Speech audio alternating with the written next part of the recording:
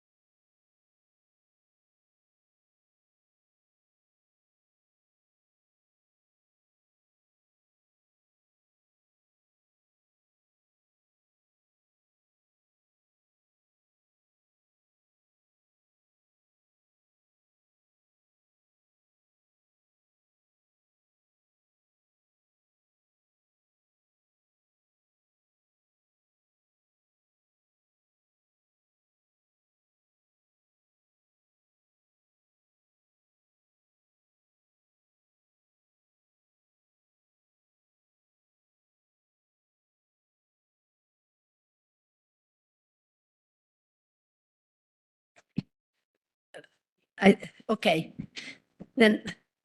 buongiorno, buongiorno a tutti e a tutte. Penso che siamo pronti per cominciare con questa sessione. Good morning to everyone. I'm very happy to chair this first session, this opening session of this conference that the University of Siena is hosting here in Pontignano, organizing together with the International Association of Constitutional Law as roundtable of the association for this year. Then I'm really honored, and I think I can speak on behalf of all the team of the University of Siena. We are so excited to have all of you here today. I'm not introducing the topic, the principle of equality, new and old challenges. because we have so many wonderful speakers and panels and a very busy schedule today, then we should really try to be on time. Then I'm not going to present the topic, I'm just going to introduce the speakers in this session. Then, first of all, let me give the floor to the president of the International Association of Constitutional Law, Professor Elle Krunke, Professor of Constitutional Law at the University of Copenhagen. Thank you very much. Elle, please, the floor is yours. Thank you so much, Tanya. So, dear rector and dear professors, dear colleagues, on behalf of the International Association of Constitutional Law, I warmly welcome all of you to this IACL roundtable on the principle of equality. And I would like to express my sincere gratitude to the University of Vienna and to Professor Tanya Gropi and her team for hosting this roundtable. You have provided us with surroundings of such great beauty in this old monastery that it might be even difficult not to be distracted, I believe, by the view and the old buildings. It's simply breathtaking. Thank you so much. And thank you very much for organizing the roundtable, both in such an inspiring environment, but also on such an important topic. Now, being in an old monastery reminds us of virtues such as compassion and asceticism, which seem to be the perfect setting for academic discussions on equality. Equality is a classical topic, but at the same time, it's always topical. Take, for instance, the women's fight for equality in Iran at the moment, which is currently taking place. On the one hand, it's such a basic principle, and on the other hand, it's a principle which is constantly challenged. Around the globe, equality is on the agenda, and I'm very, very pleased that Professor Gropi has organized a conference on this particular important topic. The coming 2 days, we look forward to lively academic debate on social justice, gender equality, and rule of law. And best of all, we also have a special session for junior scholars, which I personally look tremendously forward to. This is one of the important traditions of the IACL roundtables. If anyone among the audience would like to learn more about the International Association of Constitutional Law, do feel free to contact me or some of my colleagues from the IACL, or visit our blog or our homepage or Twitter. We'd be very happy to share information with you. So now I would like to wrap up because we want to move on to the more academic discussions also. So I wish you all an excellent, a rich, and a fruitful conference. Thank you so much.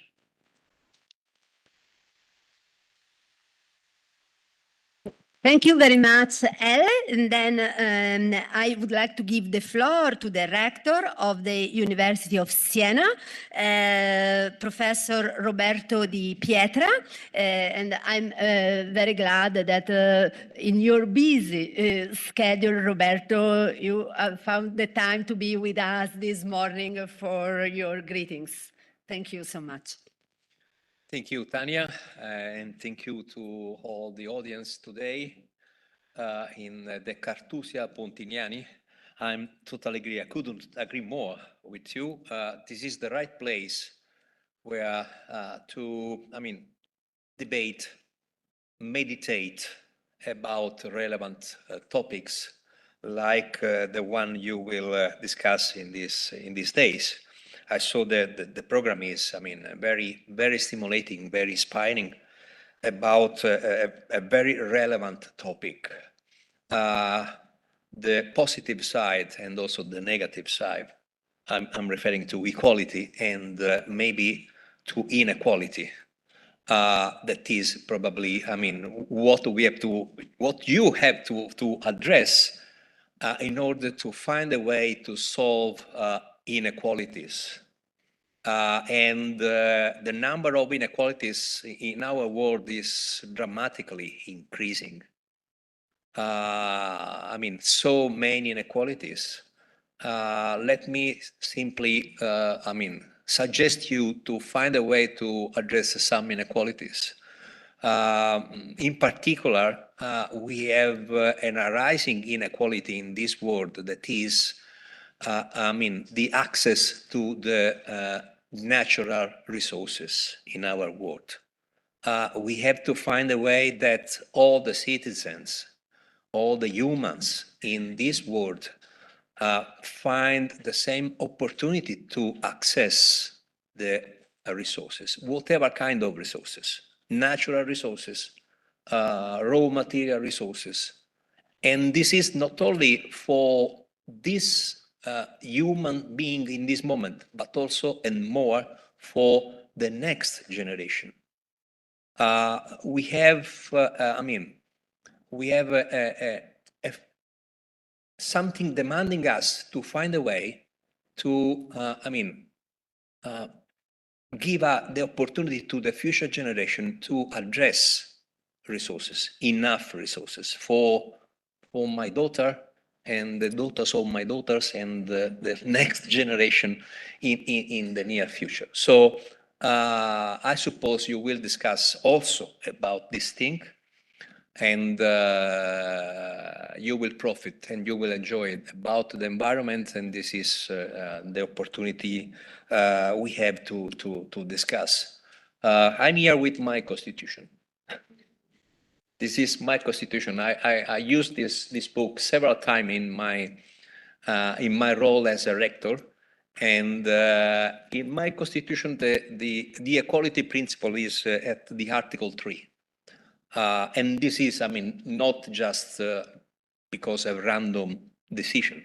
They have decided some years ago, 75 years ago, this, giving an idea and a role to the equality and defining the equality principle in a certain way, probably a formal way.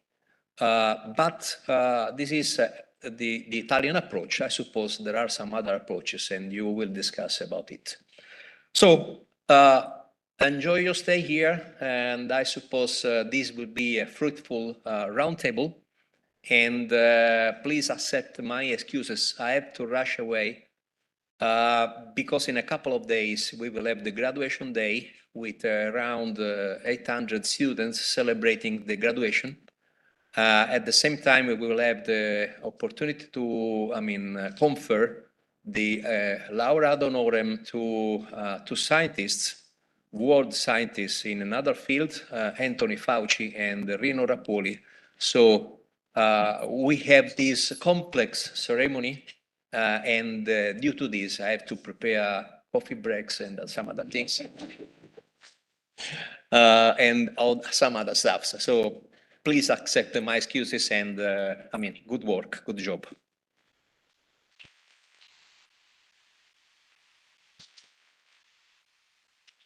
Thank you very much, Roberto, because I think that from your speech, our guests can easily understand the commitment of this institution towards the equality principle, social justice. And I think this is an important feature of the identity of the University of Siena as an institution. Then thank you very much also for introducing this aspect in our meeting. Then thank you. And the next speaker is Barbara Pozzo. Barbara is professor of comparative law at the University of Insubria in Como, and she's the president of the Italian Association for Researchers in Comparative Law.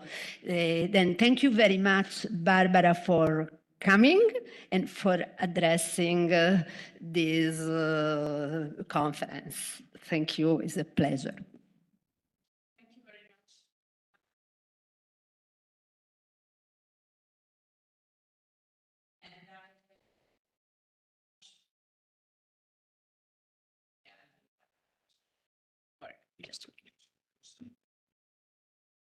I don't know why. Yeah. Okay. Okay, so thank you very much. Now you can hear me, I think. Thank you very much for the invitation. I'm very, very happy to be here with you. And I want to really thank Tanya for the invitation. It's a great occasion for me to be here with you. And I think that you have really found the good place, a wonderful place for gatherings and thinking and discussing issues. It's an inspiring place where I have been 30 years ago, and I was really looking forward to come back. As the new president of the Italian Società per la Ricerca del Diritto Comparato, I hope to be able to collaborate more and more with the International Association of Constitutional Law. I was so happy to meet your president just by chance in Norway 2 weeks ago. And I also hope that this meeting, this gathering, can be the beginning of the overcoming of some boundaries that are really very strict in Italy between scientific sectors that sometimes I really think have to be overcome. And I hope that also Tanya's presence in the board of CIRD will help us in overcoming these boundaries. In my research, I focus on environmental law, especially environmental liabilities and women's rights in a comparative law perspective. I am a private lawyer, but of course it would be really nonsense to focus only on private law institutions without taking into consideration the dialectic between public law, constitutional law, private law, and of course the legal traditions and cultures that of the different legal contexts. So speaking about research in purely private comparative law, it would be, especially in a field that concerns the principle of equality, completely out of reason. And I think that you chose a perfect topic that will give us the inspiration to talk more and more between public lawyers and private lawyers. So I'm really looking forward to listen to the various speakers and learn a lot during these days. I will remain here for the 2 days. I really hope that this will be the occasion to increase exchanges between our association. I wish you all a beautiful stay, but it is certain it will be a beautiful stay in this beautiful setting, and good work. Thank you very much.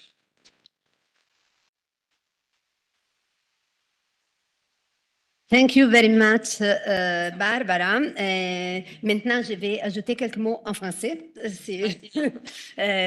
car il y a les deux langues et on cherche un peu, on n'a pas une traduction ici, c'est-à-dire chacun parle sa langue, mais alors je cherche aussi à me débrouiller un peu entre les deux langues. Alors, merci beaucoup à tout le monde pour cette introduction. Et maintenant, on va commencer avec les programmes, avec des présentations, avec les premiers rapporteurs, le professeur Tom Ginsburg. Plus tard, nous avons une pause café à 10h30.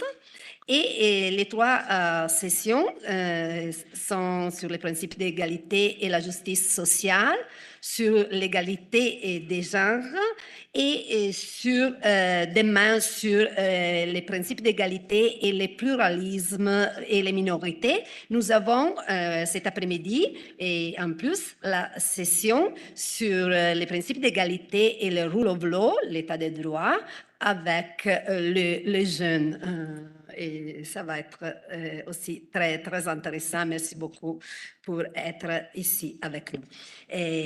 Then, thank you so much to all the speakers in this session. And now the floor is for my friend and colleague and prominent scholar, Professor Tom Ginsburg from the University of Chicago. I'm sure that most of you know him very well. and especially his publication, his research, and probably his podcast as well, including those on the principle of equality. This morning, and I would like to thank him so much for coming and for presenting this keynote address. Tom Gisburg is presenting this topic of the expressive complexities of constitutional equality. Then please, Tom, the floor is yours for this speech that is the substantive opening of our round table. Thank you so much, Tanya. Everyone can hear, I guess it's okay with the mic? Could sit down. It's okay even, okay, good. I'll be loud. And of course, the acoustics are wonderful here. Everything is wonderful here. I told Tanya if she invited me to come talk about nuclear physics, I would do it. And it's a topic, of course, I know nothing about, but I would pretend just to be here. And in a way, I feel like I'm pretending today because I haven't written so much on equality, but I did appreciate the opportunity to think about this. And before I go any further, I just want to thank our hosts. I want to thank Valentina and Chiara and all the staff. I mean, it's very well organized, so I want to get that out first thing. Now, equality. It is certainly one of our most elusive concepts in our field. It is complex, and I often think of it as being like freedom. Freedom is something everyone wants, but it's kind of hard to know when you have it. You only know it when you don't have it. And I think the same is true of equality. There's such a complex idea. There's so many dimensions on which we might want equality. There's so many trade-offs to be made that we only really observe it in its absence. The other thing about equality is that it's utterly powerful in society as a political motivator. All of our freedom movements are sound in equality. I will probably give a lot of American examples, unfortunately, but they're canonical, right? The African American freedom struggle. Our LGBT movement is called Equality Now. And I also think it's important to recognize that the populist movements, which are spreading throughout our countries and have been so powerful, are also claims to equality. They're claims of the working class against elites. Their claims sometimes, the claim is sometimes that immigrants are getting better treatment than the locals. And so they are also sound in equality. It shows you how powerful the idea is in politics, even as it's elusive. It's also essential to constitutions. So I have a project, the Comparative Constitutions Project. We look at what's the contents of every constitution ever written. And using that method, we can say which features are truly essential, the core of constitutions, and which ones are optional. And, traditionally, I've always thought the only 2 or 3 absolutely core things is every constitution must have an amendment rule, how it gets changed, and every constitution has to designate a head of state, how the head of state is, recognized so that other countries can deal with them. I mean, that's just an empirical fact. 100% of constitutions do that. But it turns out that nearly 100% of constitutions today contain an equality clause. It's the most widespread right. Only Brunei and Israel do not have it.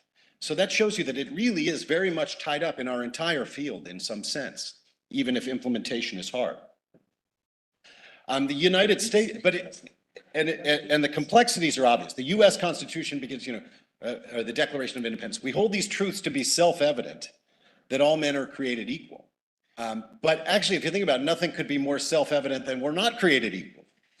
Some people are rich, some people are poor, some people are large, some people are small. We've divided ourselves in different races. We have different genders, different experiences. And so how we grapple with that, and all those things matter, we know, for social outcomes. I won't spend any time talking about that because it's so obvious. We're still hierarchically divided by gender, for example. Despite all the amazing work that women have done, gender gaps persist. That's just the most obvious. The same with race in the United States as between black and white. and so on. So I won't go through detailing those material problems. But I do want to distinguish in my talk the material dimension of constitutions versus the expressive dimension. The material dimension is designed to actually change things, and that's really problematic. We have a lot of areas in which we're unable to make much progress materially, but we try. But there's also an expressive dimension to constitutions, to constitutional text. At the moment when constitutions are being written, we are expressing something about who we are as a people, where we want to be, what our values are, what kind of society we want to be. And I sometimes distinguish the constitutional texts as they can be operating manuals or they can be blueprints. They can be operating manuals for the system, how to work the machine, how to work the computer. You look in the operating manual. It's a technical document. But a blueprint is something different. A blueprint is something that's not yet built, and it's a guideline to where we want to go. It's an expression, in some sense, of our plans, and we may never reach them. And so in that sense, the constitutional text has a very different force. And of course, it's also a topic of politics. When constitutions get written, there's very intense politics about what goes in and what goes out, and I'm going to spend a little time on some of that. Two other early points I want to make. It's customary in talking about equality to go back to Aristotle. Persons who are equal should have equal things assigned to them. And this I think of as basically, and Aristotle himself recognized the problem. He said, but equal in what? And it raises all the questions that we are familiar with and that we will be discussing over the next couple of days, I'm sure. Are we talking about the equality of chances, equality of opportunities, or actual equality of material distribution of outcomes? What domains? This is something we grapple with. Are we talking about equality in education or healthcare outcomes, or the opportunities to rest, or there's any kind of thing we could do, and we could figure that out. And in a modern society, we have to figure out which groups or which categories we're going to pay attention to. And this is going to be my main focus. What groups do we think of as being included, and how do we add groups? How does that change over time? That's all I view basically mostly material kind of questions, material questions about equality. But there's another tradition of thinking about equality, and this is the sort of, I think, of the human rights conception, which goes back, in my view, to the Bible, right? All men are created equal because we are created in God's image in Genesis. And that's a very different kind of claim. It's saying that from a certain vantage point, we are all equal in that we are subsidiary to the divine, but we're also superior to fish and cows and things like this. That is, from a certain perspective, we really are all equal. From the point of view of nature, we now have rights of nature in Constitution. From nature's point of view, we really are all equal. We're all equally problematic. But all the differences among us fade away. And that gets to the point that equality and what dimensions you emphasize depend on your perspective. It's a relational quality and a kind of perspectival one. How far away are you from what you're looking at? But the religious idea is really important because it goes to a very different dimension of equality. It's an equality of status. We are all equal because we're human, which means we have human rights and such, and we are all should be treated as equals. Ronald Dworkin has a line where he says, the right to treatment as an equal is more important than equal treatment. Right? Equal treatment, that we are all to be treated equally by the law, is different than we all deserve the right to be treated as equals. And this, I think, for those who follow this, it sort of follows trends largely in feminist theory, where the idea of equal treatment under the law, well, sometimes there's difference. And so, if men and women have the right to take, lose their pay when they're pregnant, right? Well, that's obviously equal treatment, but it's not an equal, it says something expressive and it has material consequences, which obviously interfere with women's wages and such. And so the trend in feminist theory has been towards, and I think generally speaking, is to think about the most important dimensions of equality as being substantive and status oriented, rather than merely formal equal treatment under the law. So now, what do constitutions say about this? The United States Constitution says in the 14th Amendment that we are all entitled to equal protection under the laws, which is a kind of equal treatment argument. The law should treat everyone equal. It doesn't say everyone has equal status. That's in the Declaration of Independence. And it doesn't require the law to go and correct past legacies, which clearly have present impact. And this is the kind of thing, again, that democratic societies really struggle with. We're riven by hierarchies that come from a long time ago and are extremely persistent in the face of efforts to fix them. And so what exactly does constitutional law do about that? Again, there's a trend away from the formal, I think. In the US, we have these two views, which we call the anti-classification theory of equality. We have the right not to be divided up by race, for example, versus the anti-subordination theory of equality. The anti-subordination theory, which is that we have to end, traditional hierarchies in a sense.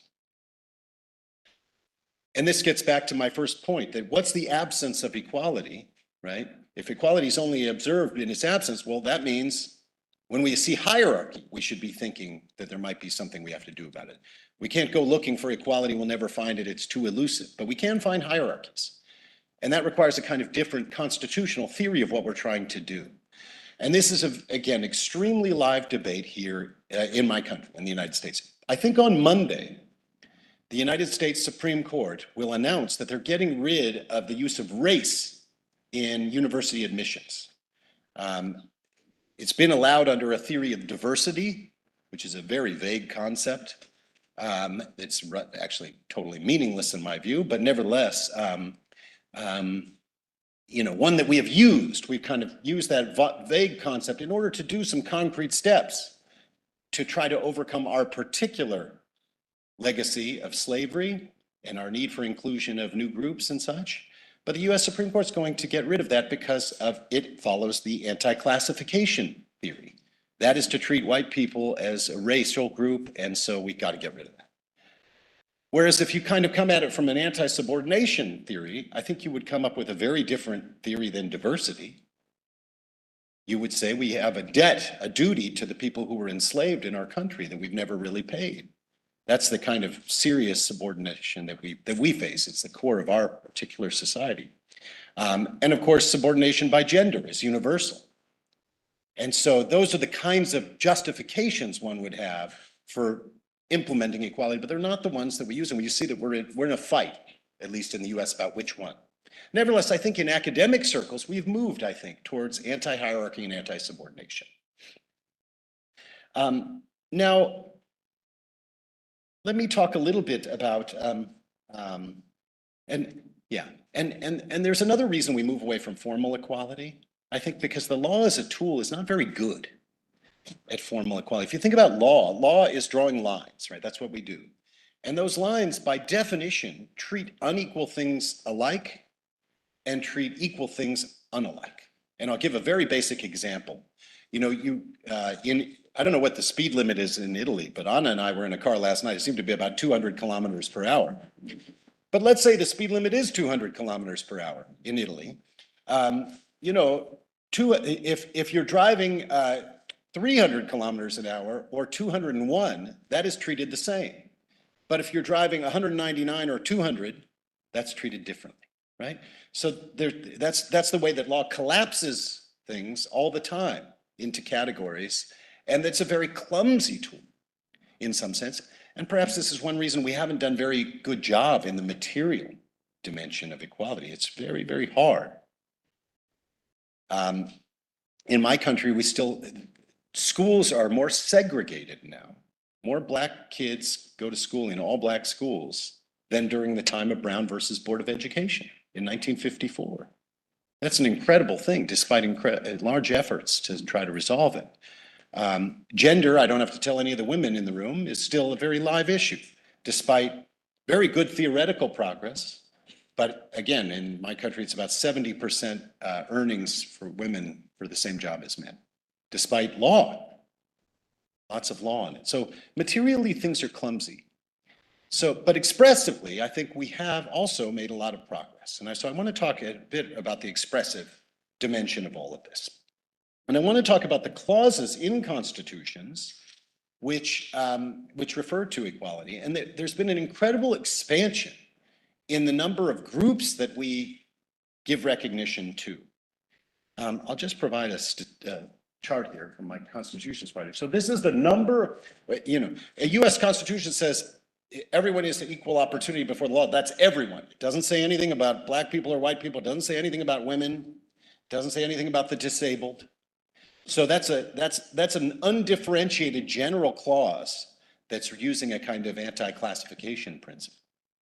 But what we're seeing now, of course, in constitutions is much more attention to equality, both in the listing of groups that ought to be protected and the kind of machinery that can be deployed, so that we now understand, for example, that what in international law we call temporary special measures or affirmative action is necessary sometimes to overcome the legacies of past discrimination. The number of kind of types of equality protected in an anti-discrimination clause, for example, has risen very dramatically. The average constitution now has 6. The Bolivian one is really very dramatic. It has 19 different categories on which one has to be protected from discrimination.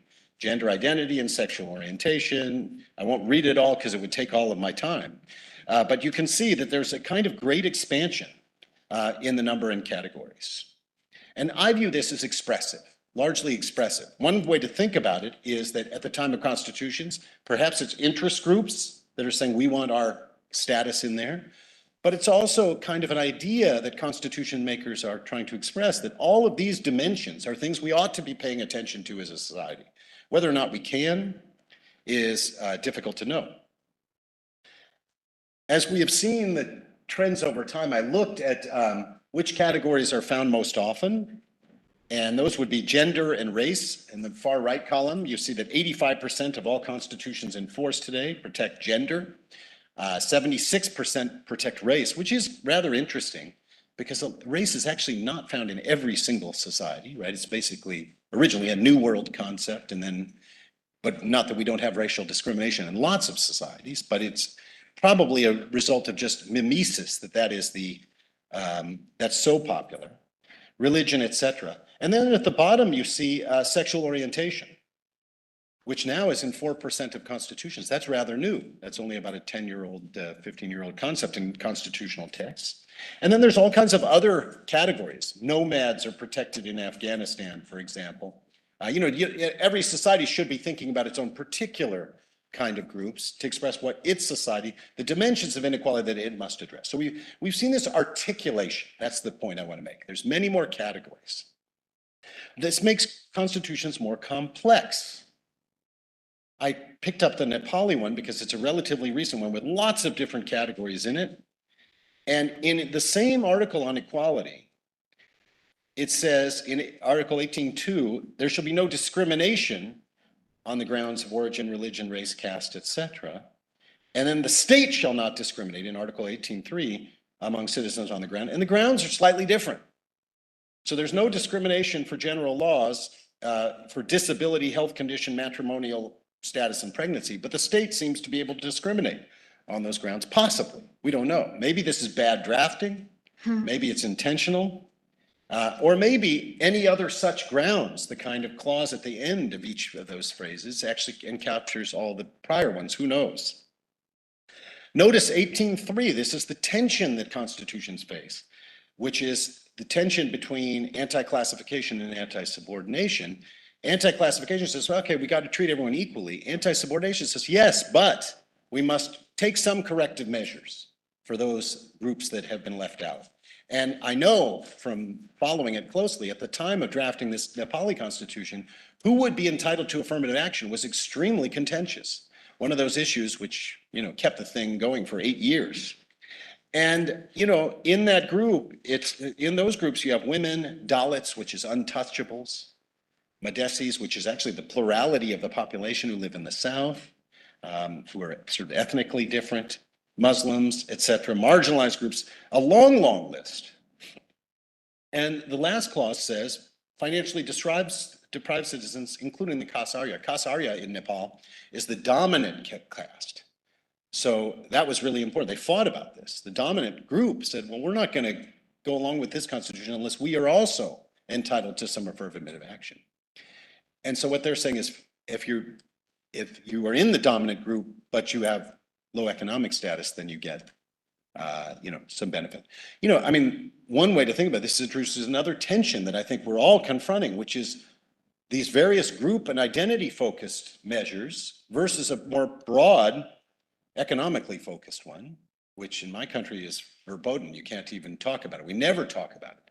But it, of course, is the most significant dimension of our own societies today. We now have these individuals who have far more wealth than most countries. The top 1% or 0.1% in America has more wealth than half the population. And that's becoming true globally, but it's not really a dimension we're really so focused on.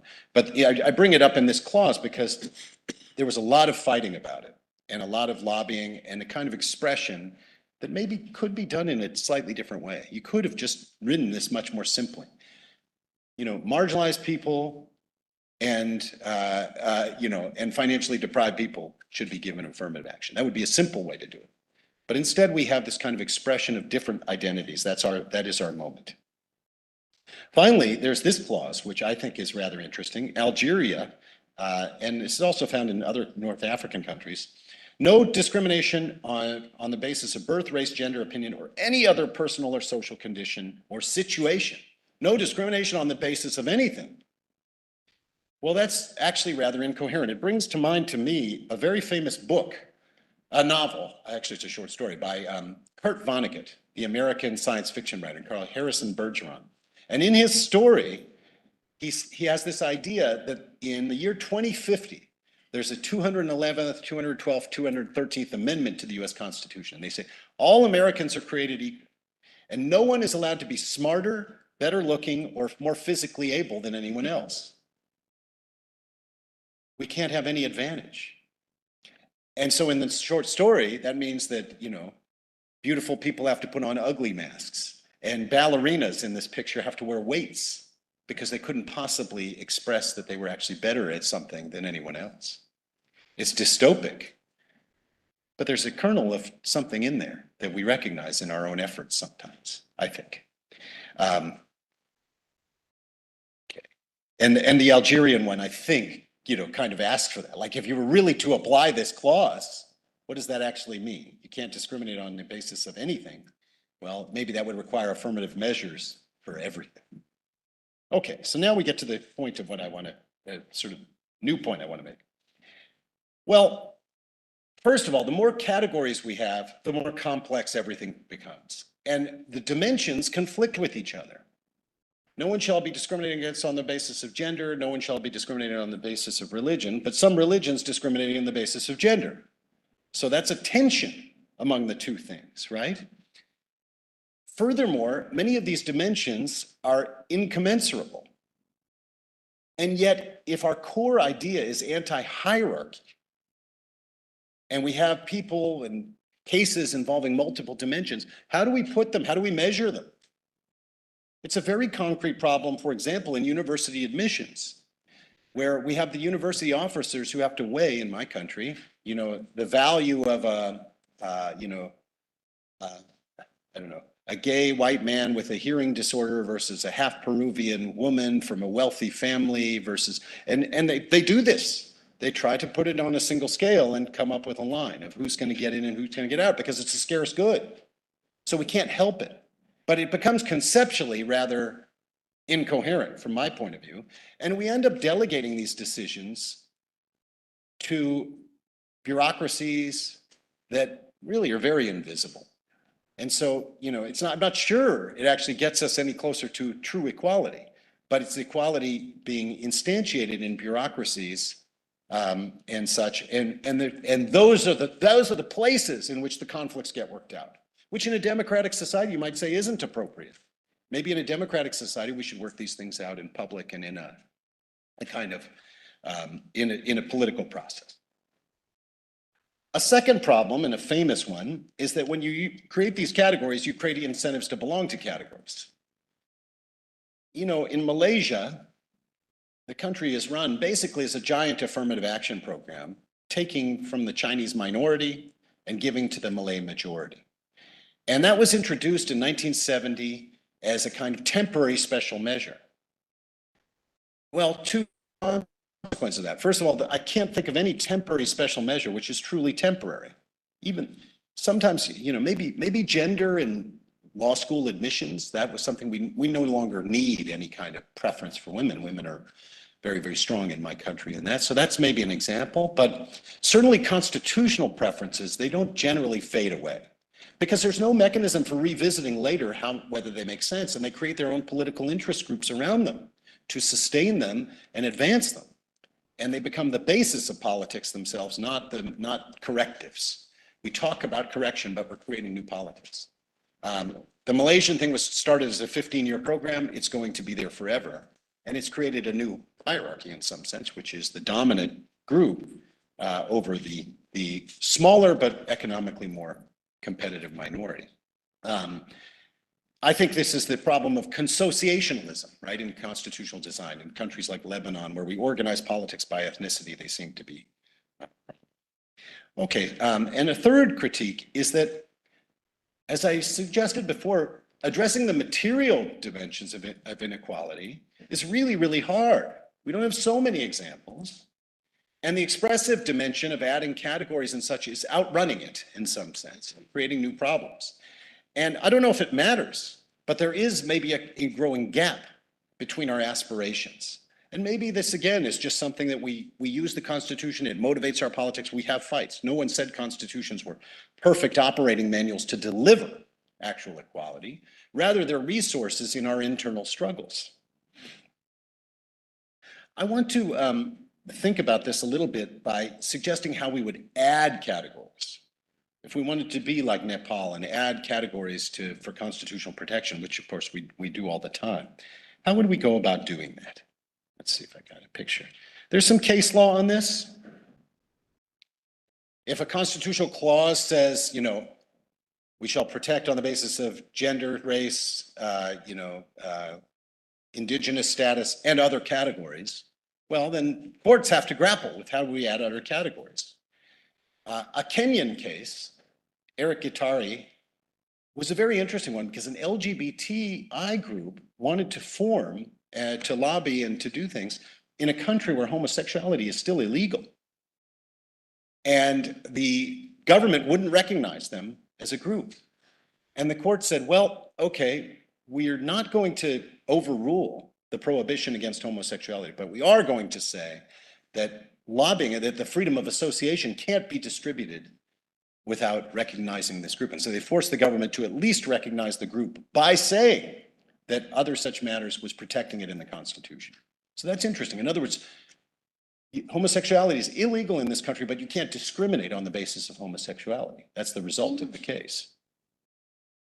Another interesting case in Canada involved Aboriginal descendants who were not resident on the reservations in a voting system. So the reservation's there, we have internal voting in the tribe, and some people were not resident, they wanted to vote. And the court said, yes, residential status is a category. And you, the tribe, you must allow non-resident members to vote in your elections. Now, that sounds great, seems fair, unless you're a member of the tribe on the reservation, which is where most of the poverty is and such. And their claim for equality is for self-determination. They want equality of nationhood against Canada or vis-a-vis Canada. And that kind of collective equality is undermined in some sense, in their view, by the idea that they can't determine their own voting rights. They can't resolve the question of who's in the demos themselves. If we're adding categories, we need criteria. This older Canadian case says, any distinction, intentional or not, related to the personal characteristics, which has the effects of burdens, obligations, or disadvantages not imposed by others. That's a very broad view. That's a little like the Algerian view, that everything, counts. So here's the 3 or 4 categories we might consider going ahead. Morally unjustified sources of inequality in our society. Tall people. I'm a member of this category, thank goodness. We make more money, it turns out. And I looked at Fortune 500 CEOs, the richest CEOs in America. 4% of people are 6'2" or taller. 30% of those CEOs are in fact 6'2" or taller. Well, that's interesting. We have to understand why. There's a lot of research on why. It might be because the taller kids get more leadership opportunities when they're younger. It might be something very deep and evolutionary in human society. We don't know, but it doesn't seem justified. It's even less justified than the fact that only 8% of those CEOs are women. So that's it's overwhelmingly, tall white men. 4% of the people, 30% of the CEO positions. That seems, unjust. And maybe the short should be able to organize and be included. I'm one of the few people in the room I see who's a member of the bald community. I'm glad to see some of my brothers here. We're very diverse. We have very young members, infants, but the old are also something like 40. I looked this up too. The Hair Restoration Society says about 40%, 50% of men will be bald, white men at least, and we are only 20% of Fortune 500 CEOs. So we're underrepresented there. But of course, when you think about the fact that women are so underrepresented, well, then maybe we actually are represented. That creates, it's kind of an equality problem. Yes, vis-a-vis the people with hair, we might be discriminated against, but obviously vis-a-vis women, we're not. And so how would we allocate the Fortune 500 CEOs in a society if we were trying to do so in a just and equal way? It's pretty hard to figure out because of all these dimensions that conflict with each other. People who were born earlier in the year make more money. Mysterious, but probably because they're taller or bigger or whatever in their class. Large people, the obese, there's an obesity penalty in wages, and it's racially distributed. Actually, white women in the United States have a bigger penalty than Black women, some sort of expectation that people have. But there's a kind of, why don't we address that? Why aren't the obese a category? It's certainly unjustified. So these are examples. How would we go about doing it? Here's another one, which is coming soon to a place near you. I don't know if you've heard of this. There's this group called the furries. Do you have them in Italy yet? Hopefully, maybe you never will. I don't know. I don't want to say anything discriminatory towards the furries. But the furries is a group of people who like to wear these animal costumes. And they actually, 30% of them identify with the species that they wear. No. They say, I'm really in my inner rabbit. And you think this is nuts, but we're actually getting in our university. I just heard the other day that there was a student who said, no, you have to address me by my species name. And she liked to meow in response to every question. Okay, I mean, I'm sorry about the things America imposes on the rest of the world, I know, but this may be coming. And what do? They would say that this is their true identity. This is their real inner feeling. And how are we to say no? In other words, if you have an employment discrimination, the state refuses to hire someone in a rabbit costume, is that a problem? Is that discrimination? We're going to confront these cases. And so how do we go about thinking about which categories to add? There's some traditional answers, right? One is that we would add categories only when they're immutable, that we're doing something about expressing an inclusive society for things that you can't change. But that one, I think, fades in the case of transgender stuff. I mean, we can say, and transgender activists say, no, this is really a biological thing, but I don't think biologists think that. In fact, I know they don't. Still, we ought to treat transgender people with great dignity. They're very discriminated against in society and such. So I don't think immutability is required. Maybe, and the furries could take off their costume, but they would say they really are an inner rabbit. I could get hair plugs, so immutability doesn't seem to do it. A history of disadvantage might be one, but then we have the possibility of the recognition of new biases and new groups, and we should be open to that in a democratic and free society. New forms of identity ought to emerge. That's pluralism, that's advancing. And so history of disadvantage seems intuitively like an important criteria, gender, race, but I don't know that it's always required. Perhaps in the end, what we would actually want to do is go back to human dignity, to only add groups where we think that there's a dignity-based loss. And here, among those categories I mentioned, I think the obese actually would deserve our protection. Because psychologically, when people look at someone who's obese, they say, there's a kind of a status problem. They say, you don't have self-control. It's a problem with you. Not only that, the dignity of trying to fit into a small chair, if you're large, it's a dignity problem. It's embarrassing getting on the plane. And we could deal with this through disability type of lens, that we need accommodations and such. But I don't know, I think there may be something else there. And so I'm not in favor of adding the bald, I'm sorry to say, brothers, but I'm not in favor of adding the tall or the short necessarily. But I do think we might think about new criteria, new groups that we ought to identify because of a dignity-based rationale. And so here, I come back to the place I started at the very beginning, that our deep sources of why we think equality is important, which I'm sure is something we're going to debate. It's not ultimately rooted in Aristotelian principles. Those are too incoherent.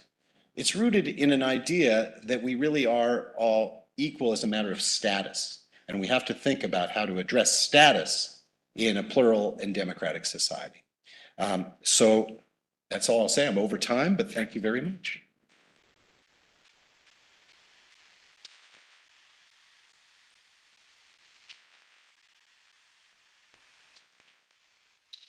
Thank you very much, Tom, for this inspiring speech in which you pointed out the challenges, the tensions, the different dimensions. And then I think there is a lot of material for our roundtable, and I really hope in the sessions there will be some rooms for discussion, because I'm sure that many people in the audience now would like to ask questions or introduce remarks. Unfortunately, we don't have time in this introductory session. Then I think we can consider this session over. And we have a coffee break now for half an hour, but I think at 11 we should be back on time for the first session. Then thank you so much to all the speakers, and see you in half an hour. The coffee break is just on the main cloister at the entrance. Thank you.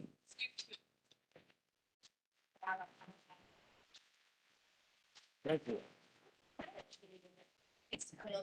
I think it's a mess, isn't it? What are you? I had trouble thinking about what to say, honestly, because but I think I wanted to at least get something to make things out. So interesting. That's a wonderful reference.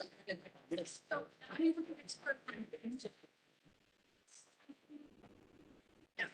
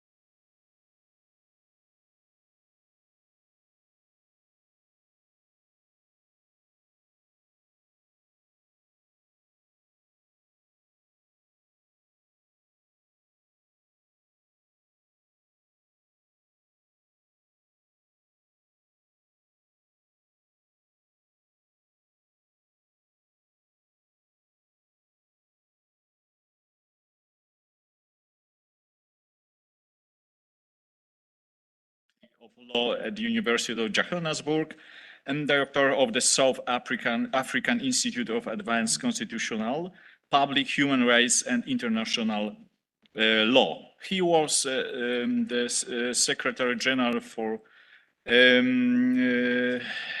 our association between 2014-2020, and is now is the Vice President of our association. David, the floor is yours. Thank you very much. We're just trying to get up the PowerPoint. There we go. Actually, right. So that's Say one more, please.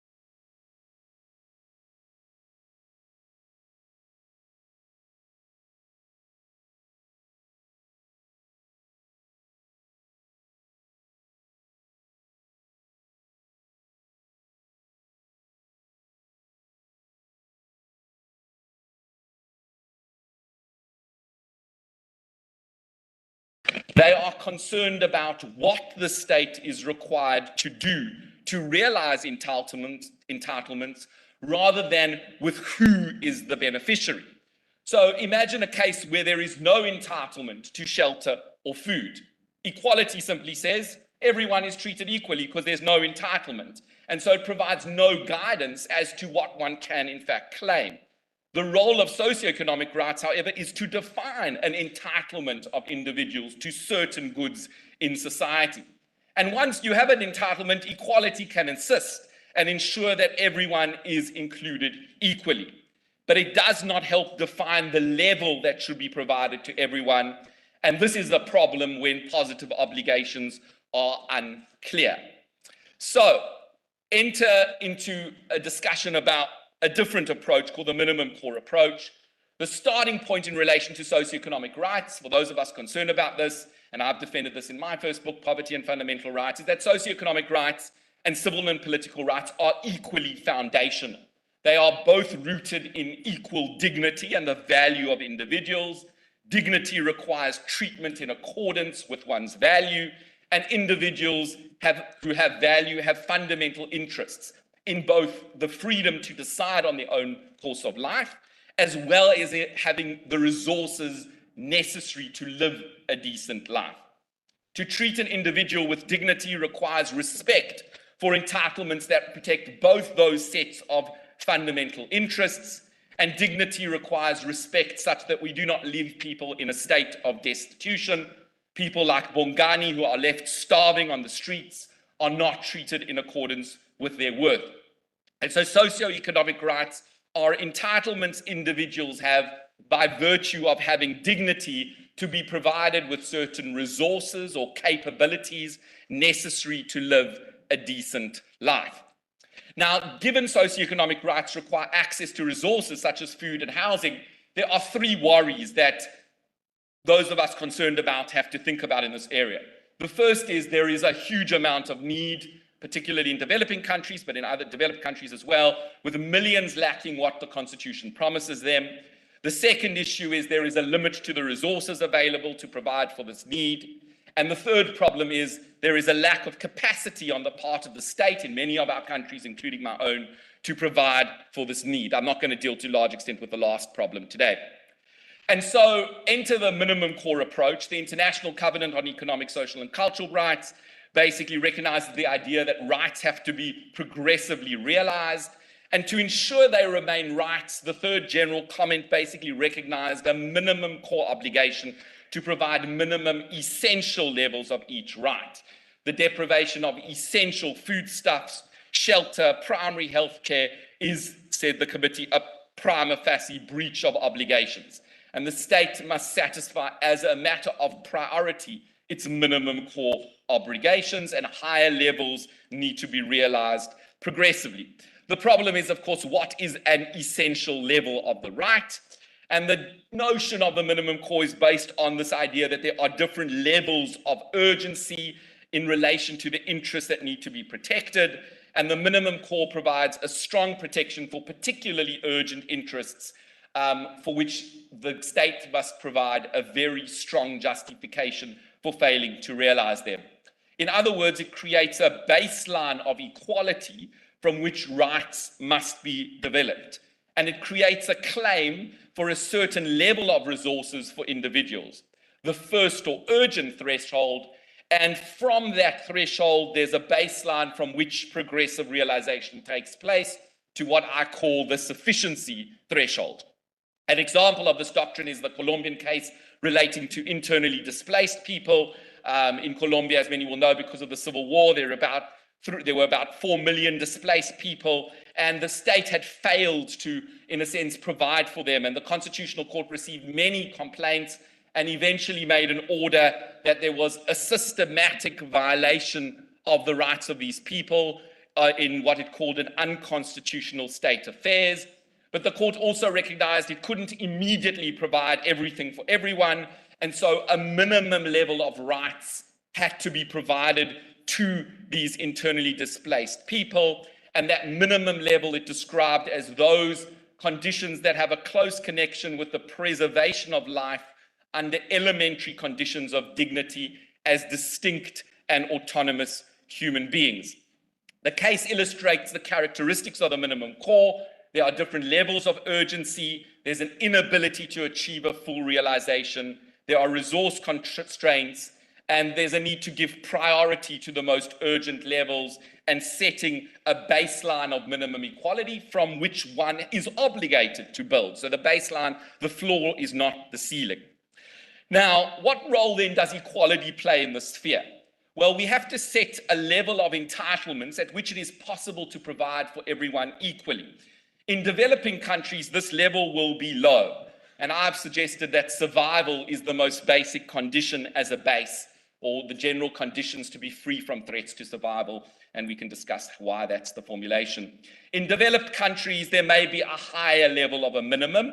And in the Hard Sphere decision in the German court, there was an outline of what's called an existence minimum, which includes physical existence, but also the conditions of minimum participation in social, cultural, and political rights.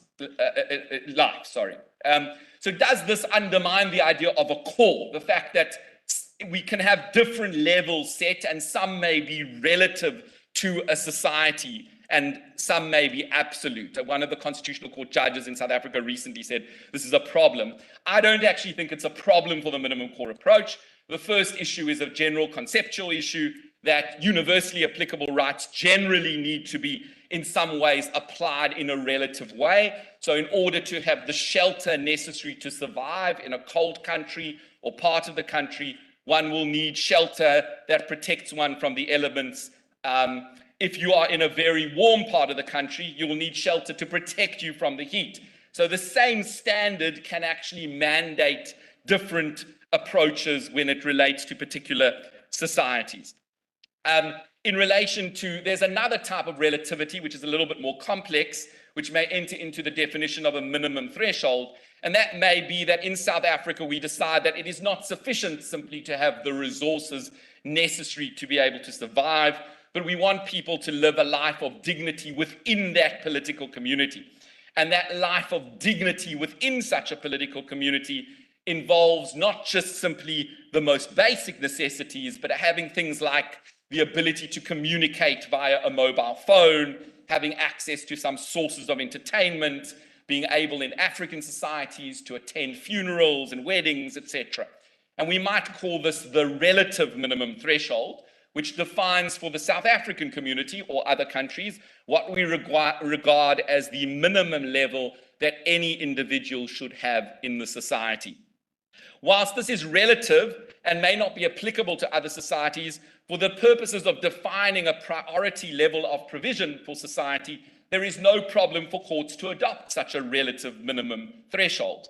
That standard might be higher than pure survival, but it would help deliver content to socioeconomic rights and allow other branches of government to define exactly what constitutes that social minimum. So that sets a slightly higher baseline of equality than the mere survival minimum, but in the end, it's still required for social rights to be able to set that minimum as a baseline from which to develop. And in fact, there's a whole lot of research in a range of societies, empirical research as to what should go into that specific basket of goods. Now, there is a little bit of a conundrum I just want to raise as I'm due to conclude. In distributive equality in developing countries may involve very limited level of resources being provided to everyone initially. The country has a duty of progressive realization, but importantly, it's not always going to be possible to provide better housing or better healthcare to everyone immediately. So progressive realization, and this is a conundrum, will inevitably involve some being better off than others in the interim. And so there has to be a plan to achieve equality over time, but a strict interpretation of equality can in fact be inimical to development, as it will be inevitable that in the process of development, some are better off than others. And this is a serious conundrum, and we see often in countries developing a growth in the Gini coefficient rather than a contraction in that regard. So in conclusion, equality alone cannot give content to socioeconomic rights, because the question arises, what must be equalized? And in order to have a conception thereof, we need to determine a distributive level of equality that must be guaranteed to all. The goal of setting a minimum threshold is to set a baseline of equality for all in society, taking account of resource constraints. That in turn provides a certain level of dignity to everyone, but the absolute baseline, I suggest to you, relates to survival, although societies can set a higher threshold if they so wish. Progressive realization is the requirement to increase that baseline over time and so advance the level of distributive equality in the society.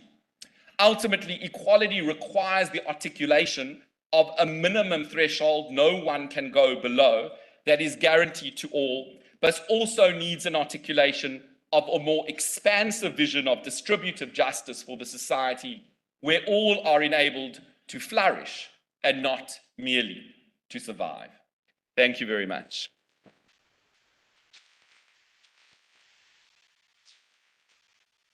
Thank you, David, for your interesting presentation. The second speaker will be Irene Spignon. She is General Director of the Inter-American Academy of Human Rights and research doctor in comparative constitutional law at the University of Siena. She's also the director of the Center of Comparative Constitutional Studies. The floor is yours. Thank you so much. I don't know if I don't have a very loud voice, David, but I think that you can hear me. Good morning to everybody. Thank you so much to Professor Tania Groppi and to the IACL for the invitation and for the organization of this event. And congratulations also to the University of Siena team for the work that they have done so far and that are going to do in these 2 days. I think that in order to understand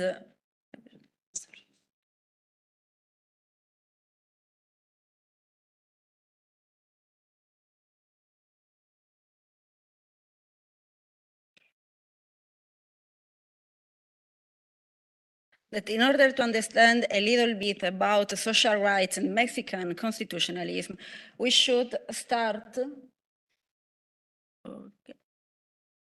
Okay. Yes, you can see that.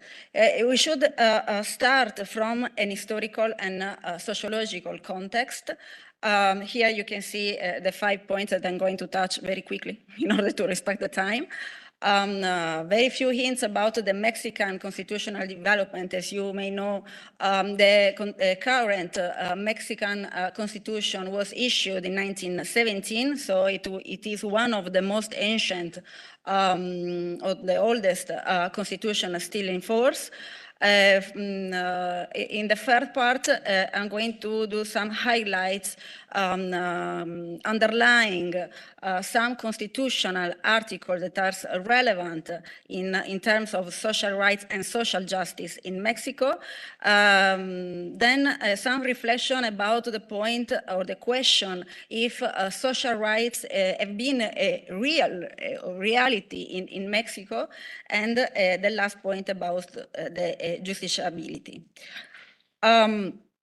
As for the historical and sociological context of social rights in Mexico, we all know that the origin of social rights can be traced back to the 19th century when the Industrial Revolution took place, and the Industrial Revolution marked a lot of changes in society that it brought as such the implementation of a liberal economic system, which gave rise to the working class.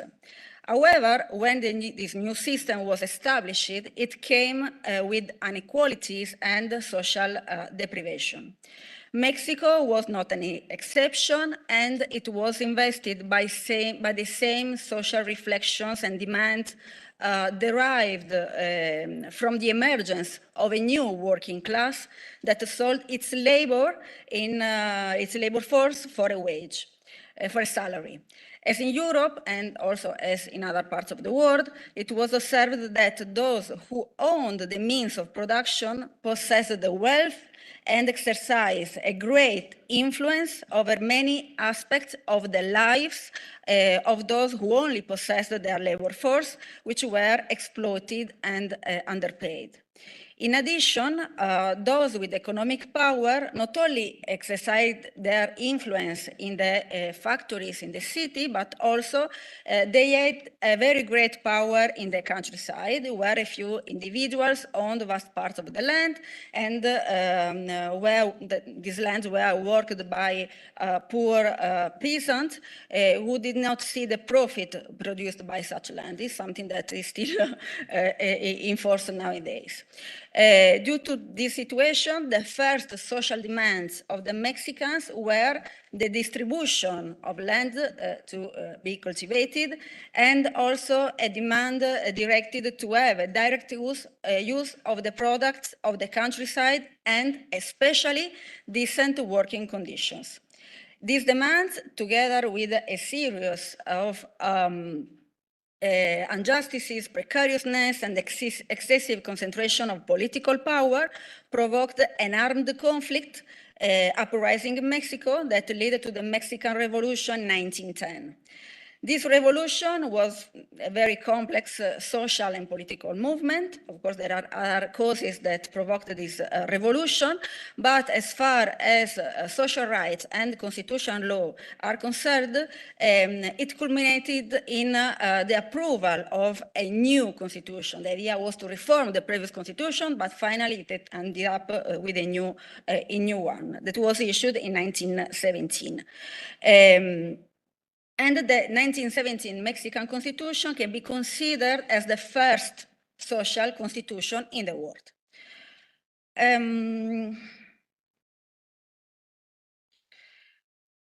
Social justice and social constitutionalism are one of the most fundamental moral conceptions founding the Mexican Constitution. In this Constitution, we can find many important dispositions on social rights that are the result of negotiation between different positions, between very extreme different positions. And for example, we have Article 27, that is one of the most important dispositions on social justice and social rights, which would nationalize the subsoil wealth and give content to the agrarian reform.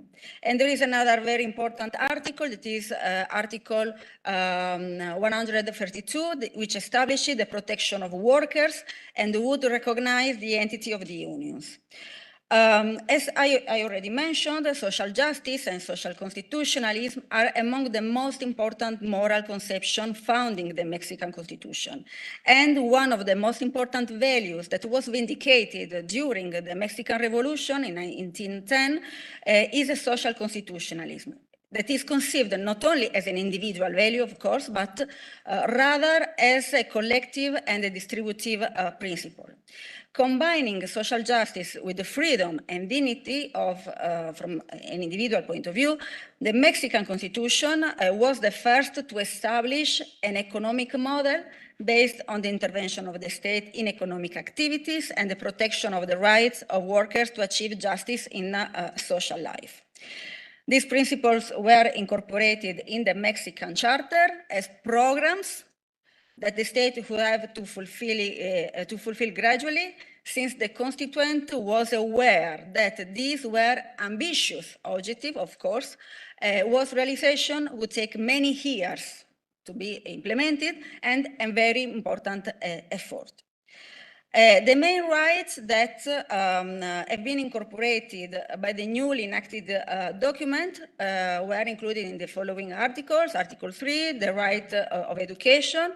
This article prescribes the rights of every individual to receive the education that the state shall be obliged to provide in accordance with the guidelines that are provided for in the same article. Article 4, that is the article that establishes the right to health protection and the right for every family to have a decent housing. Article 27, that is the article on property regime, and it is the normative basis for the state intervention, but also this disposition establishes the basis for agrarian reform. Article 123 that establishes the minimum basis for labor legislation, the minimum rights that corresponded to workers, highlighted the rights that could not be touched, the core of these rights, and had to be respected in ordinary legislation, and Article 130 that established and stated the principle of separation between the state and the churches. That is also very important in this context. We also should underline that the Mexican Constitution promoted the introduction of the social approach to fundamental rights, and in the coming years, in the coming decades, this approach would spread throughout Latin America and throughout the whole world. Highlights. When we talk about social rights and social justice in Mexican constitutionalism, we should focus on some principles. Of course, we should talk a little more about these issues, but just to give you some hints. Article 27, we already saw what it's about, but I think that we should go a little bit deep and think that this article makes an extensive description of land repartitions, gives constitutional accommodation to an agrarian reform that had long been called for, that was the base also for the Mexican Revolution, and the request for land distribution had existed since the early years of independent Mexico. It means 1 century before, or almost 1 century before the Mexican Revolution. And it also, this disposition also recognized the principle of classical liberalism, private property over natural resources, declaring that lands and waters were the original property of the nation, and the state had the right to absorb individual rights for reasons for public utility. And in effect, the Constitution established the nation's ownership, direct dominion of the nation over national waters, as well as over the national resources, the natural resources of the continental shelf. There was a very important reform in 1933, a constitutional reform that deepened the social spirit of the Constitution. And the larger states were redistributed to the benefit of a multitude of small substances, units, and communal property. Right to work, that is one of the pillars of social rights. Here, again, it was one of the most demanded rights during the Mexican Revolution. We are not talking about having the possibility to work and to receive a salary for the work, but we are talking about having work on the possibility to exercise work under decent conditions, that the most basic rights of workers be respected, and that salaries be adequate in relation to the work performed. One of the most extensive articles of the Constitution was drafted, regulating in detail, in a very specific detail, every possible aspect of the labor management relationship during the first years of the 20th century. And then the following disposition, Article 123, it states a very important, not only principles, but they are rules, enacted a maximum working day of 8 hours, the provision of work for children under the age of 12 years, the guarantee of a weekly day of rest, the protection of pregnant women 3 months before and 1 month after the birth of the child, the minimum wage for an adequate standard of living, the provision of wage discrimination based on sex. It's very avant-garde for that period of time. And in addition, also the collective rights to associate through trade unions and the individual right to strike were guaranteed. So we have this combination between individual perspective and collective one. Right to education, it's also very important because it was established in the original version of the Constitution, and it suffered many changes during these 100 years of the Mexican Constitution. Right to public education, right to free education, and to secular education. In the original version, this right was recognized for the primary and secondary level of education, but after that, there were subsequent reforms that extended the level also to higher high school education.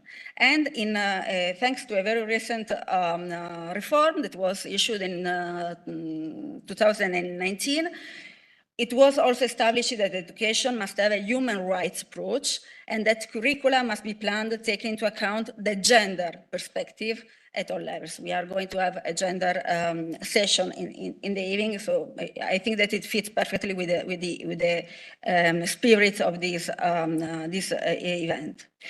And also, in this case, there was another constitutional reform issued in 1934 that complemented the objective of socialist education, while in 1946, another reform made a standard for the fight against ignorance in favor of democracy as a guarantee of economic independence as well as the dignity of the person. In 2020, under the current presidency of the current president, Andrés Manuel López Obrador, an important constitutional reform in education was enacted, establishing a scholarship system for students at all school levels of public education, prioritizing those students in poverty. Social security, another fundamental pillar. In the very first version of the Constitution, this right was given only to workers. So it cannot be, at the beginning, it was not included the right to health for all persons. The extension of this right to all persons was made in a constitutional reform issued in 1983. Again, in 2020, together with the reform in education, a constitutional reform in health was also enacted, and this reform decreed the implementation of a welfare health system to guarantee the progressive, qualitative, and quantitative extension of health services for those who do not have social security, and also establishes the provision of economic support to people with permanent disabilities, adults over 68 years old, and indigenous and Afro-descendant people. Now, it's perfect. I'm almost done. Now, the point is, the legislation is very good, is rich, but have social rights been a reality in Mexico? The reforming impulse that began with the 1917 Constitution and was consolidated in the 30s and the 40s and was gradually lost, actually, until they became more a legitimizing and rhetorical discourse of the regimes than a structural reality. During the rest of the last century, the 20th century, the model of the social state within which Mexico was created, was inscribed at the reality where rights were attached to class or status. It means workers, businessmen, but they were related, they were not universal, they were related to a specific condition. It means that they were not extended to all the citizens. Social rights became rights operated at the discretion of the public power of the several administrations, and the rights proclaimed in the Constitution became handouts or benefits that were managed in a very discretionary way. So there were no obligations for public powers. Something changed in 2011 with the constitutional reform of human rights, and thanks to this constitutional reform, emphasis was placed not only on respecting, but also on putting the conditions for the effective realization of human rights of individuals. Of course, this included social, cultural, and economic, and environmental rights. And even with a more progressive approach than the traditional social rights, as their name indicates. And of course, there were several legislative reforms that have been carried out in 2009, 2011, 2012, 2019. And in reality, of course, we know that it's very important to have a specific political will in order to have a real and effective guarantee of this kind of rights. And if not, the lack of resources and other obstacles have prevented them from being implemented effectively. Here, very quickly, the justiciability. The very question is, are social rights justiciable? For a very long time, we have the idea that social rights are, some people say that they are not fundamental rights, they are not human rights, that are subject to a very progressive realization, because of course their realization depends on the public policies and depends, for example, of the resources that the states may have. But in Mexico, we have, if we look, for example, at the case law issued by the Supreme Court of Justice, we can find some decisions that are very important, like, for example, a decision that was issued in 2007, previous to the 2011 human rights reform. It was an issue involving an indigenous community, the Mini Numa, and in that judgment, the right of an indigenous community to have essential medical services in a health clinic was recognized. And this decision also refers to the obligation of supranational law as a binding norm. That is very important. We all know that it is this way, but it's not in every case is recognized. Here we have some other decision in a case involving people with HIV is the right to health. In this case, also the court recognized the rights of these people to, and of course the obligation of the state to carry out the actions within their possibility in applying Article 12 of the International Covenant of Economic and Social and Cultural Rights.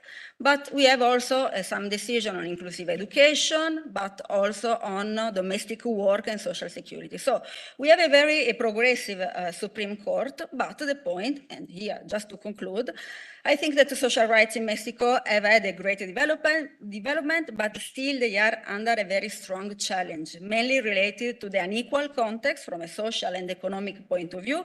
And Mexico is still a country where there is this situation of deep social and economical inequality. So thank you so much. Irene, thank you very much for your presentation and showing us a Mexican aspect of the main topic of our conference. The third speaker will be Akiko Ejima, professor at School of Law at Meiji University, Tokyo. She is the executive member of several Japanese academic associations and the former president of the International Human Rights Law Association in Japan. She writes and teaches in the field of constitutional law and international human rights law. Thank you. Okay. It's okay? Good. Good afternoon, everybody. I'm so happy to be here. Can you hear me to the end of? Excellent. Thank you very much. It's so happy to be here to see old faces and new faces as well. And I really particularly thank you very much, Tanya and Valentina and Gian Maria and the Siena University staff. It's so wonderful. I can't stop praising it, but I have to, because I have to do my job, and it is the reason to be here. And today I would like to talk about the principle of equality in the Constitution can change the society or not, in the context of Japan. So it's a kind of empirical study. Therefore, the extent of the research is so limited. But at the same time, by hearing David and also Elena's papers, there are so many overlapping aspects which Japanese constitution could have developed, but could not. So today is a sort of disappointing story, but at the same time, I try to, I don't know, give you some lessons. And also I try to give some, how can I say, there are several breakthroughs which could change the mindset of the sort of liberal democratic constitution as Japanese constitution. Let me start. How can I move on? By using the... Just go down. Ah, okay. Doesn't work. And it's going to be I understand. Okay.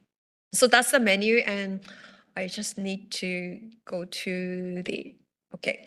The Constitution of Japan as a transformative constitution or not. Actually, last December at Johannesburg, I was so inspired by the theme as transformative constitution, which I'm not so familiar with, I have to confess.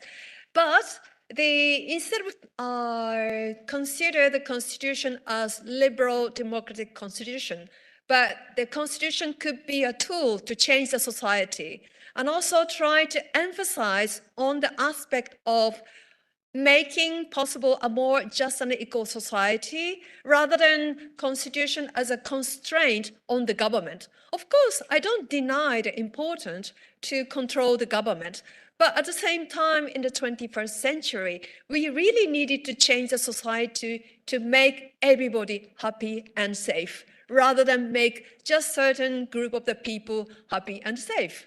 So I, first of all, had a conversation with a Japanese colleague, and then we somehow agreed that, oh yes, a Japanese constitution can be a transformative constitution if we could have a different mindset. But instead, we are so influenced by the more traditional constitutional idea as a liberal democratic constitution. Therefore, sorry, in the 40s, we didn't have that idea at all. But when you check the text, then the Japanese constitution, it does have not only general clause on the equality of principle, but also matrimonial equality and right to equal education and also equal election. And then if you move on other texts, then there are many potential clauses in which you could achieve economic justice and equality, such as the Article 13 as a general clause, which guarantee right to life, liberty, and the pursuit of happiness. Article 25, 26, 28, they are all about social rights. And Article 22 and Article 29, which is about economic freedom. But only two articles does have a limitation clause, which means that the government can actually limit the economic freedom for the realization of social welfare. And then finally, as the Constitution of Japan can get a quite strong judicial review, the court can strike down the legislation if it is against the Constitution. So the mechanism is ready to change the society. So why not? Well, let me clarify how it started. Starting point, transformation of Japanese society after World War II. We have to start from the before World War II. Class system, crime against royal family, discrimination against women by law, no right to vote for women, women lose legal capacity after marriage, adultery, only married women could be punished because of adultery, and no higher education for women. Women could not go to university. And economic injustice and inequality. When the weather was so poor, and then the landless farmer has to sell daughters before the World War II. And then quite economic indifference between the rich country and Japan. But then after World War II, suddenly everything just abolished. No class system, no special crime against royal family, no discrimination against women by law. And land reform and dissolution of family-run conglomerates and rebuilding economy and rapid economic development. So as you know, Japan was ranked still as the third. And then the difference between the rich country and Japan is mitigated. And I just inserted several pictures. This is just after World War II, women went to polling station to vote. And this is a devastating situation. Even before the diet, there is a vegetable field to feed the people. But success story is there are now 39 female MPs. And it's quite interesting. Many people stood for elections, and among 79 female candidates, 39 were successful. So nearly half are elected, they were much, much better than male counterparts. Interesting, isn't it? So can I say that the transformation of society was done by the Constitution? Yes, to some degree. Because of the Constitution, the government had to amend the civil code and the penal code. And when you look through the deliberation at the Diet legislature, there are quite healthy democratic discussion went on, and also education and awareness programs for a new constitution. But probably it is too naive to say that everything done by the Constitution. Of course, the beginning is the Potsdam Declaration, the Surrender Treaty, and then US occupation and implementation of the Constitution under the strong leadership of the US occupation army, which started 5 big reforms, including land reform. And then after regain of independence, what happened? The course was reversed. The Liberal Democratic Party, which is the long-lasting ruling party in Japan since 1955, their goal is to change the constitution. Their goal is to install a new constitution based on more traditional Japanese value system. Therefore, they rarely use the constitution to change the society. Rather, they take the minimum formal interpretation, implementation of the constitution. Therefore, some legal discrimination against women remain, and discriminations by private actors, particularly your relatives, your family members, particularly male members, treat you as the second citizen still in the family. So is the society really transformed? Actually, recently, we are quite shocked by seeing the result of the Global Gender Gap Report. This is a question. Which country is Japan? Country A or country B? Country B, although the progress is relatively small, but still it does make a progress. But country A, from 80th ranking went down to 116th. What happened? And the answer is very clear. Japan is country A. And particularly in the field of political empowerment, it's really, really low. And also, if I compare to G7 countries and neighboring countries as Korea and China, again, Japan is so low, particularly in the field of economic participation and political empowerment. And also social acceptance of the LGBT people. According to the American researcher, Japan was again really low among the Asian counterparts countries. And then there are various gender gaps in Japanese society, but I skip because I don't have much time. And I just want to emphasize that why it's so difficult in the field of political empowerment. When you look at the current situation of the lower house of the Japanese parliament, then average is 10%. But when you look at the LDP, only 8%. And among 80% female members, some member made a speech at the parliament that gender equality is an anti-moral delusion. Can you believe it?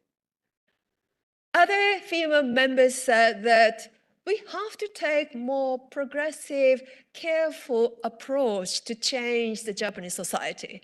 By seeing that we only have 10% female members, we need to have more, at least substantial measure. That's my view. So, okay, why could not Constitution of Japan function as a transformative constitution? I made 3 assessments as political factor, judicial factor, academic factor. First of all, political factor, of course, long-lasting LDP government since 1955. Therefore, they don't install any substantial, more how do you say, like positive action or affirmative action to change the society. And LDP's incessant attempts to change the constitution On the other hand, the opposition parties rather relying on the constitution to criticize the government as the LDP. Therefore, the confrontational situation ongoing, particularly Article 9. As you know, Article 9 is the pacifism clause, and which prohibits to have the army in Japan. Therefore, the LDP actually wanted to have the army, and they needed to change the constitution, but they couldn't. Therefore, they installed self-defense forces. And also, in Japan, the US Army is stationed, and Japan and the US, they made a security treaty. And of course, everybody thinks that, isn't it against Article 9? The answer is the government chose a rather broad interpretation of Article 9. Therefore, as a counterpart, opposition side has to stick with the more narrower interpretation of the Constitution. And then judicial factor. Actually, there are so many transformative challenges at the Supreme Court. Asahi case and Horiki case really are overlapping with what happened in your country, South Africa. And Mitsubishi Jushi case, they are going to try to argue that the horizontal effect, and then environmental cases, right to environment as a new right. But none of the cases were successful. Why? The Supreme Court self-defined itself as we are not the constitutional court, but the ordinary court which decides constitutionality of the legislation in a concrete case. So no abstract review. And they are very differential to the legislature because they are not. The justices of the Supreme Court were not elected. And then political question doctrine, so they avoid the political question to decide by themselves. And then I skip this part due to the time constraint. I think still okay, I hope. 5 minutes, thank you, that's lovely. And academic factor. Imagine in 1945, the Constitution Review was not that developed constitutional subject yet. The Constitution Court of Germany, Italy, and all the constitution courts rather developed afterwards. So only the good example to look at is the US model. And of course, because of the strong influence of the occupation army, therefore the Japanese academics, mainstream academics, consider the US model is the model that Japan should follow. Therefore, the constitution of Japan as a traditional liberal constitution, which emphasized on restraint on the state action, rather than promotion because of the past experiences, this military government, dictatorial government, etc. Therefore, adoption of the US constitutional doctrines, but we have to consider there are differences between the US and Japan. In the case of Japan, judicial review is written in the constitution. So they could have used more progressive way. And cautious against adoption of evolutive interpretation is the Supreme Court attitude. So in the case of the equality principle, they rather stick with the formal equality or equality of opportunity. This is a principle. Therefore, substantial equality and equality of result is a more exceptional thing. And therefore, reluctant to admit affirmative and positive action, reluctant to admit anti-discrimination law with penalty because of the fear of the limits on the freedom of expression, which was heavily banned by the previous government before the World War II. Therefore, there is a reason. And scarce academic interest on gender issues because most of the academics are men. And approval, therefore, it works as the approval of the Supreme Court's attitude. So there are two breakthroughs. Quickly, 2 more minutes? 1 minute, okay. One is the international human rights law.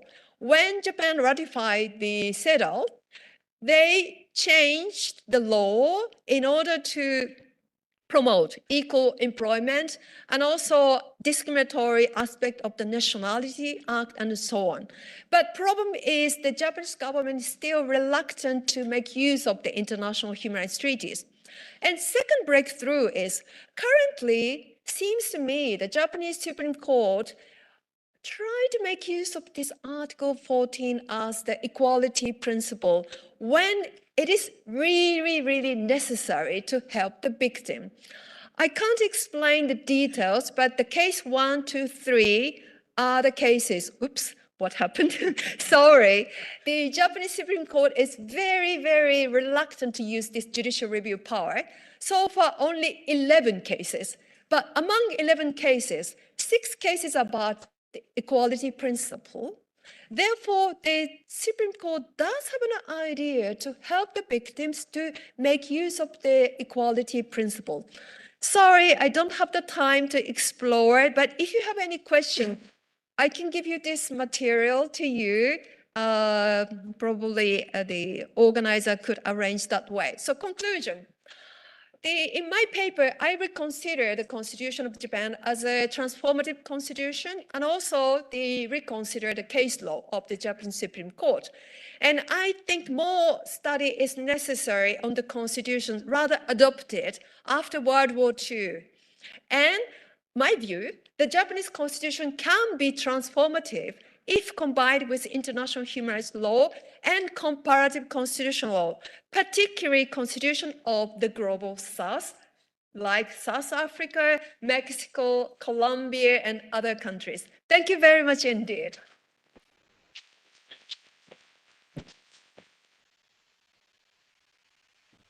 Tito, thank you very much for the interesting presentation showing us the situation in Japan. The fourth speaker will be Siri Glopen. She's director of Center of Law and Social Transformation, professor at the University of Bergen in Norway.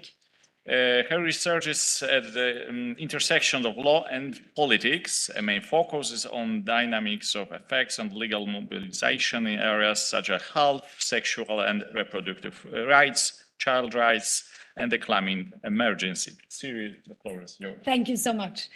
Thank you very much. Yeah, I also really want to thank you, Tanya, for inviting me.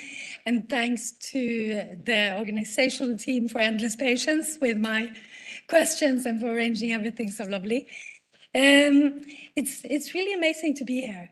And as a political scientist, I'm a little bit of an outsider. So my question, which now comes up in a very strange font, is also reflecting the fact that I'm a political scientist. So my question is, can social movements advance substantive inequality through social rights lawfare?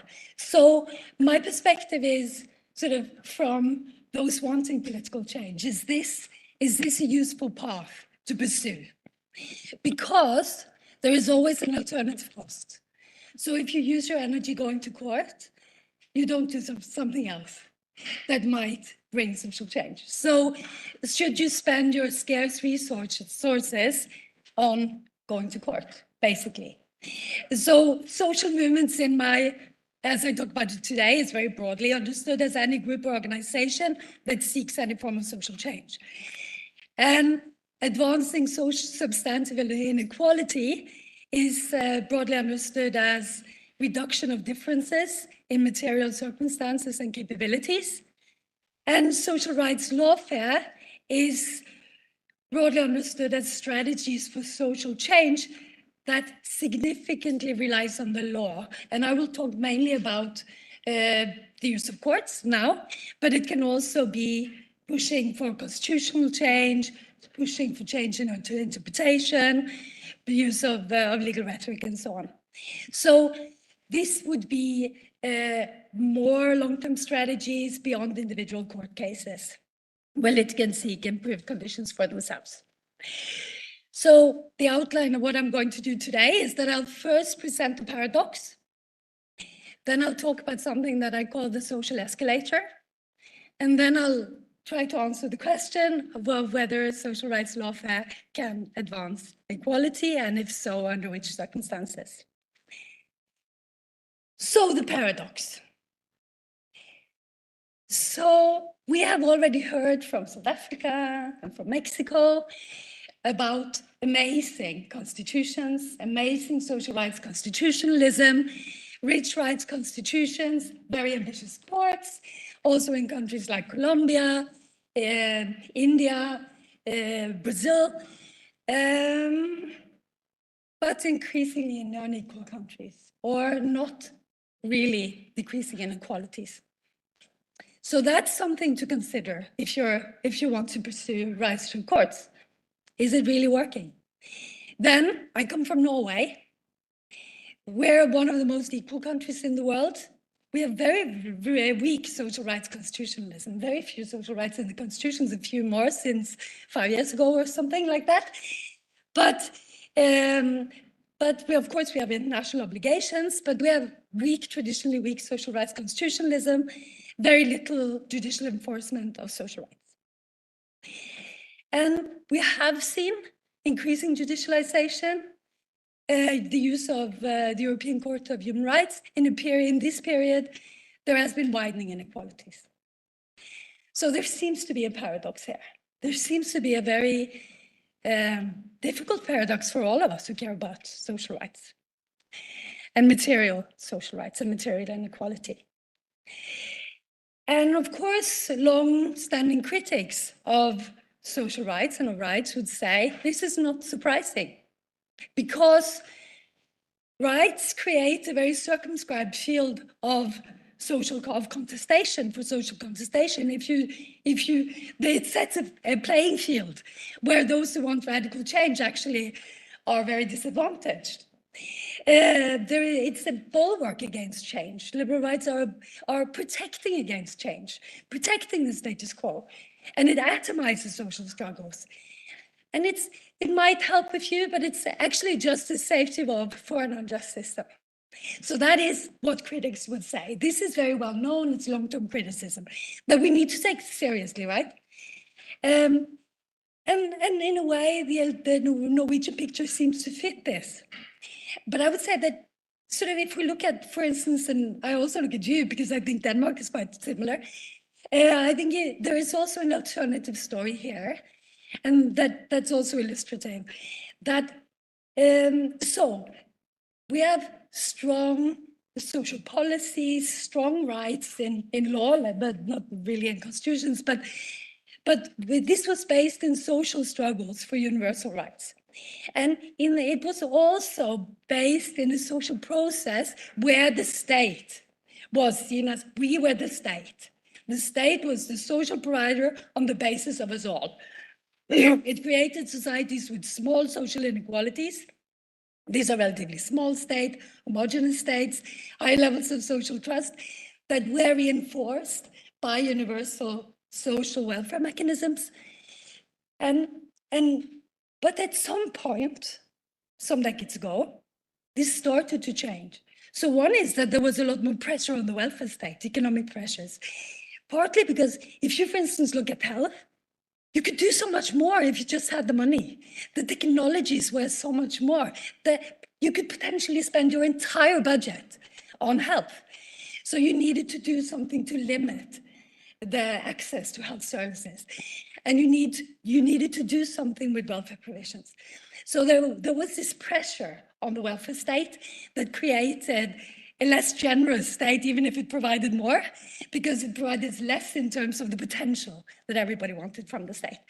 And at the same time, there was increasing economic inequalities for many different reasons. There was also increasing social and political plurality due to immigration, due to different aspects of globalization that made people value different things. So the paternalistic welfare state it wasn't necessarily so acceptable to all anymore. It wasn't so sufficient to all anymore.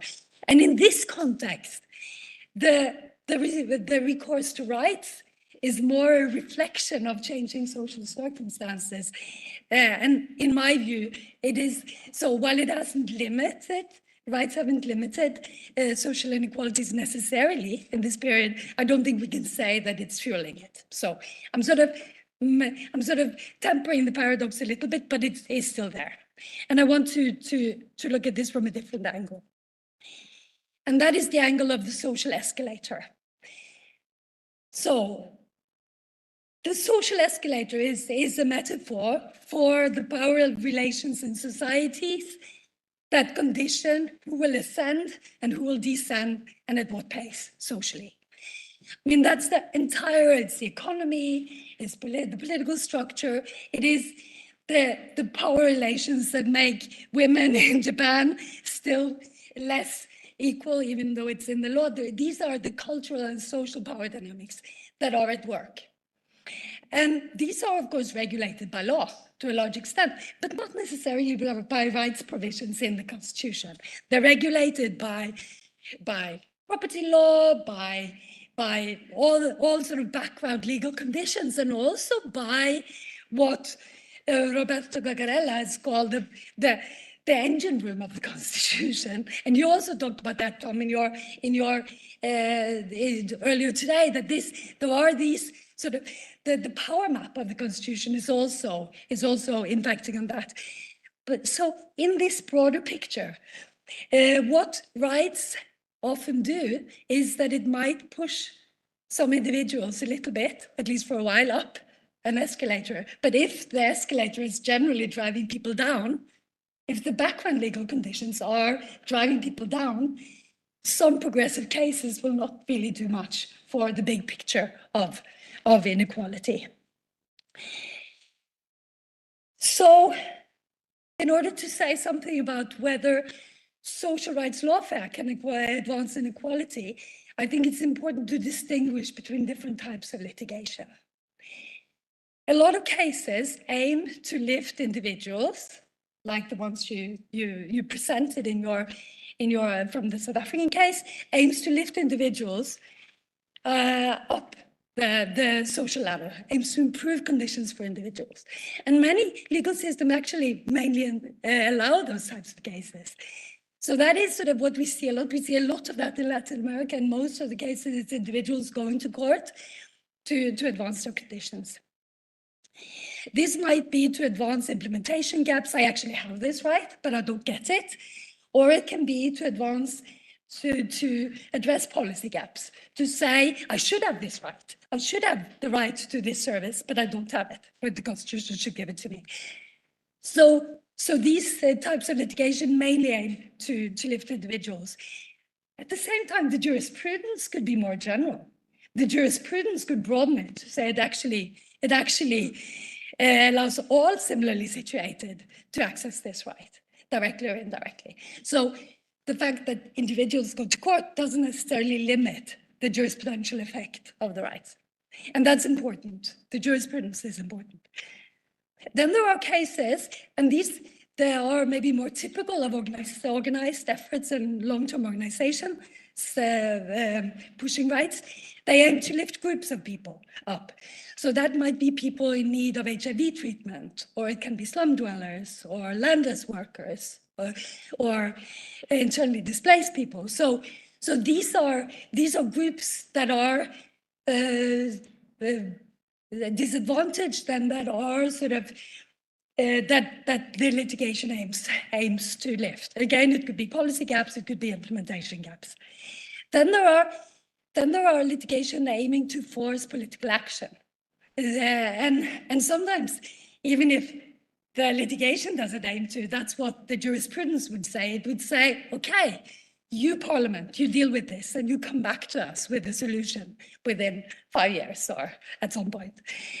So this is a third form of court action and also court judgments.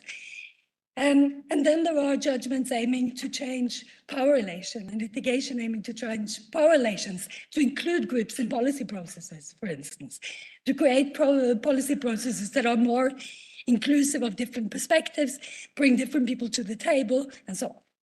And of course, these work on the social escalator in different ways. So it's not given that either one of these are sort of necessarily better or worse, but the potential for not only lifting people up, but actually maybe changing the direction of some aspects of the social dynamics, or at least slowing the pace at which people are lifted up and down can be affected. So we need to think about this more differentiated. And generally, most problematic is where you only have individuals and groups that are maybe not, that could actually undermine social policies.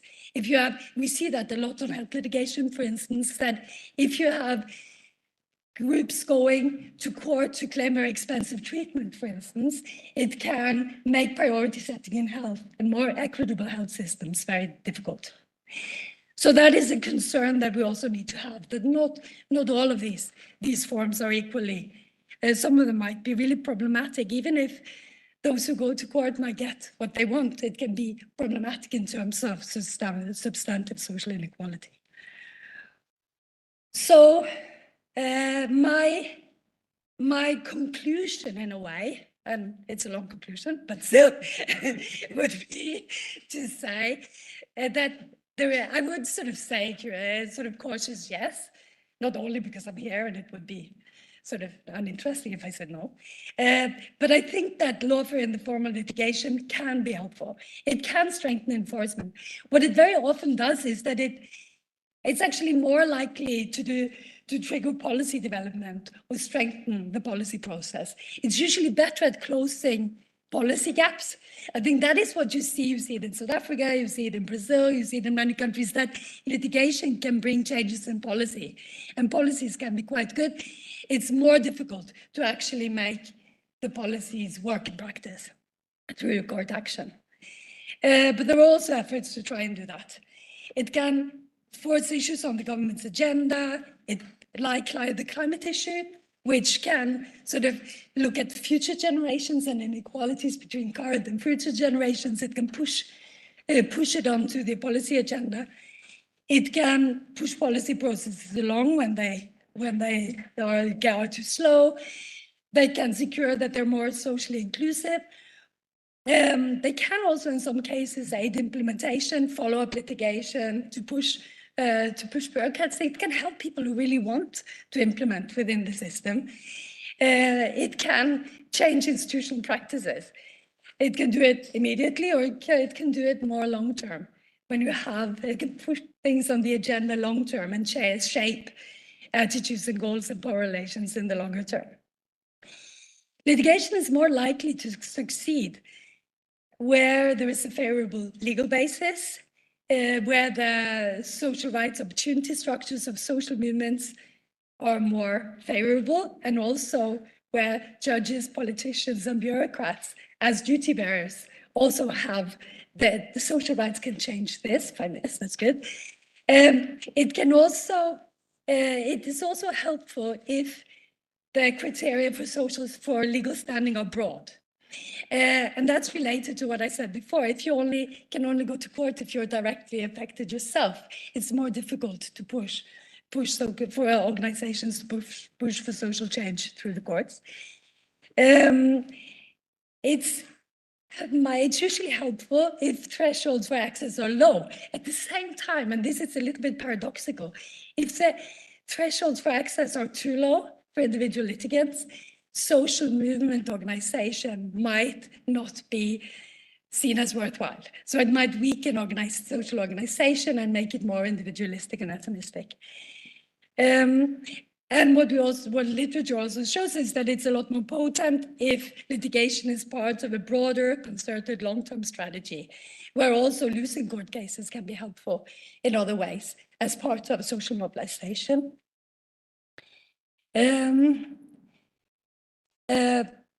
It also, as I said earlier, whether litigation by social movements actually can trigger social change and advance inequality also depend on what type of courts you have and what kind of judgments the courts make. And of course, it's partly whether they're responsive or not to the claims, but it's also what they do with them, what type of remedies they are able to devise. And sort of seen from a perspective of a relatively well-functioning welfare state, at least, there are some lessons that I think are quite important. So one is that if the court judgments, if they can be helpful, if they don't unduly undermine trust in the state or in the democratic process, of welfare policy making, which I think we see some places that they do, that they undermine sort of attempts to make, for instance, priority setting in health services and so on, that they're undermined. And if they are loyal to existing institutional arrangements and only strike them down if they are clearly illegitimate, and if the courts can provide procedural and inclusive remedies that are indisputably better. So that the courts are cautious, that they actually can provide the better solution and that it's clearly an unjust solution that is in place. The second is that it can be helpful if the courts take a structural approach aimed towards institutionalization of fair welfare arrangements. That gives everyone a fair share within a fair system. So that it's not only lifting individuals, but trying to change the system as a whole. And also that it's actually based on sound empirical analysis of the dynamics of existing and alternative welfare arrangements. So it's a long bill, but and it's demanding circumstances, but I do think that courts have a role. I think it's worth pursuing social change through courts, but I think we have to approach it carefully. Thank you.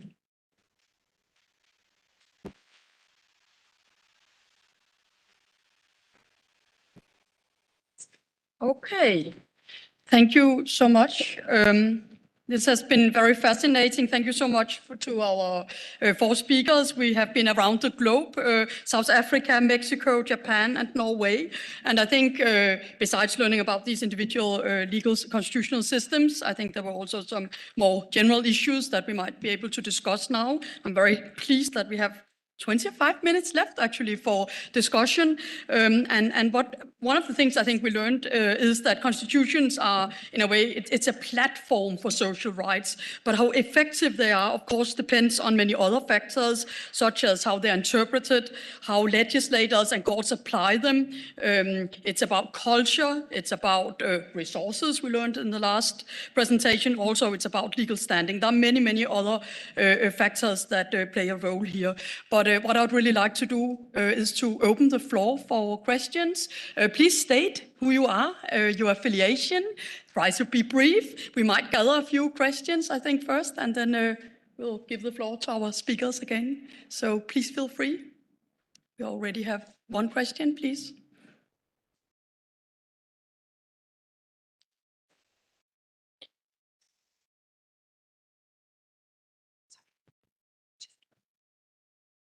Thank you so much. Jens Rytter from University of Copenhagen. I could ask questions to any of the speakers. It was really interesting, but I'm going to choose a question that is addressed to David Bilschitz's presentation. We're talking about resources when we talk about social and economic rights. I understand that that's really crucial when you talk about the Convention on Economic and Social Rights. That there is a baseline and there is a certain threshold, but it depends on the resources. And of course, there's as Tom Ginsberg also said, there's something that we rarely talk about, that's economic policy, right? So I just wonder, when you talk about the resources of a state, are you talking about the resources of the state in terms of GDP, or talking about the resources of the state, which also depends to a very large extent on tax policies? So I just wonder if you could comment on that. Do you bind yourself to a certain tax policy that would be less liberal in the US? Because it's very noteworthy if you look at a map of the world that many of the poorest countries in the world also have the most unequal distribution of wealth. That's my question. Thank you. Thank you so much. And Niels Petersen has a question. Yeah, thank you so much for this interesting panel also from my side. And my question also goes to David. You made a case that social rights are probably, that's how I understood one of your arguments that you were making, are probably more suitable to address social inequality than equality. And I would agree with you. But I'm wondering whether maybe courts are sometimes just using what they have. Not all constitutions have social rights. I mean, the more modern ones have social rights, but the older ones often don't have social rights. That might be a reason why courts choose equality in order to address social inequality rather than social rights, because they don't have much material to work there. And then I'm wondering whether you would say that courts, if they do it strategically, that whether they should read minimum core obligations also into the equality guarantee, or whether that would go too far. Okay, thank you. I saw a few. Yeah, Tom, please. Thank you very much. Very interesting. I have a question for Ejima-san, but it's also a general one. And it's very interesting, the idea that the transformation, thinking about the Japanese Constitution as a transformational constitution. And in some sense, it invites me to suggest to David and you that maybe transformational constitutional projects always fail, and it's not even a good metaphor. The South African one has been terrible on the economic side, as I'm sure David could talk about. But Japan's has been amazing on the socioeconomic side, the distribution of income, the elimination of the samurai class. No one even talks about that anymore. Whereas caste in India is super persistent, and in South Korea, it's the same families running the economy. I think that's a dimension where maybe Japan has been really transformational without trying to be transformational. Socioeconomic equality, delivery of basic services. So this is the provocation for everyone.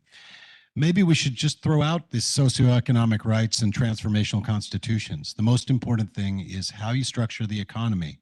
And from there, all good things come. That's my challenge to you all.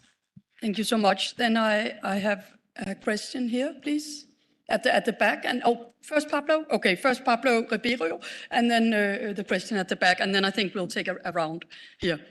Thank you very much, Helen. Sorry, because my voice is not very well.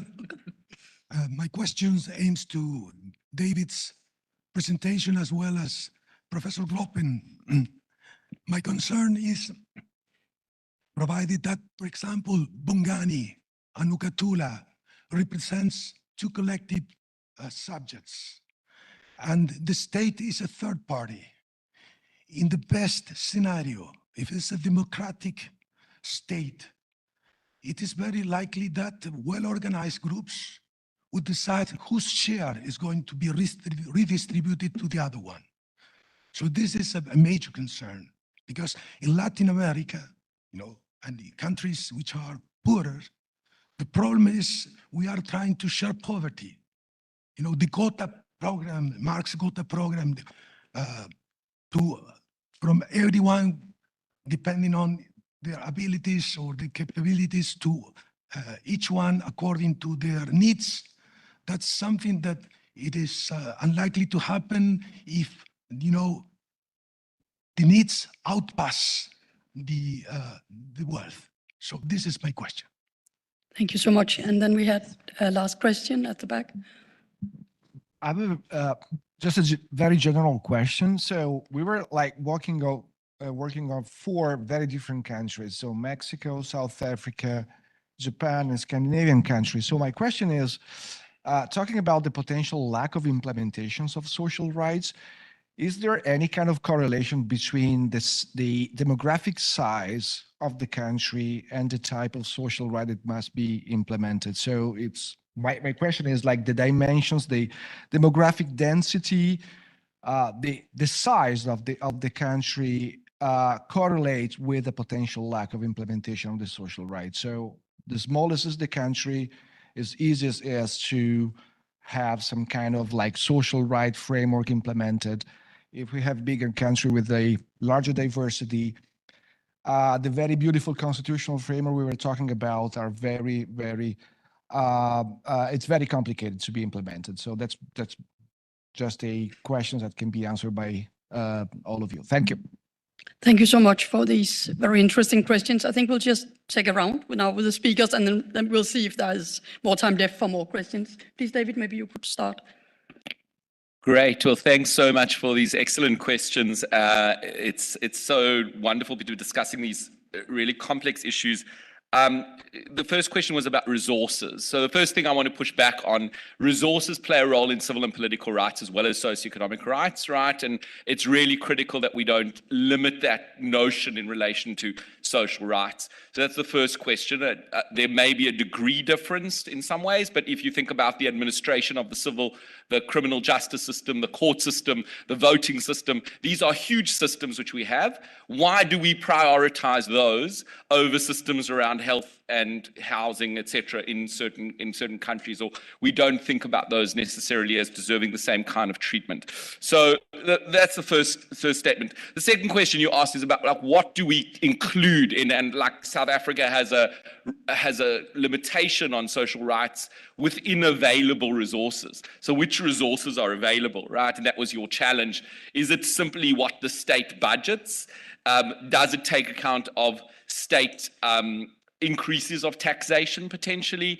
Does it take account of loans, right, potentially? I mean, there's some economic theories that say that there should be degree deficits are actually positive in some senses to advance socioeconomic equality in a society, and that one shouldn't necessarily aim at a balanced budget. I know that's a big issue in Europe, right? And so it seems to me that actually all those are within the potential toolkit of a state. Obviously, there is potentially dire economic harms, and you don't want to make your country worse off by, for example, the United Kingdom adopting this crazy policy under Liz Truss, which was clearly unfundable and therefore tanking the whole economy in that case. So what you have to do is it does seem to me that the resources are not a fixed quantity, and it's really important that we think about that in a way, because we often are we're tempted to talk about scarcity in a very undifferentiated way.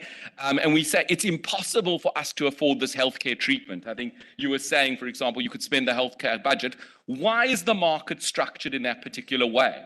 Right? We don't ask that background question. Why are we allowing pharmaceutical companies, right? They've just made an absolute killing from COVID-19 vaccinations. Why did we structure the market in such a way that we allow them to make such a killing? These are human decisions about how we structure healthcare, how we structure the way in which the market is created. And actually, often there is certain real natural scarcity, but a lot of the scarcity we discuss is actually humanly created scarcity. And for me, it's outrageous that there are women in South Africa today who die of breast cancer because they cannot afford a drug that's available and it's being charged at $40,000 per month, right? And that's a human decision of the kinds of structures we create, and we need to question those structures, in my view, fundamentally shift those structures so that we make accessible those kinds of goods. So that's the first issue. More discussion obviously could be had around it.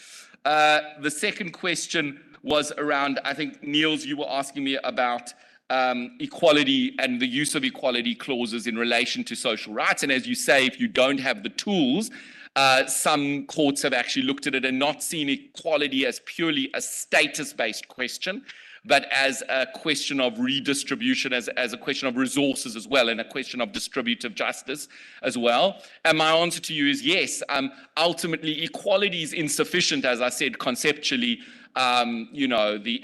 Peter Weston famously wrote, right, the empty idea of equality, and it's ultimately insufficient to actually give us a clear understanding of what basic threshold you need. And so any constitutional, I mean, this was discussed in the United States in the 60s and 70s. Unfortunately, it's gone off the discourse, right? But actually using the 14th Amendment to actually entrench a degree of socioeconomic equality. The reason it's gone off that is not for any good conceptual reason. And I know US academics today, point to Frank Michelman's articles somehow off the wall, crazy, but actually Frank Michelman's absolutely right in what he's saying, right? That equality requires a certain amount of welfare rights to be engaged. And the simple fact is, because of pure political reasons within the society, we shouldn't lose sight of that conceptual argument. And as academics, in my view, we have a role to put that back on the table.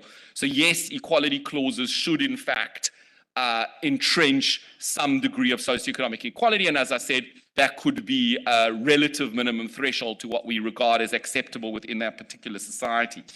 Tom put an interesting challenge about transformative constitutionalism. I would push back against that, and I would say actually social rights are central because they actually outline the very purposes of what a state or constitutional order is designed to do.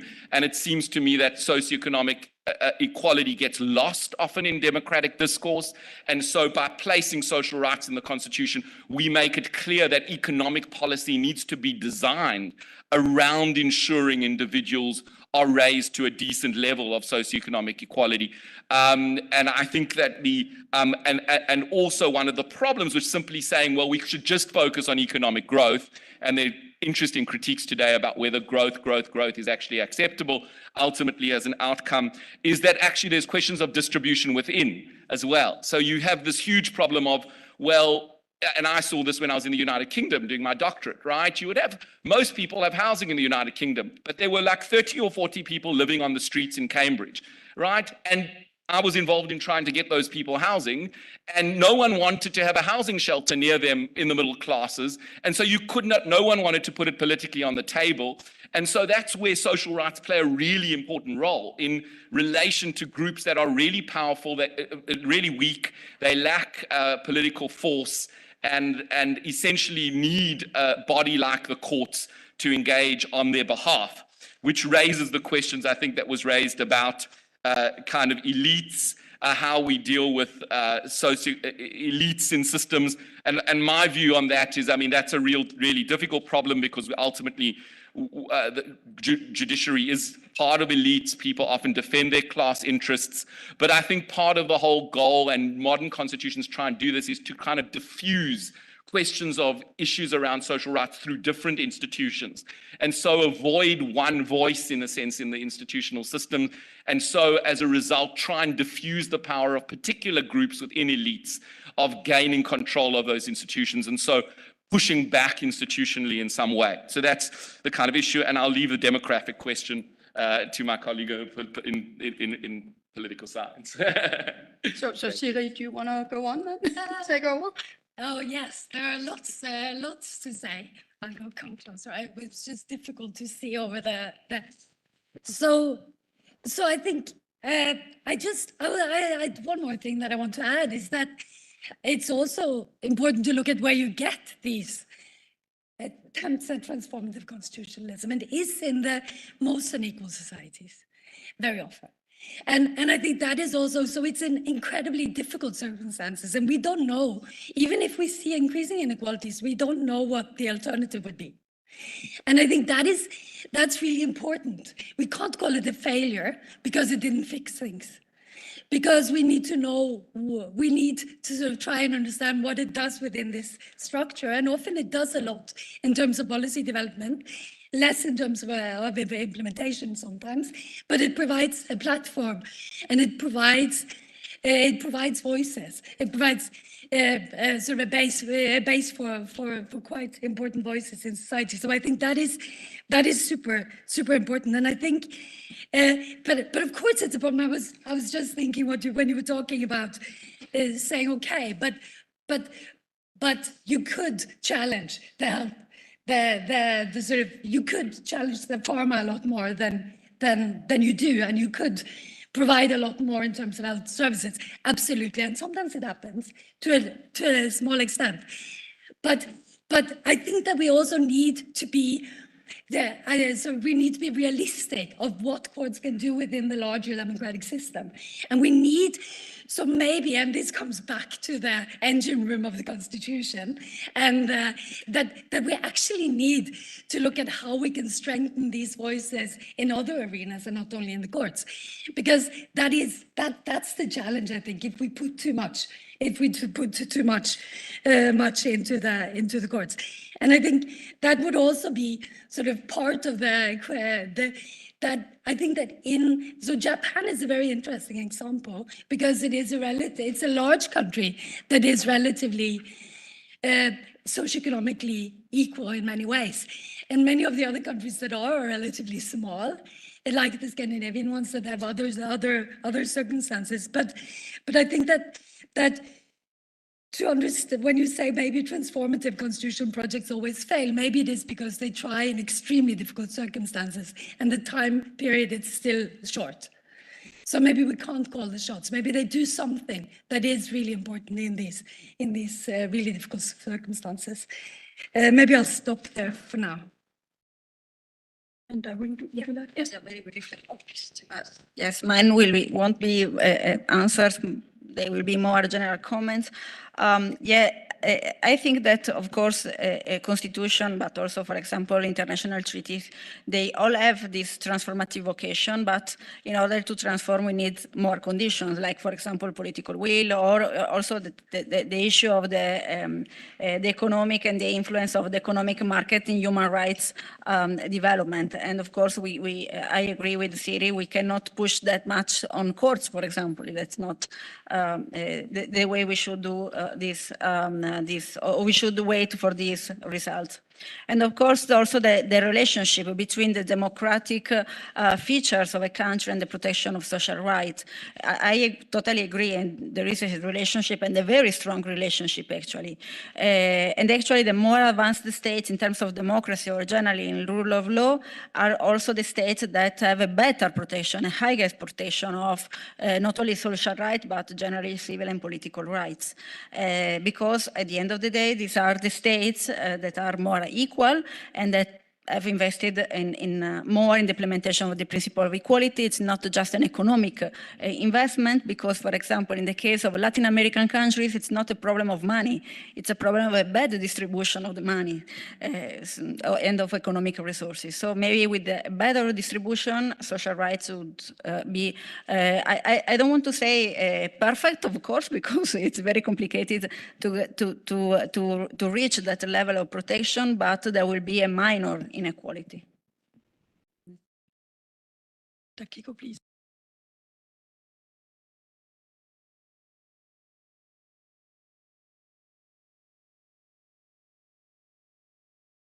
Can you hear me? Excellent. Thank you very much. Thank you very much. Wonderful comments, and particular question from Tom. And well, first of all, yes, I agree with you that the economic development really helps to change the mindset of the people. Once the Japanese people, 90% of people consider we are middle class. So it's such a equal society. But unfortunately, things are now changing. Japan is facing a challenge such as the decline of population, decline of economy, and even the government changed the standard of the social security allowance to some degree. Therefore, another question, after all, the resources does matter. And yes, it does. But at the same time, I try to answer slightly in a different way, that probably the resources are directly connected to the realization of certain people's life standard. It is true. But at the same time, you can analyze why it happened. For example, the wage gap between women and men in Japan, 60 to 70%, just the female part. Then you could analyze why it's so low. Then you could think of many, many factors, actually. Therefore, it's not just one simple answer, but it's a more multiple equation you have to solve. For example, the Japanese female students tend to go to the faculties from which, after you graduate, you may not get money. And male students tend to go to faculties like medicine, technology, and law. You can earn more money.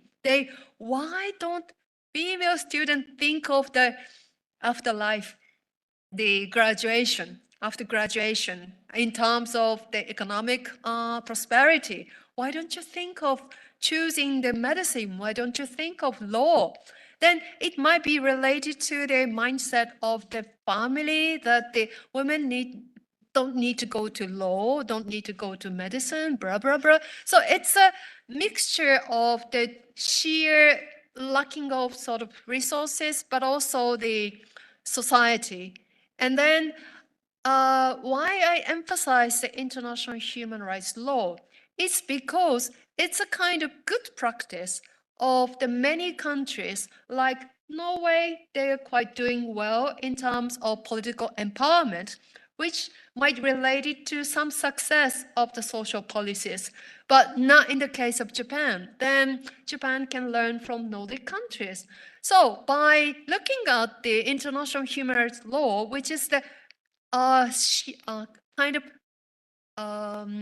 such a resource, very rich resource of how can you respond to your problems in your own countries, then probably you could learn from some good practices. It could be well, it's not, I can't say this is a solution, but could be make a good opportunity to make a first step. So thank you very much. And also, sorry, I just want to add. Please go ahead. I'm so sorry to. No, not at all. At this time, because of time constraint, I couldn't explain the detail of the case law, but luckily the junior scholars section, I have 2 Japanese young scholars who are doing very well. So please help me later. Thank you very much. Okay, thank you so much. Thank you for some great questions, and let's just thank the panel once more. I think we've reached lunch simply, so thank you so much.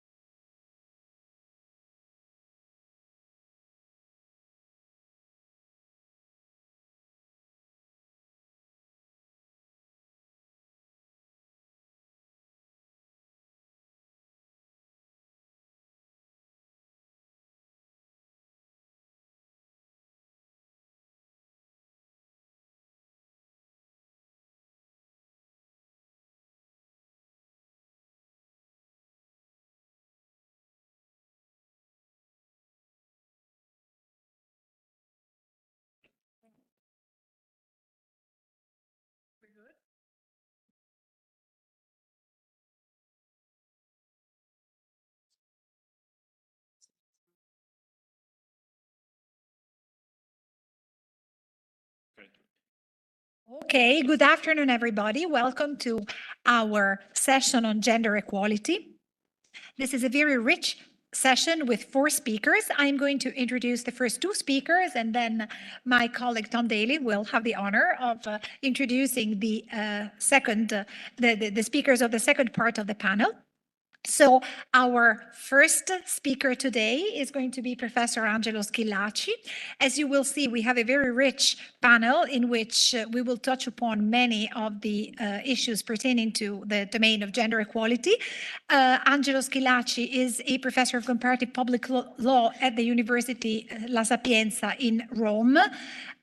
He is an expert in issues of gender identity, gender equality, and so forth. And one thing that I'd like to point out is that he sits in the editorial board and the editorial committee of the Journal of Legal Studies on Sexual Orientation and Gender Identity, which has been the first attempt in Italy to dedicate a law journal to these issues.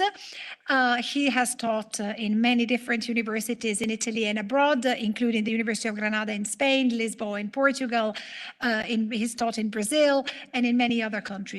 He has written extensively on these issues, especially issues of civil rights, with a comparison between the United States, Europe, etc.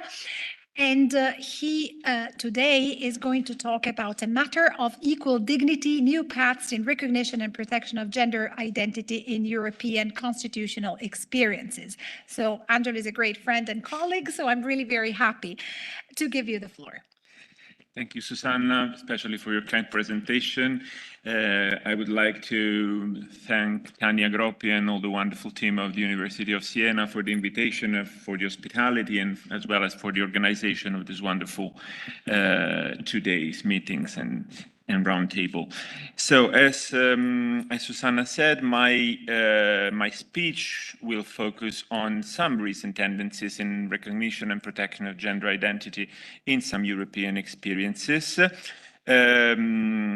I would start, so please next slide, from some very general remarks about how the recognition and protection of gender identity is currently a very troubled issue in the public debate, in the public sphere.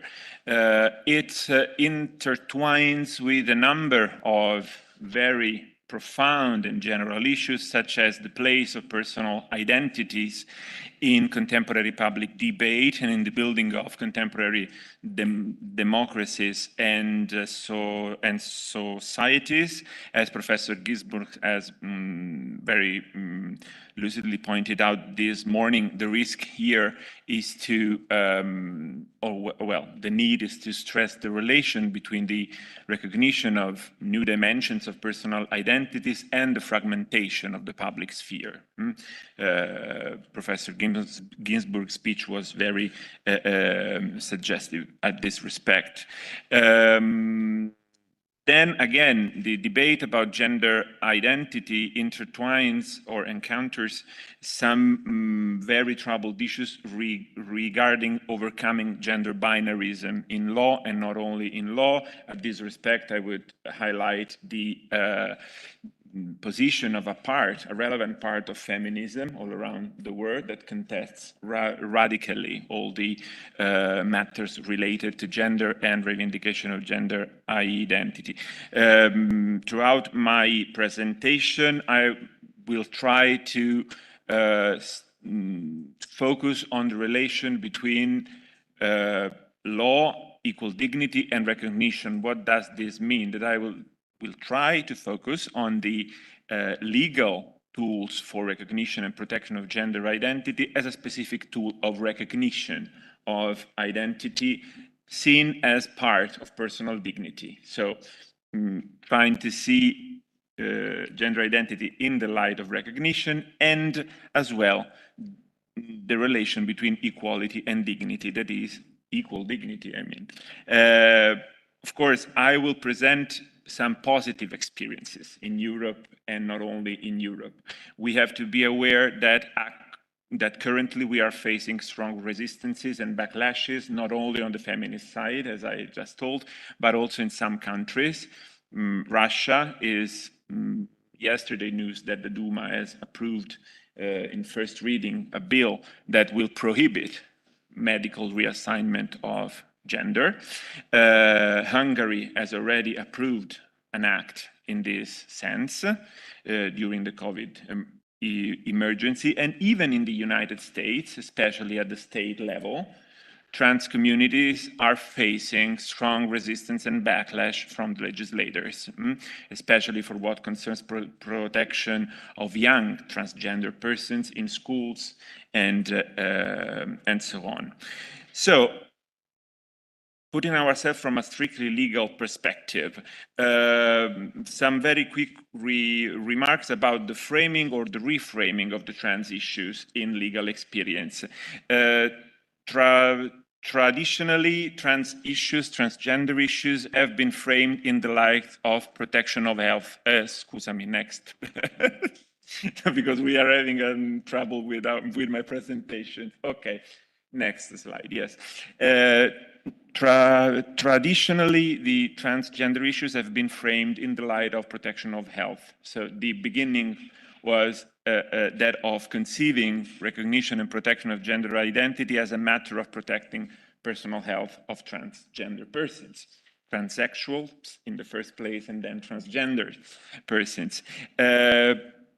With the years passing, together with the focus on health protection that has never disappeared, a specific focus on self-determination spread out. It is quite evident. I will make just 3 examples. The first one is the resolution of the Parliamentary Assembly of the Council of Europe, number 2048 of 2015. The resolution is a very rich document for what concerns framing and recognition of gender identity. I will focus specifically on 5 points of the recommendations to the signing states that have conditioned from 2015 onwards the dynamics of recognition of gender identity in specific experiences. The first one, developing quick, transparent, and accessible procedures based on self-determination, first of all. Secondly, abolish sterilization and compulsory medical treatment, as well as mental health diagnosis as a specific requirement to obtain the legal reassignment of gender. Consider including a third gender option in identity documents. And then the last 2 points, specific considerations about health protection of transgender persons. So self-determination in the first place, but together with specific provisions regarding health protection, and particularly accessibility of treatments and the amendment to the classifications of diseases. So taking away transgender condition from the classification of diseases. So this is the first example of this reframing of trans issues. The second one, so please next slide, is represented by the evolution of our constitutional case law, Italian constitutional case law on the matter. The Italian Law Act regulating legal reassignment of gender dates back to 1982. The case law of our constitutional court has evolved significantly on the matter. If we think about the first decision about the Act of 1982, decision 161 of 1985, we see that in this decision, the Constitutional Court focuses almost exclusively on health protection of the transgender person, but at the same time, it describes trans condition as a matter of suffering and distress.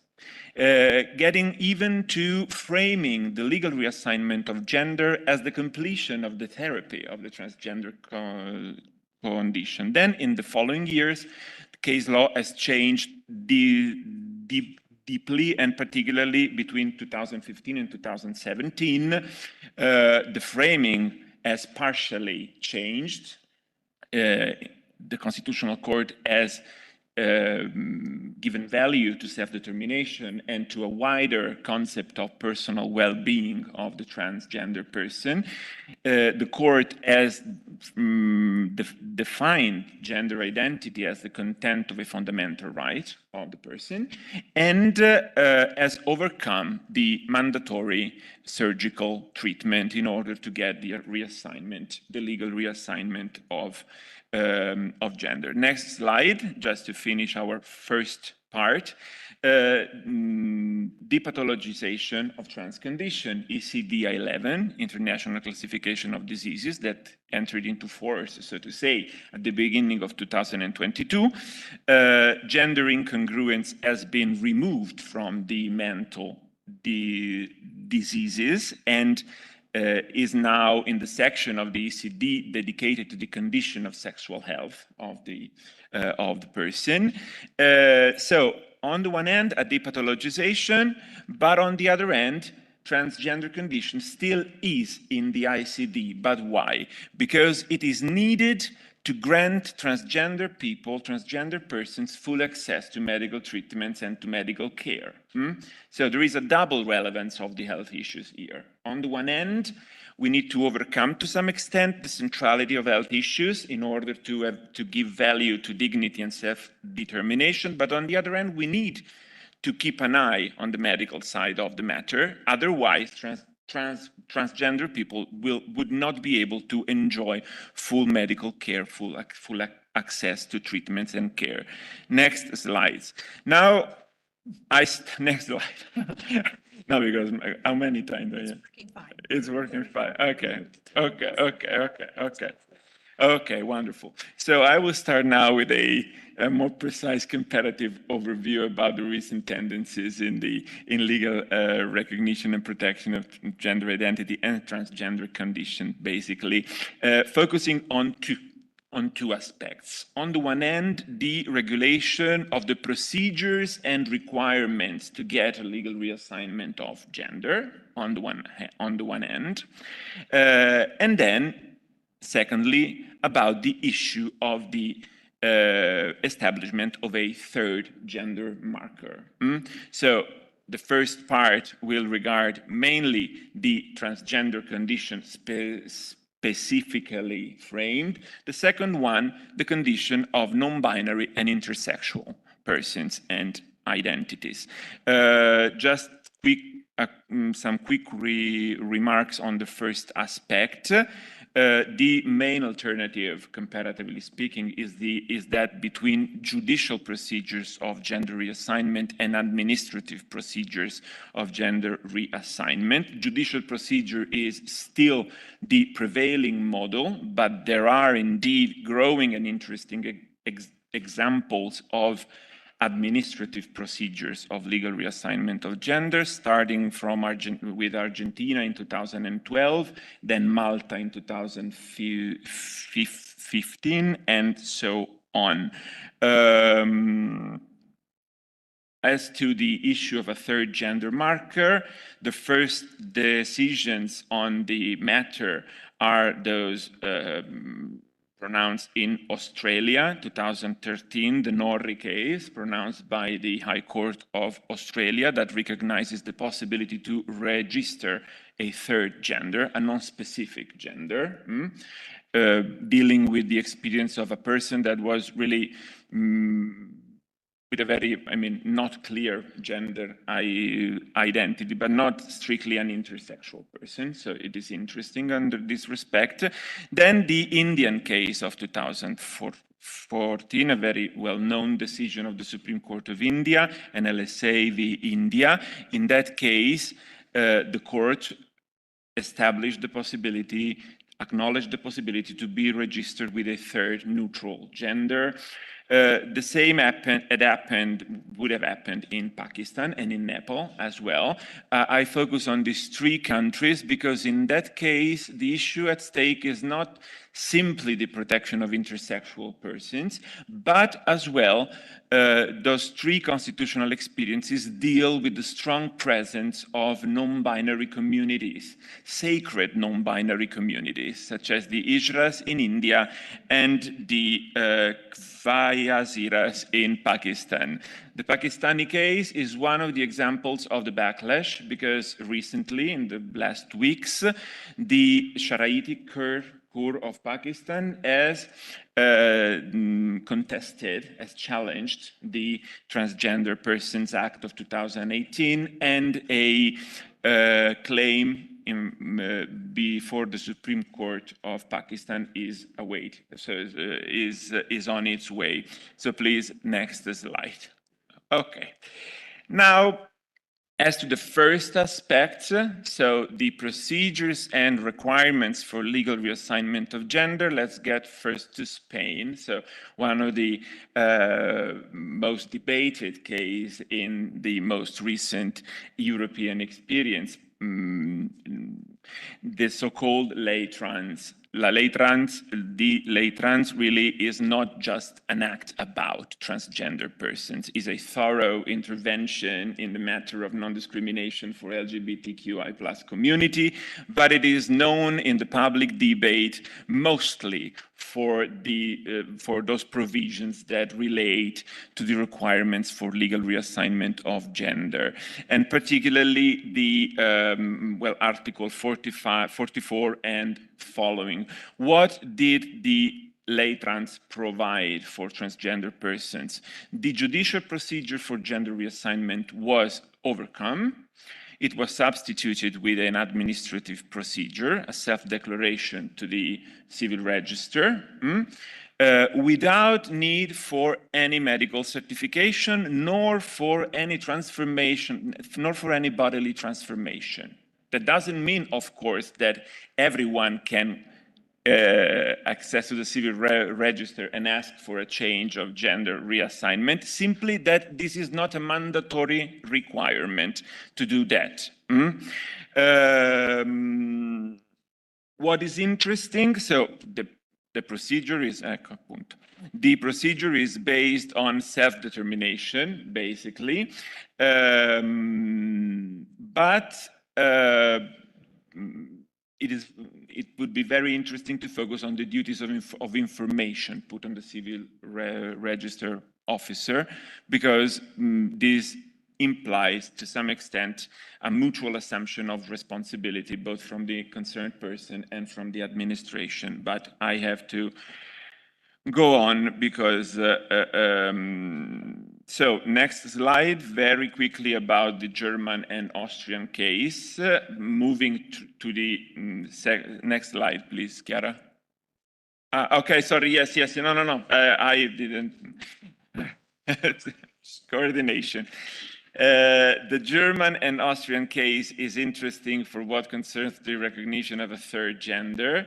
We have a decision of 2017 of the Bundesverfassungsgericht acknowledging the possibility to register intersexual persons with a third gender marker. In a first phase from 2013 to 2017, the possibility that had been given was that of leaving a blank box as to the registration of gender.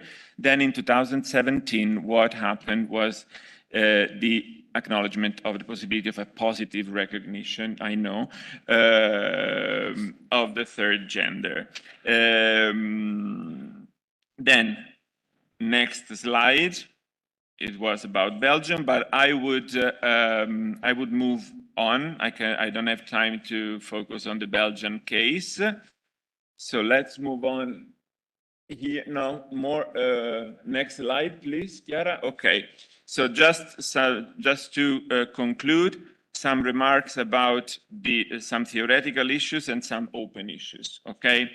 Theoretical issues, in my opinion, the most interesting part of this the discourse is that regarding the function of the civil register in the perspective of constitutional law and constitutionalism. Civil register can be seen either as a way to establish statuses for persons, such as in the case law of the Bundesverfassungsgericht, for instance, but it can be seen also simply as a duty to register what facts are, not establishing identities, but simply acknowledging identities.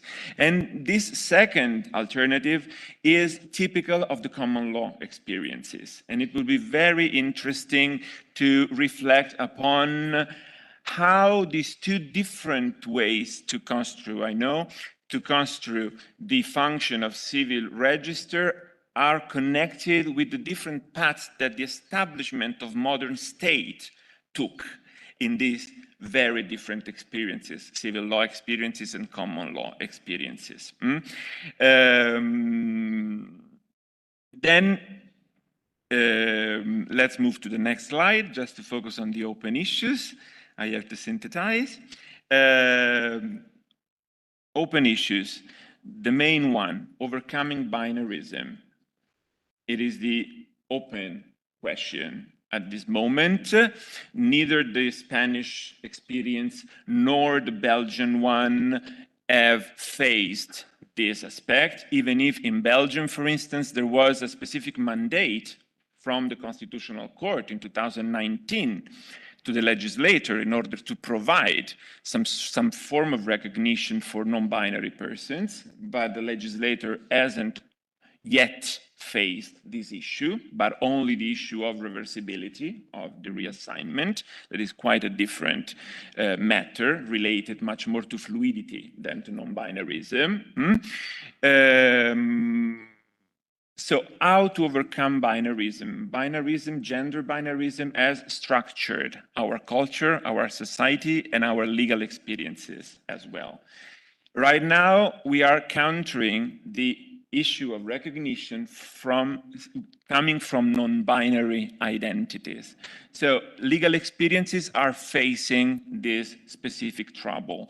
The solutions can be at least two: radically overcoming gender markers in the establishment of civil status, or adding a third gender. The first solution, overcoming gender markers, it's very fascinating, but poses specific issues related to principle of equality between men and women, especially because gender markers are a tool to classify people even in relation with positive actions, for instance, to fulfill equality. Here, it could be interesting to reflect upon how classification can be overcome maybe by positive actions related much more to the material conditions of life of men and women, more than on the pertainance to a class, okay? But it would be very complex to address this issue. Now, just to conclude, because I think that my time is over. The last slide. Just to say, of course, what I tried to point out is that gender identity has already overcome binarism. So gender identity presents itself in the public sphere as a spectrum, not as a binary alternative between male and female. So legal experience has to struggle with this aspect. And that means that legal experiences have to take self-determination seriously, self-perception even of gender identity. It is a very delicate issue, but I think that in the, at least in Western constitutionalism, we should take self-determination seriously, combining it both with dignity and with responsibility, with co-responsibility. I will stop now. Thank you very much.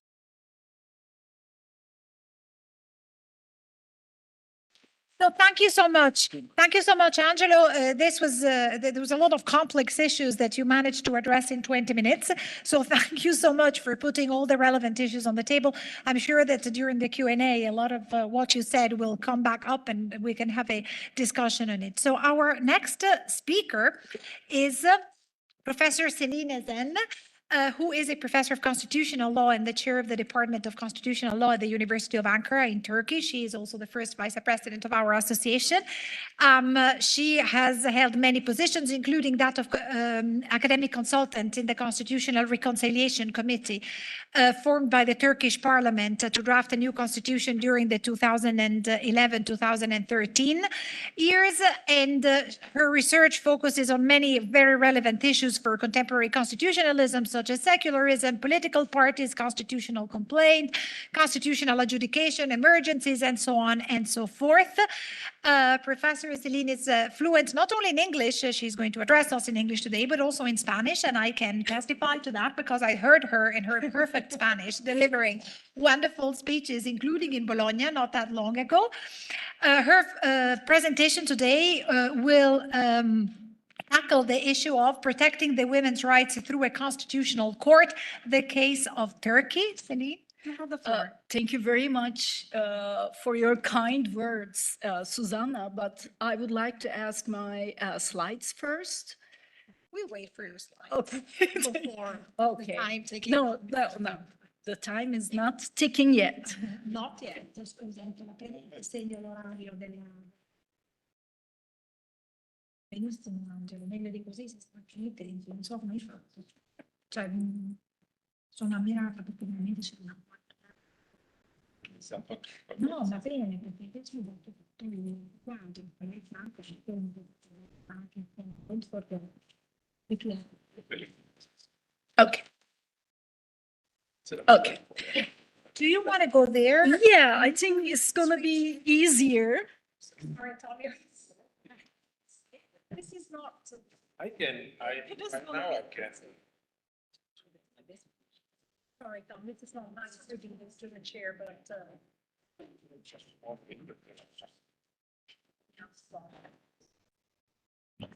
I don't need it anyways, but. Sorry, this is not nice. Okay, hello everybody. So I know Susanna is a very strict chair. I will do my best to keep my presentation in 20 minutes. So what am I going to talk about today?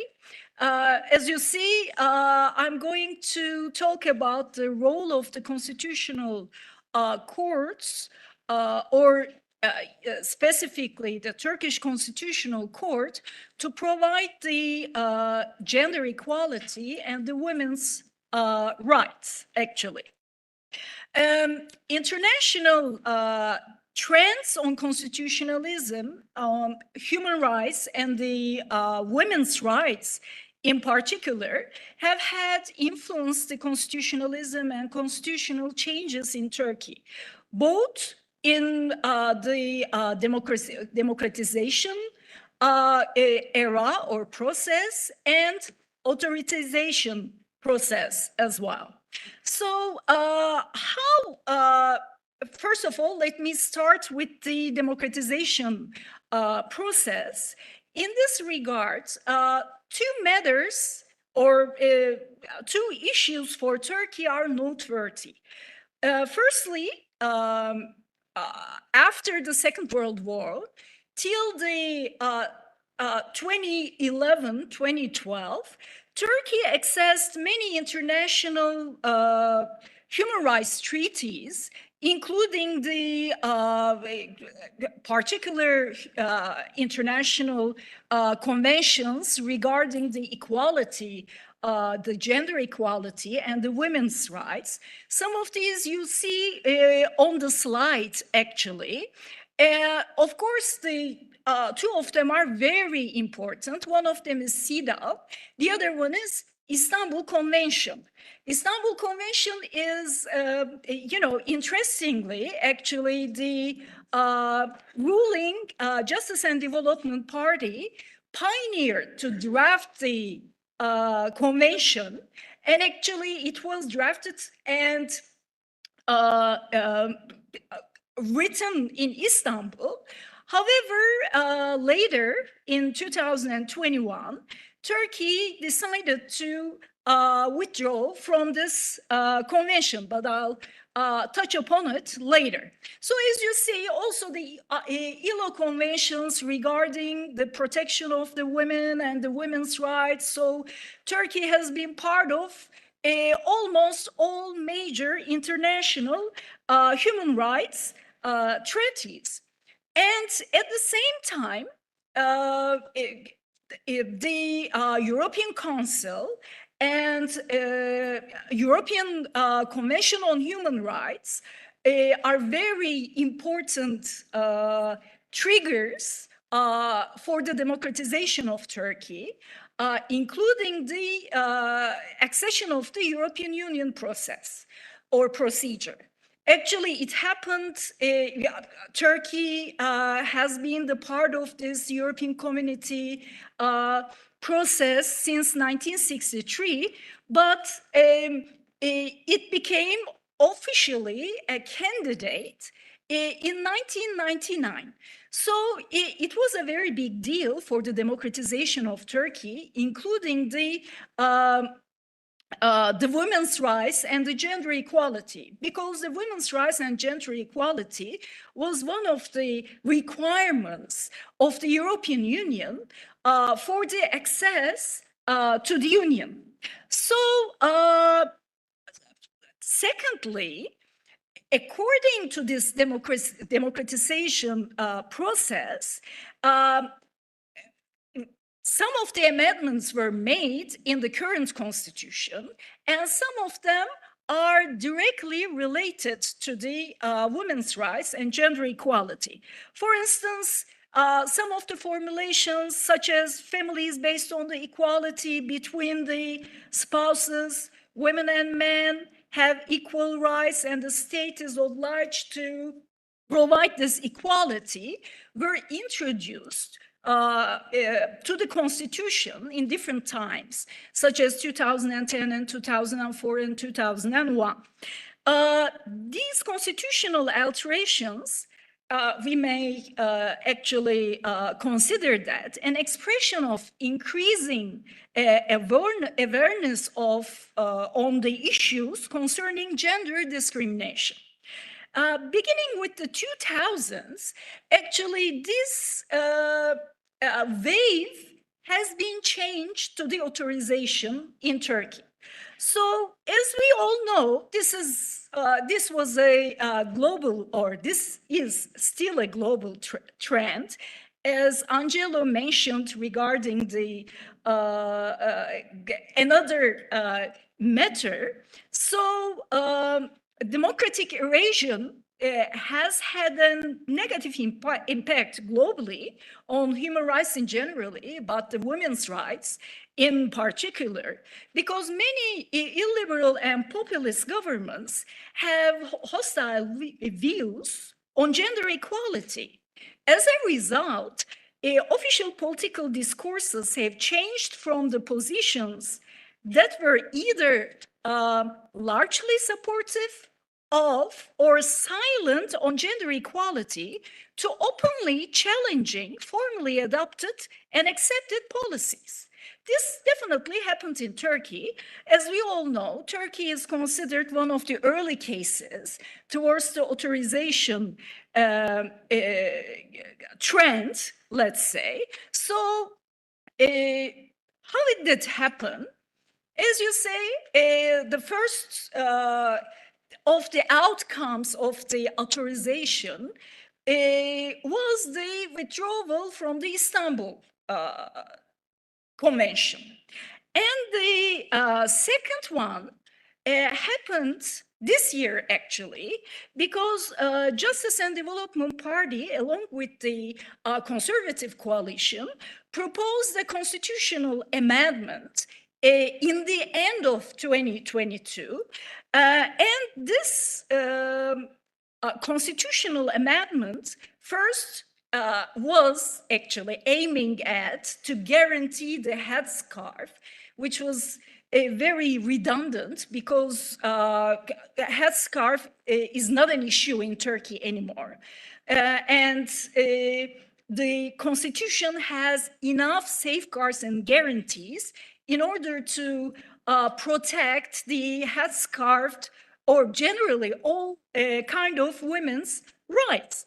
But the second proposal is, I think, more important because this proposal introduces a definition of the marriage, says that the marriage is consisted of a man and a woman. So when you take a look at the official reasoning of this proposal, they say that this proposal will prevent any threat and danger posed to the family, thereby stamping out corruption and perversion. So as you see, this is a very, hatred against the, especially LGBTQ community, and it reflects a very conservative understanding of family. So the question is, where does the Constitutional Court stands regarding this trends, democratization trends and authoritization trends? And since it was established in 1962, the Constitutional Court reviewed many statutory norms regarding the equality or the women's rights. So my project was to review and to review all the Constitutional Court's decisions regarding the gender equality and the equality between men and women, but I will not bore you to explain or to show you all of them. I will just give you a few examples in order to show where the Constitutional Court stands to transform the society towards a more egalitarian path, let me say. So let's see. This proposal that we mentioned. Okay, first of all, during this period, from the 1990s till now, we see that the court has two different approaches at the same time, two different approaches. So the first approach seems egalitarian, and the other approach is more conservative. Even at the first sight, it seems like that the court aims at protecting the women, but when you, dig into the reasoning of the court, you find out that even in those cases, the court's approach is very conservative. Let me give you one example. For instance, regarding the egalitarian approach, according to the former criminal code, there was a definition of adultery. We had a kind of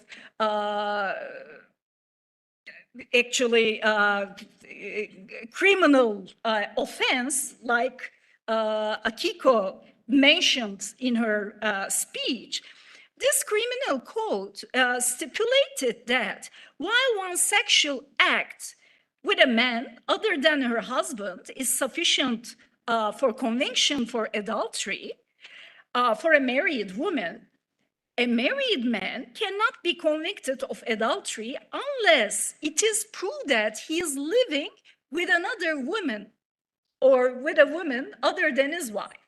So the court concluded that in the conjugal life, the responsibilities are equals. So this conjugal responsibility doesn't or shouldn't give men a more advantage position. So it found unconstitutional this provision. So this is one of the egalitarian approach.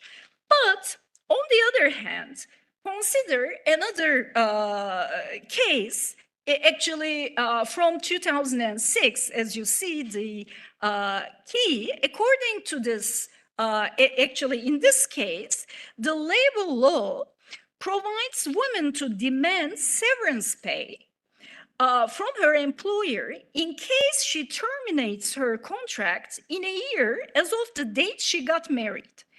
However, the law does not grant the same right to a man within the same situation. So what did Constitutional Court decide? First of all, the Constitutional Court is consisted of men. There are 15 judges, all of them are men. And the court deemed that this provision is constitutional. Why? Because the court says that the provision aims at protecting women and the family union.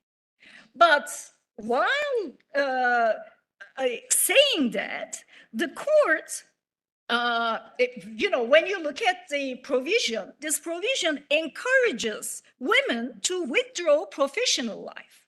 And the court misses this point, actually, and focuses on the unity of the family and to protect the family. Even though at the first sight, you might think that, okay, the court is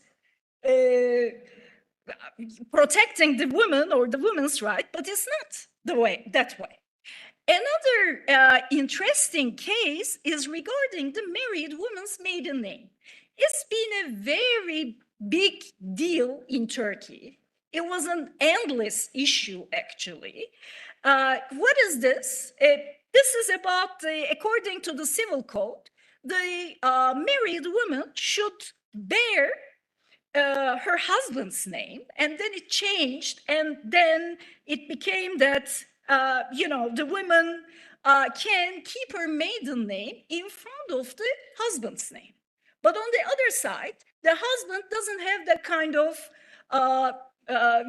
requirement. He can use his last name, surname before the marriage, during the marriage, after the marriage. So there is a real different treatment here based on gender, right?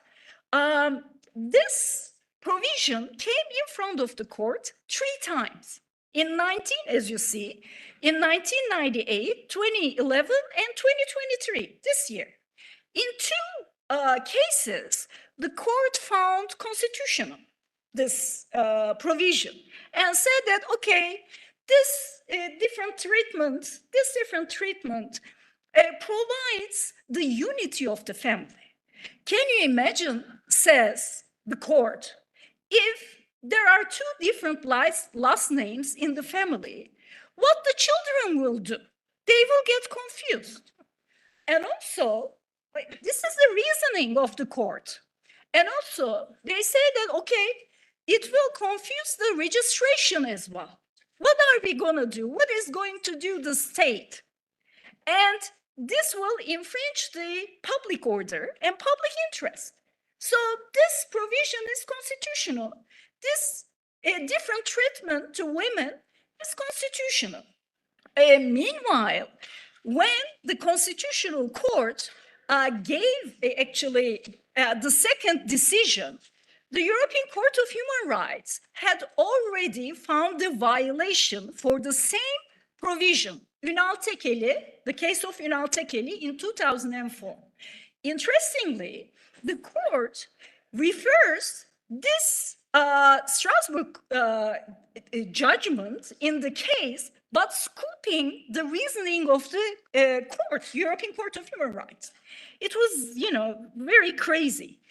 And in the end, after 26 years, from the 1997, let's say, after 26 years, this year in April, the court deemed that this provision is unconstitutional because the surname is part of the identity and it has nothing to do with the public order, public interest, or the family union. But it took 26 years to come to that conclusion. Imagine. And still, this decision was made 9-6. There are still 6 idiot judges who consider that this is the part of the, family union. And of course, I can give more and more,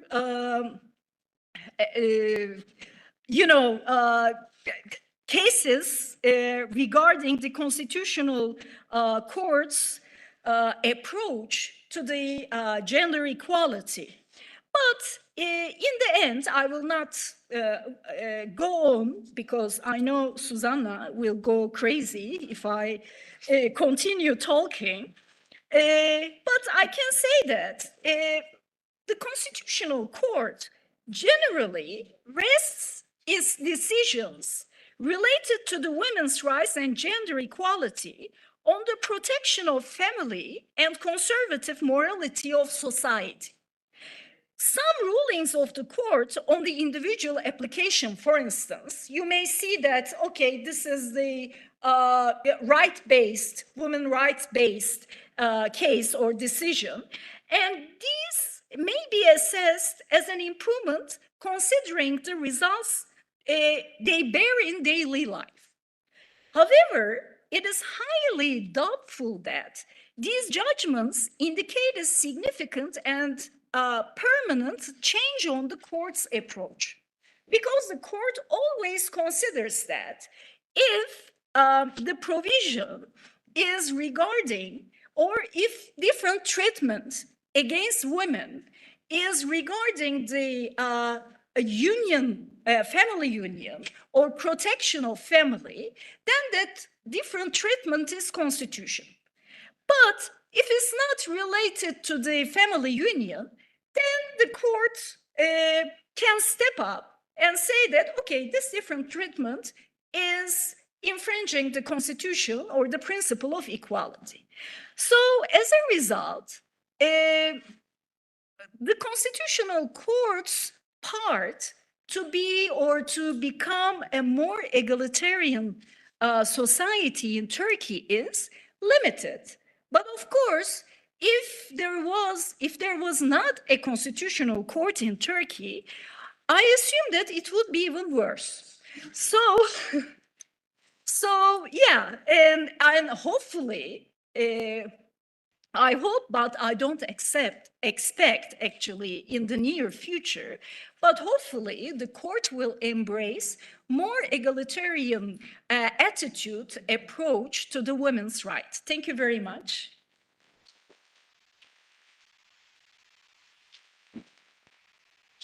Okay, thank you very much, Celine, for this extremely rich presentation, which also brought into our conversation the role of courts, which I think is going to be one of the issues on which we can hopefully have a nice conversation during the Q&A session. Thank you also for bringing to our attention all of these cases. I think they all resonate very well in Italy, where we had cases decided by our courts exactly on the same issues: adulterous women, maiden name, etc., which is to me fascinating because it shows that religion is not the issue. Patriarchy is what courts somehow toy with in those cases. So thank you again very much. And now I am going to give Tom the floor, and I am very glad that he's going to be the bad guy, the bad cop right now.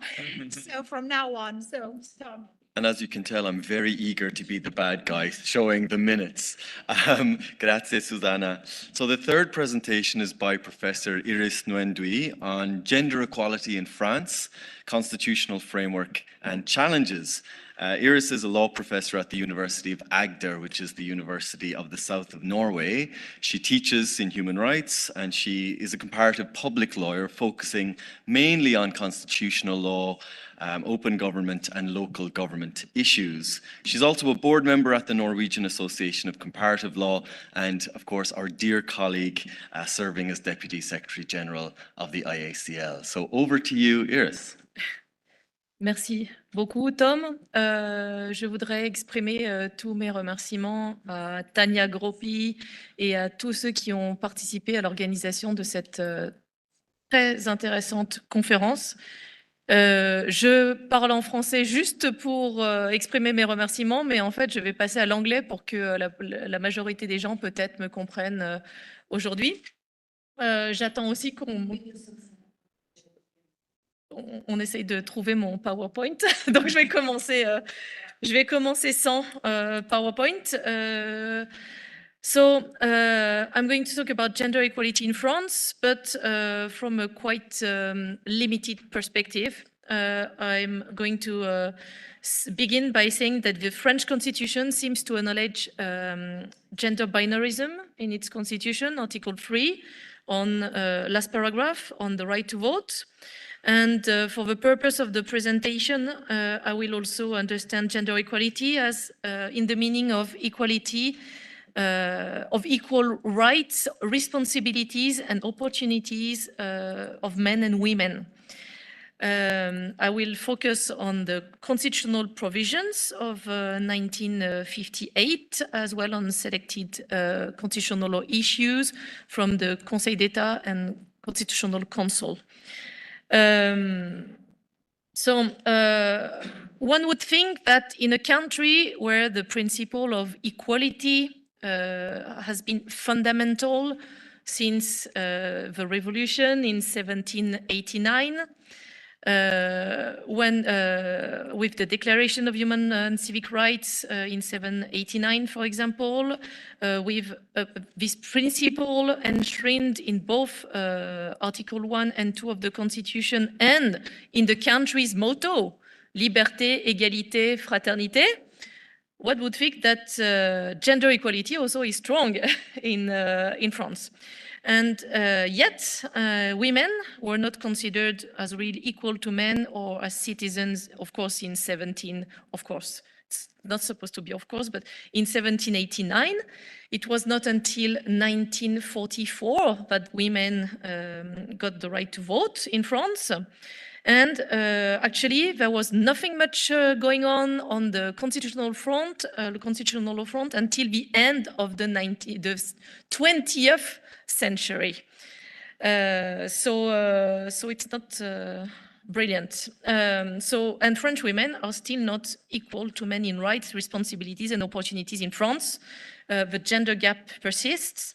Some efforts have been made, but there are inequalities in terms of salaries, pensions, professional positions, responsibilities, and so on. Women are socially and financially more vulnerable than men. And they are usually the sole parent in a single parent family. They are underrepresented in politics. They lack equal access to jobs, even though they are usually better than men at exams, for example. And they are the main victims of domestic violence and violent deaths. So I'm just jumping over all the statistics, and I'm going to say that you've now understood that the recognition of gender equality at the constitutional level in France has been slow and limited, especially in comparison perhaps with other European countries or constitutions like the Italian, the Swiss, or the Belgian ones perhaps. Until 1999, as I said, the end of the 20th century, there were only 3 provisions on women's rights in the Constitution, not in the Constitution, but in the so-called bloc de constitutionnalité, the norms that are applied by the Constitutional Council. I'm referring to paragraph 3 and 11 of the preamble of the Constitution of 1946. And to the Article 3 that I've mentioned of the Constitution of 1958 until 1999. And then, and even worse in a way, as you see, la loi garantit à la femme dans tous les domaines des droits égaux à ceux de l'homme, in the preamble of 1946. But the formulation has been criticized as being dated, with a sexist take on gender equality, because women's rights are shaped on the basis of men's rights, and women are recognized as the second sex in a way. Not to mention that this provision is not enshrined in the part of the preamble on fundamental inalienable sacred rights. It is in the part of the preamble about political, economic, and social principles, especially necessary to our time after the post-Second World War. The Constitutional Council rarely refers actually to this third paragraph to assess the conformity of the Constitution of laws containing measures favorable to women. It will instead base its ruling on paragraph 11 in the same preamble on social rights linked to maternity, for example. So the turning point in France, it was in 1999. And in 2017, gender equality is now enshrined in the Constitution, paragraph 1, second paragraph. It is limited to equal access to by women to mandates and elective offices, and since 2008 to position of professional and social responsibilities. So to improve gender equality in France, so you see the first part of the second paragraph was adopted when the Constitution was amended in 1999. And the second part, les responsabilités professionnelles et sociales, it's the result of a constitutional amendment in 2008. So it was made into two times, and what's interesting, I'm going to come back to that, is that of course, these constitutional amendments have triggered the adoption of several legislative acts passed in the same spirit to improve women's equal access to electoral mandates and functions at both the local, national, and European level, for example, with, for example, La Loi sur la Parité, the Gender Equality Act in 2000, another legislation in 2007 to improve also things in that regard. We had, as I said, another amendment in 2008, another milestone in the constitutional evolution around the issue of gender equality. In 2008, we added to the Constitution that equal access by women shall be promoted for professional and social positions. And again, several statutes or several acts were passed between 2008 and 2017 to ensure real gender equality in accordance with the constitutional provisions, such as Loi Copé-Zimmermann of 2011 and la Loi organique du 14 février 2014 also. I mentioned the first one, Loi Copé-Zimmermann, because it sets quotas for the gender balance in companies and supervisory boards, for example.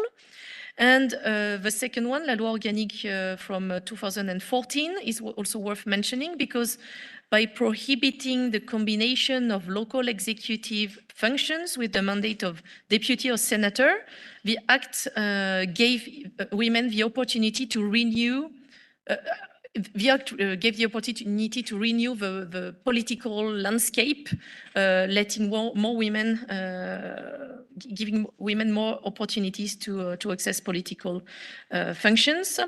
And a few months ago also, a legislative bill was submitted to the parliament to improve women's access to senior and leadership positions in the fonction publique, and it's actually being discussed today at the National Assembly, if I'm correct. It was correct in a few weeks ago, at least, for the program. So, the acknowledgement of gender equality has been slow and is still limited, I think. We have, I would like to mention briefly that both I'm going to stay on the public law side of things, but so I won't mention la Cour de Cassation and its case law, but the French Constitutional Council, le Conseil constitutionnel, and the Conseil d'État have to various degrees contributed to the normative recognition and protection of gender equality. So as an electoral judge and an administrative Supreme Court, le Conseil d'État, for example, has addressed inequalities between men and women, helped implementing the principle of equality, recognizing specific rights for women, and promoting a genuine equal opportunities policy. Says Jean-Marc Sauvé at Le Conseil d'État. And for example, already in 1936, for example, the Assembly decision of the Conseil d'État Demoiselle Bobard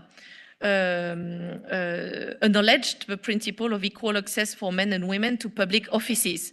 But in the same decision, there were exceptions mentioned in the decision. We have also Dampénet, where the Conseil d'État recognized women's specific rights to compensate for their particular situation with regard to maternity, family responsibilities. And yeah, and contrary to the CGEU, for example, the Conseil d'État also has ruled that the legislative provisions granting pension bonuses only to men or women having interrupted their professional activity for a continuous period of more than 2 months were justified as a legitimate social policy objective, for example. I have this example, but I'm going to jump over this one because le juge des référés du Conseil d'État has come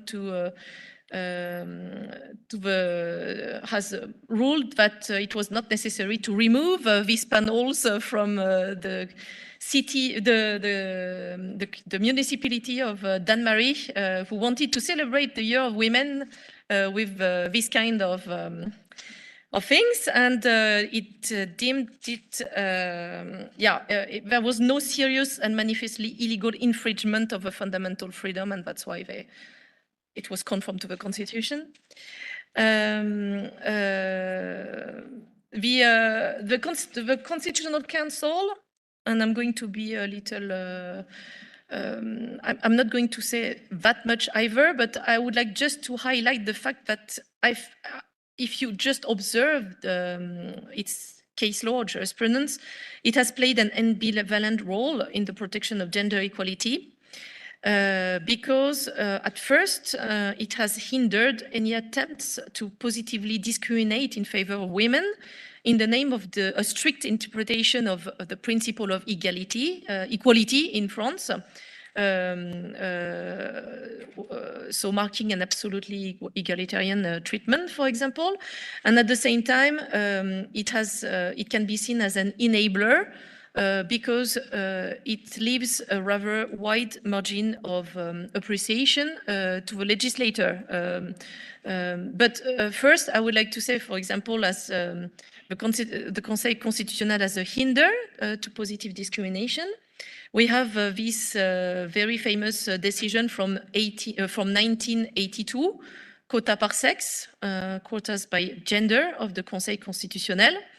And it decided that the rules and principles applicable to political representation, referring, for example, to Article 6 of the Declaration of Rights and Men and Citizens, and the fact that all citizens are equal in the eyes of law, combined with Article 3 of the then Article 3 of the Constitution, forbade all distinction between men and women, and ruled again against a legislative quota. Yeah.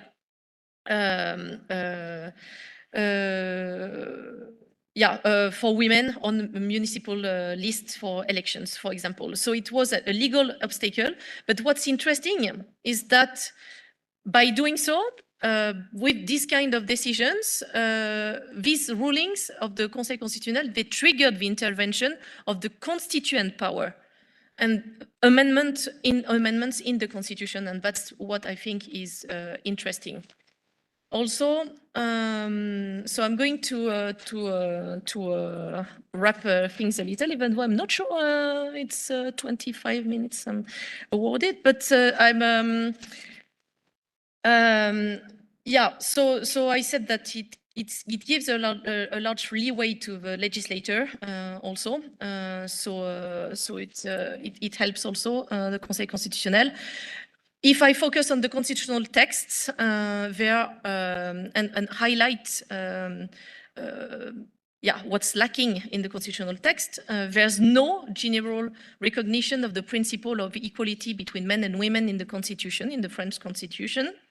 Unlike, for example, the Belgian constitution's Article 10, third paragraph, where it states equality between men and women is guaranteed, for example. There's no duty to guarantee or ensure equal access of men and women, just to promote it, favorise. It's not guarantees or ensures, it's favorise, promotes. There were attempts to amend Article 1 of the Constitution to enshrine the principle of equality before the law, regardless of sex. They were failed. The proposals were withdrawn, even though there seemed to be a political consensus on that matter. And lastly, I would like to say that the recognition of that there was, as I said in my introduction, there's a binary distinction in the Constitution, the French Constitution, that acknowledges two sexes, male and female. It ignores the existence of intersex people and issues such as gender and sexual orientation. So as to conclude, I would like to say that things are rather positive. We are improving gender equality in France and the conditions for that. It's becoming a reality, but there's still inequality. I highlighted the fact that the constituent power had to intervene, that we are not there yet. And despite what former French President Jacques Chirac said, which was a direct paraphrase of Stendhal, the degree of civilization of a society is measured first and foremost by the place of women occupy in this society. And on the contrary, we should keep in mind Simone de Beauvoir's warning and continue the fight for gender equality and, of course, LGBTQ rights and so on. And she said, n'oubliez jamais qu'il suffira d'une crise politique, économique ou religieuse pour que les droits des femmes soient remis en cause. Ces droits ne sont jamais acquis. Vous devrez rester vigilante votre vie durant. She addresses women, but it's still, when we see what's happening worldwide, it's still, yeah. Thank you.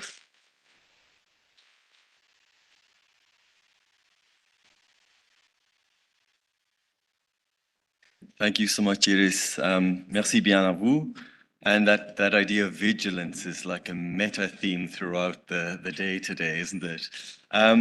So, la dernière présentation est une présentation binôme en français donnée par professeur Nela Chaban et professeur Salwa Hamrouni au sujet de l'égalité des genres dans les constitutions tunisienne et professeur Chaban est professeur de droit public et doyenne de la faculté des sciences juridiques, politiques et sociales à l'université de Carthage à Tunis, membre suppléante de la commission de Venise et elle a été aussi auparavant secrétaire d'État chargée des affaires de la femme, de l'enfance et de la famille. Professeur Hamrouni est professeur de droit public à l'université de Carthage et elle est aussi présidente de l'association tunisienne de droit constitutionnel dont professeur Chaban a été aussi présidente et nous sommes très heureux d'avoir deux représentantes de l'association tunisienne ici et de renforcer nos liens avec l'association. Alors je vous donne la parole. Merci beaucoup, Tom. Avant de commencer, je voudrais dire à quel point je suis ravie à chaque fois de revenir à Sienne, de retrouver toute l'équipe. Merci à Tania, Valentina, Jean-Maria et tous les autres. Nous allons parler en français, mais en fait, la présentation, elle est en anglais pour que ceux qui ne sont pas francophones puissent suivre. Et moi, je vais traduire simultanément parce que le texte est en anglais.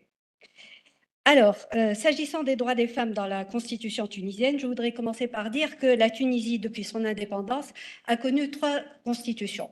La première en 1959, la seconde en 2014 et la troisième en 2022. Ah, pardon. Il va falloir me rappeler à chaque fois de faire ça. Mais la première constitution que la Tunisie a connue remonte au 19e siècle. Elle date de 1861 et elle a été précédée par une charte de droit qui s'appelle le pacte fondamental et qui a été adoptée en 1857. C'est vous dire, la tradition constitutionnelle tunisienne remonte au 19e siècle avant même le protectorat français. Mais dans ces 2 textes, 1861 et 1959, la question de l'égalité des droits entre les hommes et les femmes n'était vraiment pas d'actualité. Et cette question a été plutôt traitée en dehors de la Constitution et avant même la Constitution de 1959. En effet, le premier texte fondateur, disons, de l'égalité de droits est le Code du statut personnel qui a été adopté en 1956 grâce à la volonté d'un homme, le président Bourguiba, qui avait une certaine vision de la société qu'il voulait pour la Tunisie. Il voulait une société où la femme avait sa place, où elle serait bien éduquée, avec un système éducatif obligatoire jusqu'à l'âge de 16 ans. Et c'est ce qui a été mis en place, malgré le fait que ce ne soit pas une demande de la société à l'époque. Loin de là. Pourquoi? Parce que le Code du statut personnel a bouleversé les principales règles du droit de la famille. Première chose, le Code du statut personnel a interdit la polygamie. Et c'est le premier texte, ou c'est peut-être aujourd'hui le seul. Voilà. C'est le seul texte dans un pays arabe qui interdit la polygamie. Le polygame finit en prison avec sa seconde épouse.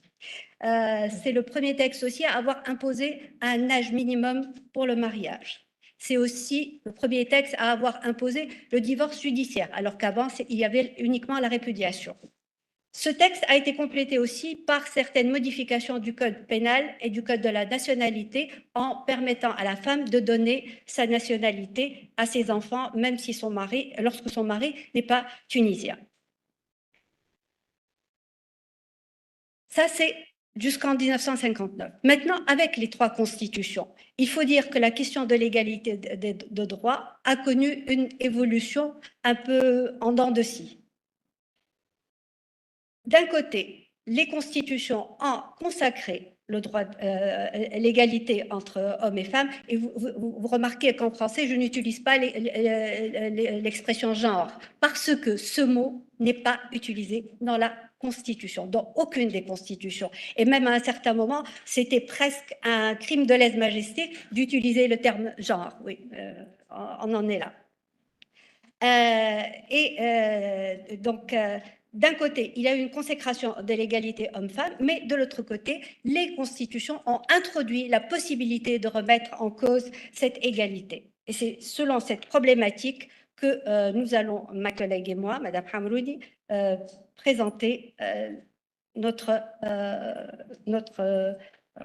présentation. Donc, d'un côté, nous allons parler de l'évolution du texte constitutionnel à propos de l'égalité de genre, avec malgré tout une persistance des défis et des obstacles à l'égalité de genre.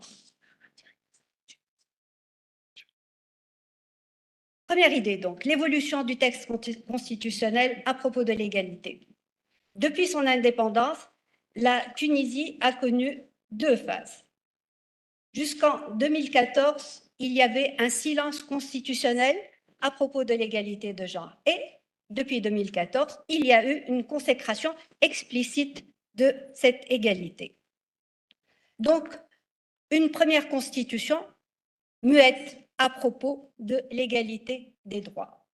La Constitution de 1957 a été adoptée par l'Assemblée nationale constituante qui a été élue en 1956. À l'époque, la Tunisie était encore une monarchie. Et la première version ou le premier projet de constitution était un projet de constitution de monarchie constitutionnelle, un peu à l'image du régime britannique. Mais la République a été déclarée en 1957 et depuis, le texte a été adopté.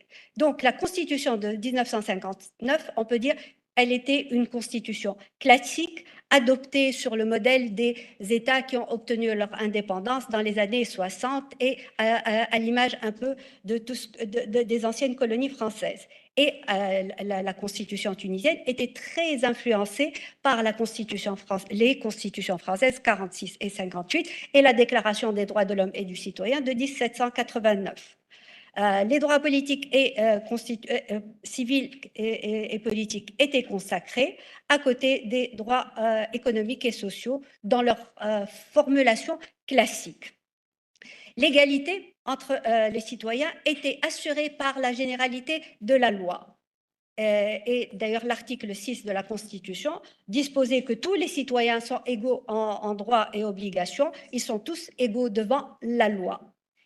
Et même si la question avait été évoquée au moment des débats de l'Assemblée nationale constituante, la réponse avait été la généralité de la loi couvre l'égalité entre hommes et femmes et on n'a pas besoin de le signaler de manière explicite.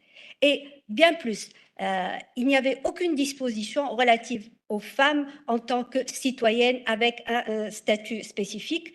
Et on peut dire qu'avec la Constitution de 2014, les choses vont évoluer puisqu'il va y avoir une consécration explicite de l'égalité entre hommes et femmes. 2011 est une année qui a marqué beaucoup d'esprits et c'est l'année de la Révolution, mais c'est aussi l'année durant laquelle la Constitution de 1959 a été abrogée et je pense que c'est la première fois que les citoyens tunisiens ont connu des élections libres et qui n'ont pas été organisées par le ministère de l'Intérieur, mais par une instance indépendante des élections. La Constitution a été adoptée en 2014 et abrogée en 2022 et celle actuellement en vigueur, la Constitution de 2022, reprend à peu près dans les mêmes termes la question de l'égalité des droits entre hommes et femmes. On trouve des dispositions, ce que moi j'ai appelé des dispositions classiques, traditionnelles, relatives à l'égalité entre hommes et femmes, l'égalité en droit et en devoir, mais la chose importante qui a été ajoutée en 2014, c'est sans discrimination, mais pas entre hommes et femmes, entre citoyens et citoyennes, parce qu'il y a la question des étrangers et du statut des étrangers, et c'est une question qui est très sensible, et donc les constituants ont évité le problème en consacrant uniquement l'égalité entre citoyens et citoyennes. Il y a aussi le droit au travail, la participation politique des femmes en tant que candidates et en tant qu'élues, l'accès aux positions publiques et aux positions publiques, la haute fonction publique et les fonctions électives. Mais il y a aussi ce qu'on peut considérer comme les dispositions les plus évoluées en la matière pour un pays comme le nôtre. Je parle bien d'un pays qui est passé d'une extrême à l'autre, d'un régime despotique à un régime qui se voulait démocratique, mais bon, peut-être pas achevé. Restons optimistes, nous sommes de l'autre côté de la Méditerranée. Alors, les nouvelles dispositions, d'abord, l'utilisation de la forme au féminin. Parce que en anglais, il n'y a pas la différence entre ce qu'on dit citoyen, ça couvre les deux. Mais en langue arabe, surtout en langue arabe, le fait de féminiser les positions, le fait d'utiliser citoyen, citoyenne, ça a été considéré comme un marqueur assez important. Il y a aussi l'utilisation du mot femme dans la Constitution, ce qui n'était totalement méconnu. L'introduction de la parité, l'égalité des chances, le principe de non-régression concernant le droit des femmes et aussi, et ça c'est une disposition très importante, l'obligation pour l'État, c'est une obligation de résultat, d'éliminer la violence à l'encontre des femmes. Cependant, malgré toutes ces dispositions nouvelles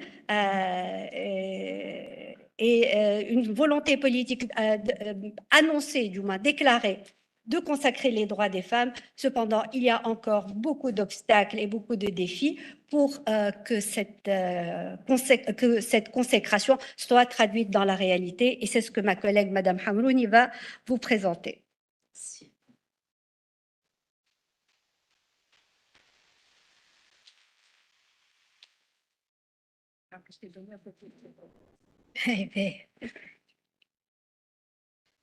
Merci. Je tiens d'abord à exprimer mon bonheur d'être ici encore une fois à Sienne. Donc, merci Tania Groppi, merci à toute l'équipe de Sienne et je serai toujours contente d'être là.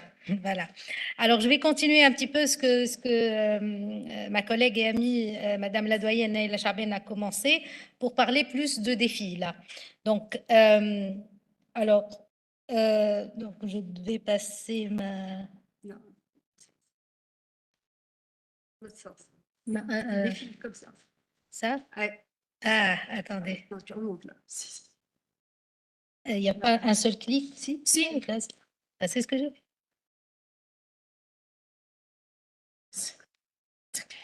Yes. Voilà. Alors, j'ai intitulé cette seconde partie la persistance des défis à l'égalité. Alors moi, j'ai appelé l'égalité des genres parce que c'est le langage consacré non pas par le droit tunisien, mais parce que ce qui devrait être. Bon, c'est vrai que lorsque je parlerai de la Constitution tunisienne, j'utiliserai les termes de la Constitution tunisienne. Et alors, ces défis sont de deux sortes en réalité. Donc, il y a des défis qui sont en rapport avec le texte même de la Constitution, donc la Constitution, comment elle est écrite, et il y a des défis qui sont liés plus à l'absence de mécanismes de garantie. Donc, je vais commencer par les défis qui sont en rapport avec le texte même de la Constitution. Alors, ces défis-là, la première chose que j'aimerais évoquer, je reviendrai mais rapidement, Neila vient de l'expliquer, sur l'apport de la Constitution de 2014, mais aussi l'apport de la Constitution de 22. Pourquoi je parle de la Constitution de 2022? Parce que lors de l'élaboration de cette Constitution, il y a eu beaucoup de peur de régression. Et donc, il y a eu beaucoup de pression de la société civile. Les organisations féministes se sont mobilisées, totalement mobilisées, pour dire attention, on a des acquis en 2014 et on ne veut pas que ces acquis regressent.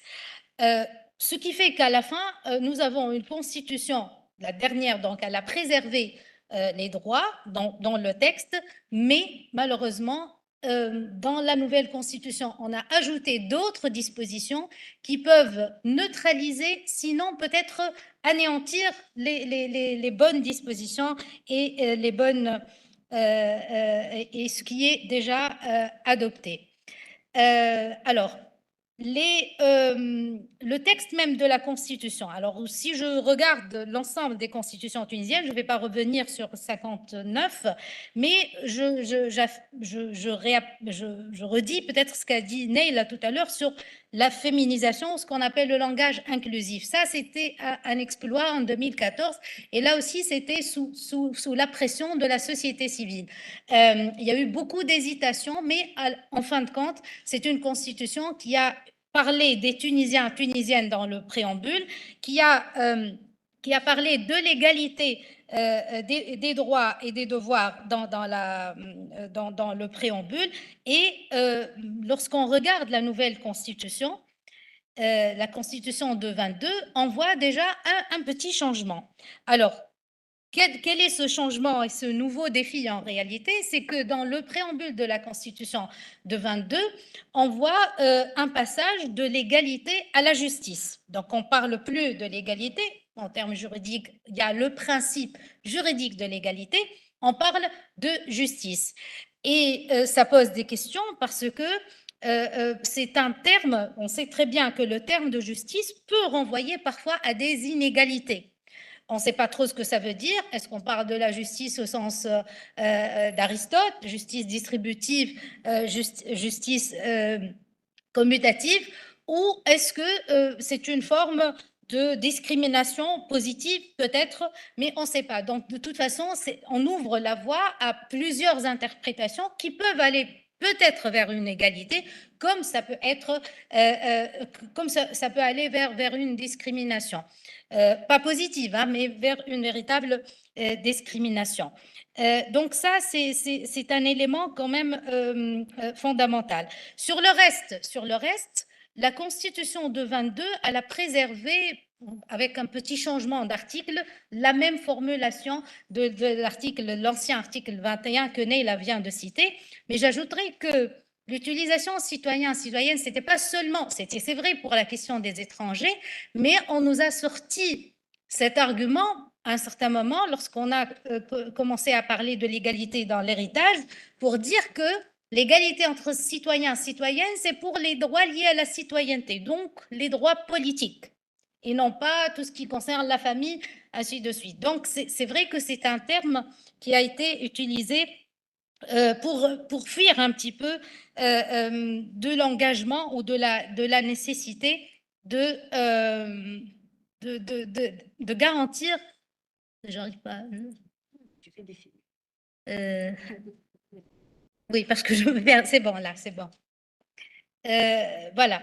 Alors, autre chose qu'il y a, si je compare toujours entre, et ça c'est un autre défi, c'est que la Constitution de 2014, elle a affirmé le principe de la parité dans son article 46, qui est gardé dans la nouvelle Constitution, mais il y avait un autre article spécifique à la participation politique et à la représentativité des femmes. C'est l'ancien article 34, où on dit que l'État veille à garantir la représentativité des femmes dans les assemblées élues, toutes les assemblées. Donc, ce n'est pas que les assemblées au sens politique, mais toutes sortes d'assemblées. Eh bien, cet article-là a disparu. Bon, à la limite, moi, si je le lis à la lumière de l'article 46, l'ancien article 46, l'actuel article 51, si on a la parité, s'il y a la parité, je pense que même nous, avant, lorsqu'on a interprété l'article 34, on disait que la représentativité doit mener à la parité, parce que nous sommes à peu près à moitié une société de femmes et d'hommes. Mais bon, c'est un article qui a quand même disparu. Ce n'est pas le cas de l'article 46, donc on a gardé le même article, c'est l'article 55. Alors maintenant, tout ça, ça reste clair. Ce qui a changé, ce qui a perturbé un petit peu cette relative stabilité dans les droits qui sont restés les mêmes entre 2014 et 2022, c'est la question de l'islam. Alors la question de l'islam, ça continue de poser plus ou moins dans des termes un peu différents, mais le fond, c'est toujours le même. Pourquoi? Parce que dans l'ancienne Constitution 2014, on avait les articles 1er et 2 qui se neutralisaient un petit peu. L'article 1er disait que sa religion est l'islam, parlant de l'État tunisien, donc sa religion est l'islam, mais l'article 2 parlait de l'État civil. L'État civil basé sur l'égalité citoyenne, d'ailleurs. C'est très important qu'il y ait eu une définition de l'État civil. Alors, ceci était dans la Constitution de 2014. 2022, dans la nouvelle Constitution, on a enlevé les deux articles 1 et 1er, donc on n'a plus la garantie de l'état civil, ça n'existe plus. On n'a plus non plus la menace de l'article 1er, parce que je rappelle, mais j'ouvre une petite parenthèse, l'article 1er, il vient de la Constitution de 59, et la référence à l'islam a toujours été utilisée la référence à cet article a toujours été utilisée pour faire, par exemple, les réserves contre la CEDAW, pour refuser toutes sortes d'avancées sur les droits des femmes. Bon, on s'est débarrassé de cet article-là, mais qu'est-ce qu'on a? On sort par la porte et on revient par la fenêtre. On a l'article 5 aujourd'hui qui a posé beaucoup de problèmes. Il y a eu un tollé sur cet article en Tunisie. Et cet article-là dit tout simplement que, il dit que la Tunisie constitue une partie de la nation islamique, donc il est affiché.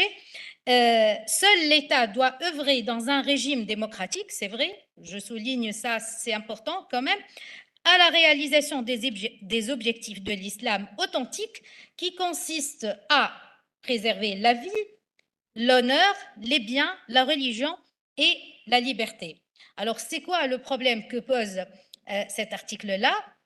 C'est un article qui peut poser plusieurs sortes de problèmes parce qu'il constitue une brèche, c'est-à-dire il y a la possibilité d'interpréter ces objectifs que je viens de citer de manière à anéantir les droits des femmes. Je donne quelques exemples seulement. Par exemple, le fait de préserver la préservation de l'honneur de la vie peut menacer le droit à l'avortement. Donc, on peut, au nom de la préservation de la vie, dire, bon, il n'y a plus de droit d'avortement. La protection de l'honneur, qui est un terme très général, très moralisant, peut menacer la vie privée des femmes, leur choix, même leur choix vestimentaire, leur choix de choisir le conjoint, de leur manière de s'habiller, ainsi de suite. La protection de la religion peut être utilisée aussi pour pérenniser les discriminations qu'on trouve essentiellement en matière de droit de la famille. Donc ça, ce sont les défis, les ambivalences qui viennent du texte même de la Constitution. Alors la deuxième idée, ce sont les défis liés à l'absence de mécanismes de garantie. Je vais me limiter à un principal défi pour le moment en Tunisie. C'est la question du contrôle de la constitutionnalité des lois. Alors, on n'a pas eu de cour constitutionnelle avec la Constitution de 59. On a eu une cour avec la Constitution de 2014, mais qui n'a jamais été mise en œuvre, donc qui n'a jamais réellement existé. Et on a une cour prévue par la nouvelle Constitution de 22 qui n'est pas encore installée. Je m'arrête un petit moment juste sur les différences et l'éventuel, comment est-ce qu'on peut prévoir un petit peu la jurisprudence de la nouvelle. Je vais ramasser tout ça rapidement. On est deux quand même. Bon, on va pas faire 100 minutes, mais alors, juste que je dis un mot sur la Cour, c'est que la composition de la nouvelle Cour est très différente de la Cour de la Constitution de 2014. Elle est composée seulement de juges. Ces juges viennent des 3 ordres de juridiction. Ce sont des juges qui partent à la retraite, qui sont en fin de carrière.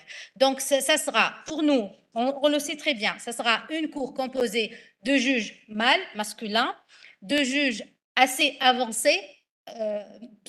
On est plus conservateur. Bon, je dis peut-être, c'est pas une règle, hein, mais on est plus conservateur quand on avance dans l'âge. Et c'est une cour aussi à vision unique. Elle est composée que des juges. Il n'y a pas d'universitaires. Il n'y a pas, avant, il y avait un non-juriste. Ça permettait des gens, des sociologues, ou d'autres disciplines, ainsi de suite. Voilà. Donc, et je pense que je vous donne, j'ai beaucoup d'autres choses à dire, mais bon, là, je suis...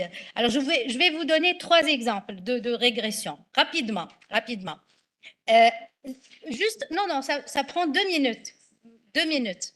Ça n'a aucun sens, sinon, ce que je dis. 2 minutes. Il y a la question de l'absence de la Cour. Et c'est quoi le risque? C'est l'existence de règles anticonstitutionnelles, de lois anticonstitutionnelles. On a eu 3 exemples. Je peux même donner un. Le premier, c'est qu'on a eu une révision de la loi électorale qui est revenue sur le principe de la parité. Donc, la dernière loi électorale, elle a choisi un mode de scrutin uninominal. Elle a enlevé évidemment, il n'y a plus de parité. Elle a exigé le parrainage et elle a exigé la parité dans le parrainage. Ça nous donne ce résultat-là, des listes composées entièrement d'hommes et non pas de femmes. Je peux multiplier les exemples, mais la dernière chose, et je termine avec ça, donc à part la régression sur la question de la parité, je vous donne juste, vous regardez ces chiffres-là, le résultat est là. En 2014, on avait 31% de femmes à l'Assemblée parlementaire. En 2019, 26%. Actuellement, on a 16% de femmes. Donc ça, c'est une véritable régression. Et le dernier exemple dû à l'absence du contrôle de la constitutionnalité des lois, c'est la masse des lois qui sont encore là et qui méconnaissent le principe de l'égalité, comme l'inégalité dans l'héritage. Et je pense que tant que les questions de droit de la famille ne sont pas réglées, quand on n'a pas un juge constitutionnel qui contrôle, qui garantit la suprématie de la Constitution, même si cette Constitution garantit l'égalité entre les hommes et les femmes, ça restera lettre morte. Et merci. Voilà, ma réponse.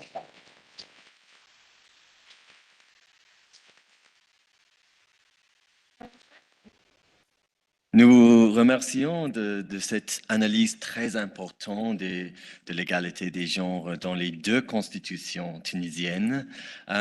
We're going to move to a quick Q&A. Michel.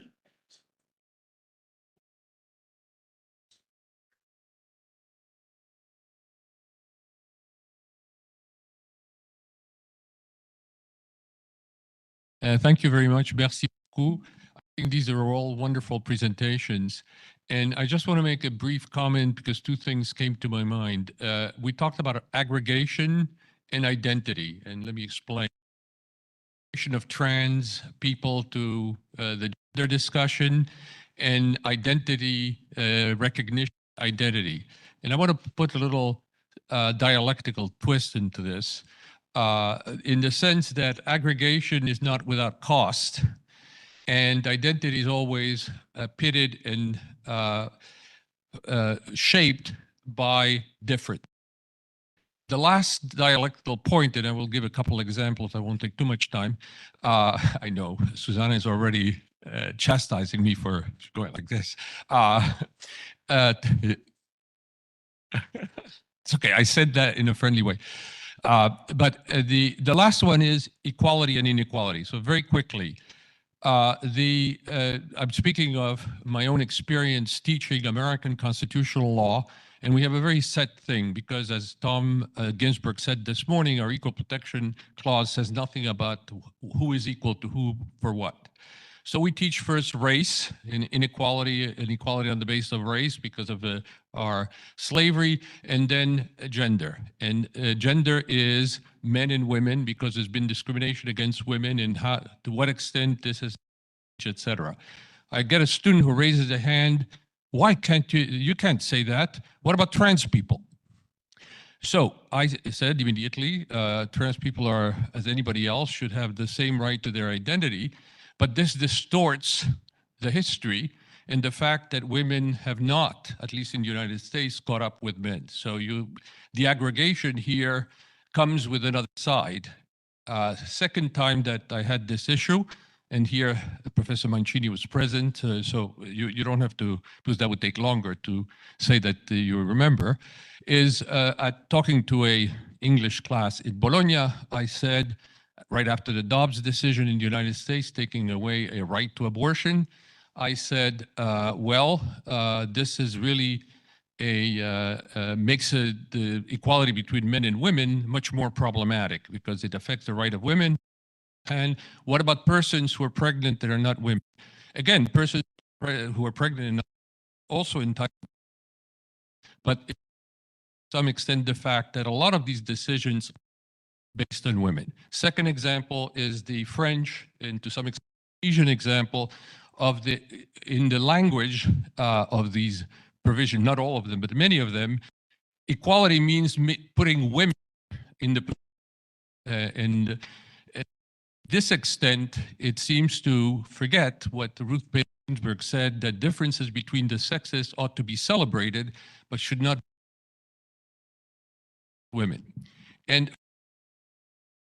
the dynamic between equality and inequality, in the sense that recognition and identity is very often based on I'm not like you, or if you're the foreigner, if you're not like me. National identity, religious identity, et cetera, is based on an interplay between equality and inequality. All these cases. Thank you very much.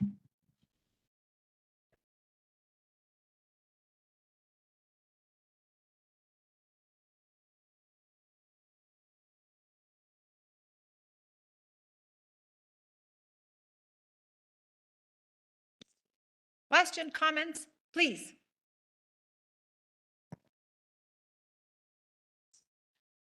No, my question is, do you think that the issue of gender equality has something to do also with the way in which we speak about gender equality? Because most of the presentations that were delivered were dealing with actual rights or access to right or to equality in a gender perspective. But what about art works or books that postulate gender equality and that are sometimes targeted by public policy? I'm just thinking of a decision by the European Court of Human Rights, very recent, Makate versus Lithuania, that was concerning the description of same-sex relationships in books directed to kids or to young people. So do you think that gender equality should be targeted by constitutional law also in the way in which we address gender equality in the public discourse?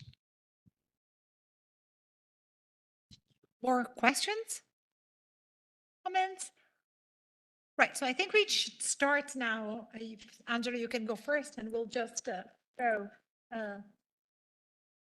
in the same order. Thank you, and thank you for the questions. It's not easy to address the topics that Professor Rosenfeld has put on the table because those are really complex issues. Just a few remarks about that. I think that the point is how we decline identity in the public discourse and in the public space, in the public sphere, and how we intend equality. So the different declinations of equality. So being very quick, identity, of course, is a very ambiguous concept, especially in the field of politics and law. And recognition is ambiguous as well, if related to law, because as law acknowledges some parts of our life experiences, it fixes them. So some space is left still for how freedom and personal self-determination changes identities in time as well. But the point with identity in the public space, the major difficulty that I see,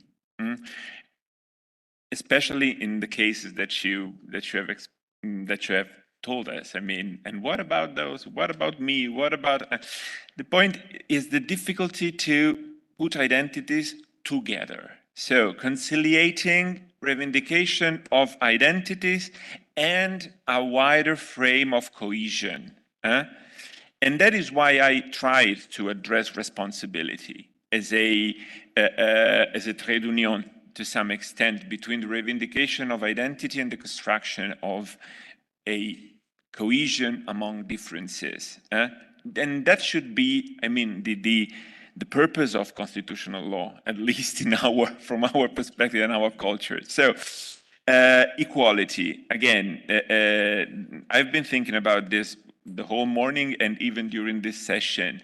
The relation between equality and homologation on the one side, and instead the transformative function of equality. So how adjudicating equality, interpreting the principle of equality in constitutional adjudication as the function to transform, should have the function to transform societies, not to homologate minorities to majorities or women to men or adjust women to the male standard, or the point is transforming.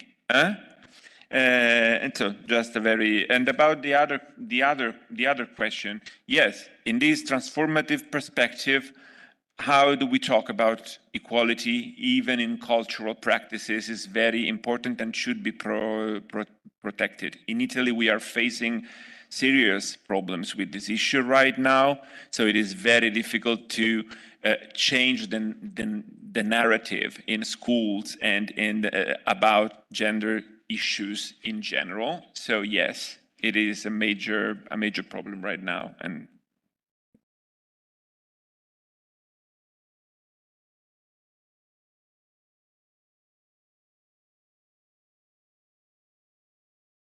rebondir un peu sur ce que vous disiez et avancer un tout petit peu sur le rôle du droit et comment est-ce qu'il peut participer à transformer une société. Je crois que la Tunisie offre un exemple où le droit a eu un rôle important dans la transformation de la société. En 1956, lorsqu'on a dit l'école est obligatoire pour les filles et les garçons, eh ben, en 1970, nous avons eu la première femme pilote au bout de 14 ans, alors qu'en 56, il y avait peut-être 90% de la population qui était illettrée.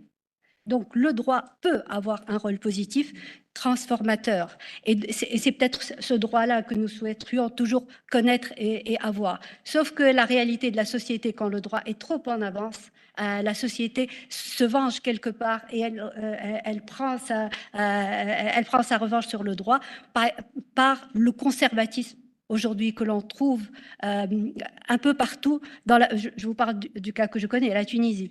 La société tunisienne, malgré toute cette évolution, nous sommes dans une société où il y a 50,2% de femmes, où 60% des étudiants sont des étudiantes, 50% des magistrats sont des magistrates. Je peux continuer, les médecins, tout ce que vous voulez. Mais malgré tout, on est en train de vivre une période de conservatisme qui n'a rien à voir avec la religion, hein, parce qu'on trouve ce conservatisme dans toutes les couches de la société. Donc, le rôle transformateur, oui, mais si la culture ne suit pas, si l'éducation ne suit pas, si on reste avec pour parler de comment est-ce qu'on parle de l'égalité, si on reste avec des manuels scolaires où on retrouve l'image stéréotypée de la maman qui fait la cuisine et le papa qui regarde la télévision et en lisant le journal, on n'avance pas. Et ça crée une grande distorsion. Donc, c'est un travail complet à faire et un travail de fond sur la société, pas uniquement le droit. Voilà, merci beaucoup. Okay, thank you very much. I think that on this note, I really would like to thank all of the panelists for this fascinating panel, which really showed all the different dimensions of backlash against gender equality, but with a lot of hope coming from your different presentations. So thank you very much. Thank you, Tanya, for making this possible. And let's continue.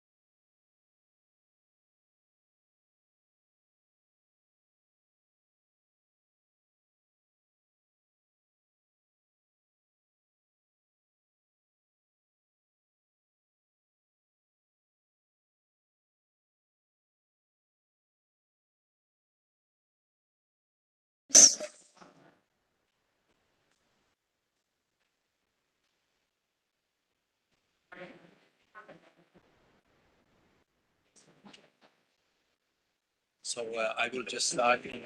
I will hand over to you to present the. Yes, the order I will.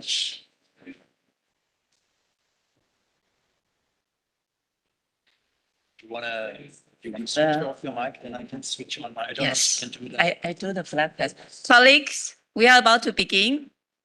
If that's okay, kindly find your seat to support our junior scholars.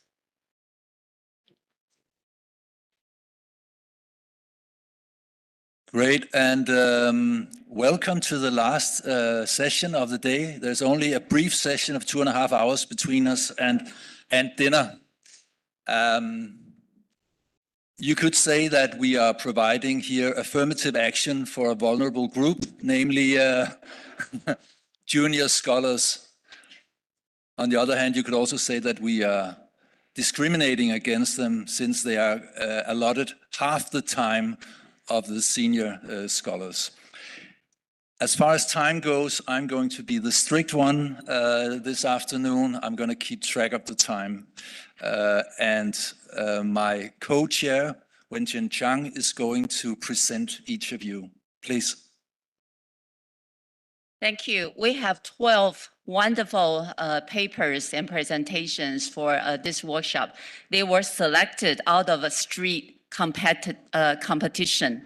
And then they address really a wide arrays of topics involving equality in private spheres, equality in digitalization, equality of gender identity, as well as equality in comparative constitutional law studies.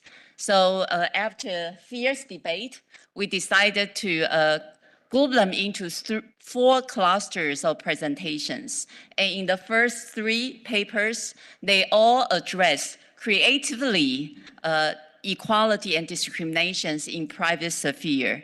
And we know that equality provision is used to be against the government institutions. It's rather difficult to apply equality principle to the private actors and private institutions. So we are going to hear the 3 presentations on how they address the EC issues and then provide creative solutions. The first speaker is Ayushi Agarwal from she is a PhD candidate from the Faculty of Law of the University of Oxford. Her topic will be interpreting equality, what it can contribute for the rule of law in sports.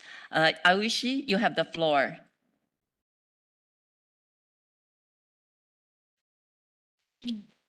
Thank you to the organizers for providing this vulnerable group affirmative action. And so I'm going to present my research on how the right to equality can be used to contribute to the rule of law in sport. And I'll present the problem first quickly. So this is Lance Armstrong. Many of you might know that he's one of the most celebrated athletes who won a record number of Tours de France cycling competitions, and he was bestowed with many medals and honors until it was found that he had done all of this and won all his medals through the use of doping. So he had been using a variety of different chemicals to beat other athletes. In sports, this is a common problem. In sports ranging from cycling to athletics to football to tennis, athletes use a variety of different enhancements to improve their performance. And within the regulatory framework in sports competitions, this is defined as a problem of fair play.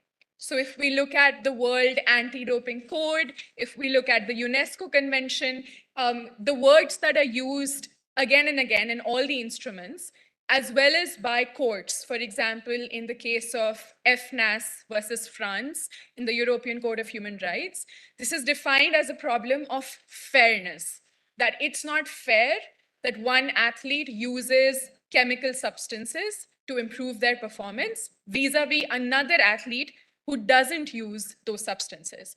Now, as somebody who researches equality, the question that arises in my mind is how come these bodies want to use the word fairness and not equality?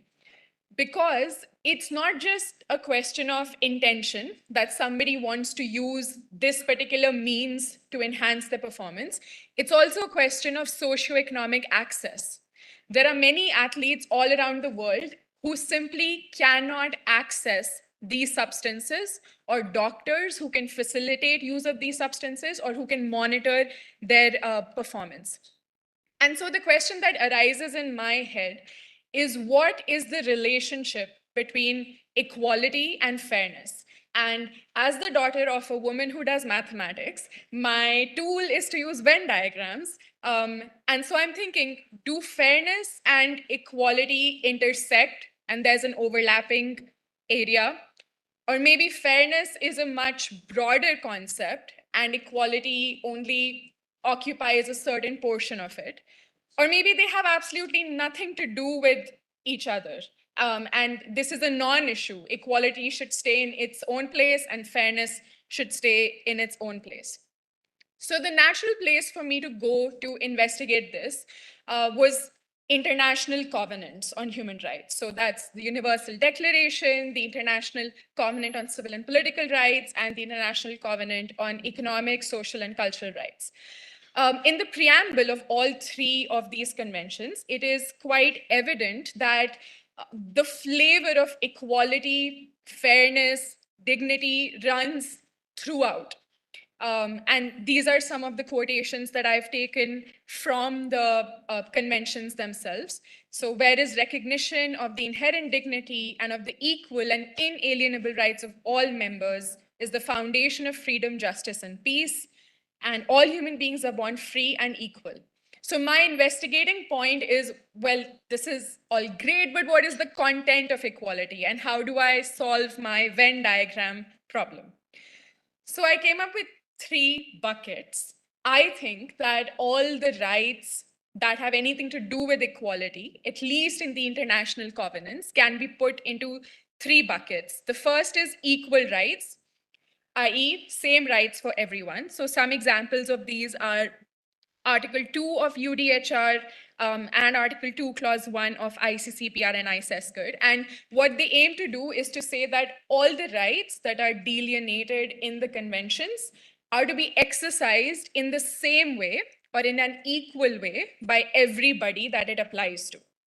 And if we look at the substantive content of these rights, as commented on in the general comments, as well as in the decisions of the treaty bodies, such as the UN Human Rights Committee, there are 2 points that stand out. The first is that they seek to achieve not just de facto equality, but also de jure equality, which means that it's not sufficient that, in fact, 2 people of different status groups are assured the same rights, but also in applying those rights, they have recourse to the same rights. And also there's the notion of substantive equality, which means that legislators all around the countries that have ratified these conventions have to work towards eliminating inherent disadvantage. So this means, for example, if there's a right to housing in a convention, it applies equally to me as well as to, let's say, a male of another race. And it's not sufficient that there's law which says so.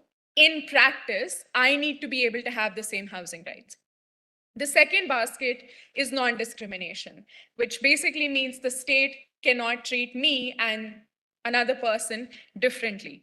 But what is really interesting here is that in many general comments, it is explicitly discussed that this is an open list. If we look at UDHR, ICCPR, and ICESCR, these are not contained lists of gender, sex, and so on. And Tom also alluded to how the list has been growing and is as much as 19 in Bolivia's constitution. Interestingly, socioeconomic equality was considered as one of the grounds, but was not put in any of these instruments. The Soviet Union proposed it. The UK said no. And we do not actually find any mention to property or socioeconomic access in the conventions. However, this is becoming more of an issue now because we see that in General Comment 39, among the list of other statuses that can be, other grounds that can be put in a ground of non-discrimination, property is proposed as one. And the final is socioeconomic rights. And indeed, the International Covenant on Economic, Social, and Cultural Rights is dedicated entirely to these. And the point here is to assure socioeconomic access in many ways: education, health, housing, and so on. Okay, so these buckets are great, but how do we solve the sports problem? Does it tell us that if Lance Armstrong uses enhancements and another competitor who doesn't have access to them, is that a problem that we can solve through equality? Well, no. Currently, unfortunately, I was really hoping the answer would be yes by the time I finish this exercise, but I have found that the answer is no. There is no mention of distributive justice in these instruments. And the really curious thing is that the very idea of equality started out as a discussion in order to make the world more egalitarian. And when you think of egalitarianism, you think of distributive justice, and yet it simply is not a legal dimension in the instruments. And it doesn't seem that the core purpose of equality as a legal right is to level the playing field or to ensure equality of opportunity. It is equality of status more than anything else. However, there are two things that are very encouraging, and I'll quickly wrap up on this note. The first is domestically, some jurisdictions are making some leaps forward, and I'm happy to say one of them happens to be my home jurisdiction, which is India, where there was a law that mandated 25% reservation for socioeconomically deprived backgrounds in well-funded private schools. And these schools said, well, we don't want this. We don't want non-paying people to come access education. And the Supreme Court said that, no, you have to take them in, because in the absence of such a guarantee, the right to education would be rendered meaningless. So the court tied socioeconomic or distributive elements together with the substantive right to education, which shows that there is a way forward. For example, if there was a right to economic benefits from sports competition, there could hypothetically be a way to tie it to the distributive element of accessing enhancements. And secondly, I think that the concept of equality does have a small seed of hope, because from it, more progressive instruments have sprung, such as CEDAW, the Race Convention, as well as the Disabilities Convention, which delineate far more detailed and substantive rights that perhaps UDHR and so on don't have. So this is the issue. This is what perhaps equality sought to remedy in the first place, but I don't think it does that job really well till now. And I look forward to questions, but on that note, I'm happy to finish in time, I hope.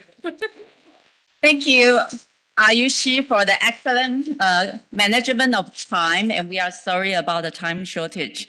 Our second speaker is Akan Alpan from Mara University, and his topic will be degrowth or sustainable development. Can we hold governments responsible for shrinking their economies to make room for justice and equality? And Akan, you have the floor. Thank you. Thanks to IACL, and thank you all for listening. Because of the time limitation, I will be in turbo speed, so I'm so sorry. And I plan to skip many of the things. But today is actually, I'm going to compare two concepts, but one concept is a very familiar concept to many lawyers, but the other one is very unfamiliar. So I will try to skip the one that's familiar and more emphasis on the other. But as the subtitle implies, can we hold governments responsible for shrinking their economies? It's only there to be provocative, because today I will try to defend that against sustainable development. The paradigm of degrowth actually doesn't claim that there's need to be downsizing the economy or shrinking the economy. It's something else. I'm going to show you. And thanks for Ayusha, because where she left the conversation, it was very important when you said that there's no mention of distributive justice in the conventions, because today I will try to actually show that with the quantitative data that I found and the statistical model I designed. I try to tell that the perspective of sustainable development and the sustainable development goals in practice, how they are not working for the environment, how they are not working for the planet. Instead of sustainable development, I will defend that we should more focus, as lawyers, law scholars, we should more focus on degrowth, because and we should actually start regulating degrowth, just like we did sustainable development before. So my main question was actually, should the legal systems and the constitutions concern about political economy of climate? My answer is, of course, yes. That's why I do this. But from that point, I also developed some other arguments that if the sustainable development, I found that when looking through degrowth, I found that sustainable development, not only in practice, it is problematic. It's also on theory, it has a lot of contradictions. It is very economy oriented. My data will show it clearly, but it's also its sustainable development perspective is only sustainable for global north, or actually not all parts of the global north, but it's a very small group of countries can achieve the whole of the sustainable development goals without damaging the environment. But that's also a very utopian perspective, and it doesn't have any practical side. Now I'm skipping sustainable development. So what is degrowth? I already told you that degrowth, as its literal meaning, it doesn't mean that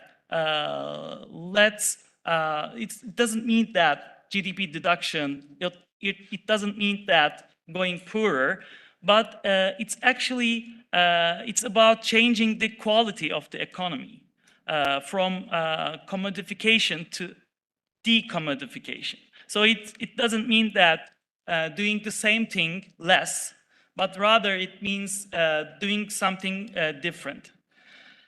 So until here, it was not very original ideas. It was all from the literature. But I actually I developed two critique of sustainable. I found two sides of the critique of sustainable development in the degrowth literature. The first one is actually the time aspect. We can say that intergenerational justice.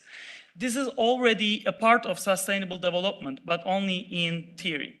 The other critique is actually not only absent in the practice, but also in the theory. It's very problematic. The geographical aspect, the space aspect, which I already told you that the difference between the countries. So to test, to explain what I actually found, to test the sustainable development goals, I actually take 7 different international indexes, the recent data of the 7 different indexes of 126 different countries, which is about equal to 95% of the world's population. So it gave, I've done 3 different quantitative methods like correlations and clusterings analysis, but I will only show you the correlation table today. So I found actually, I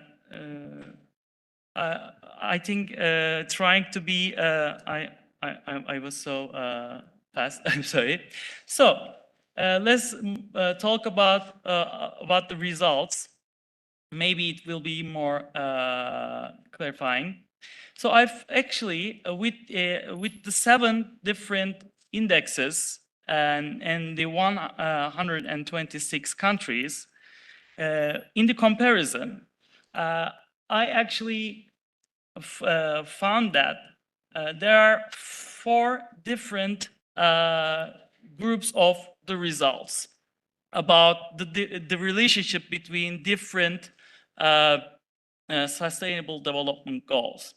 Actually, the connection between this subject and the equality, it's, I think, it's the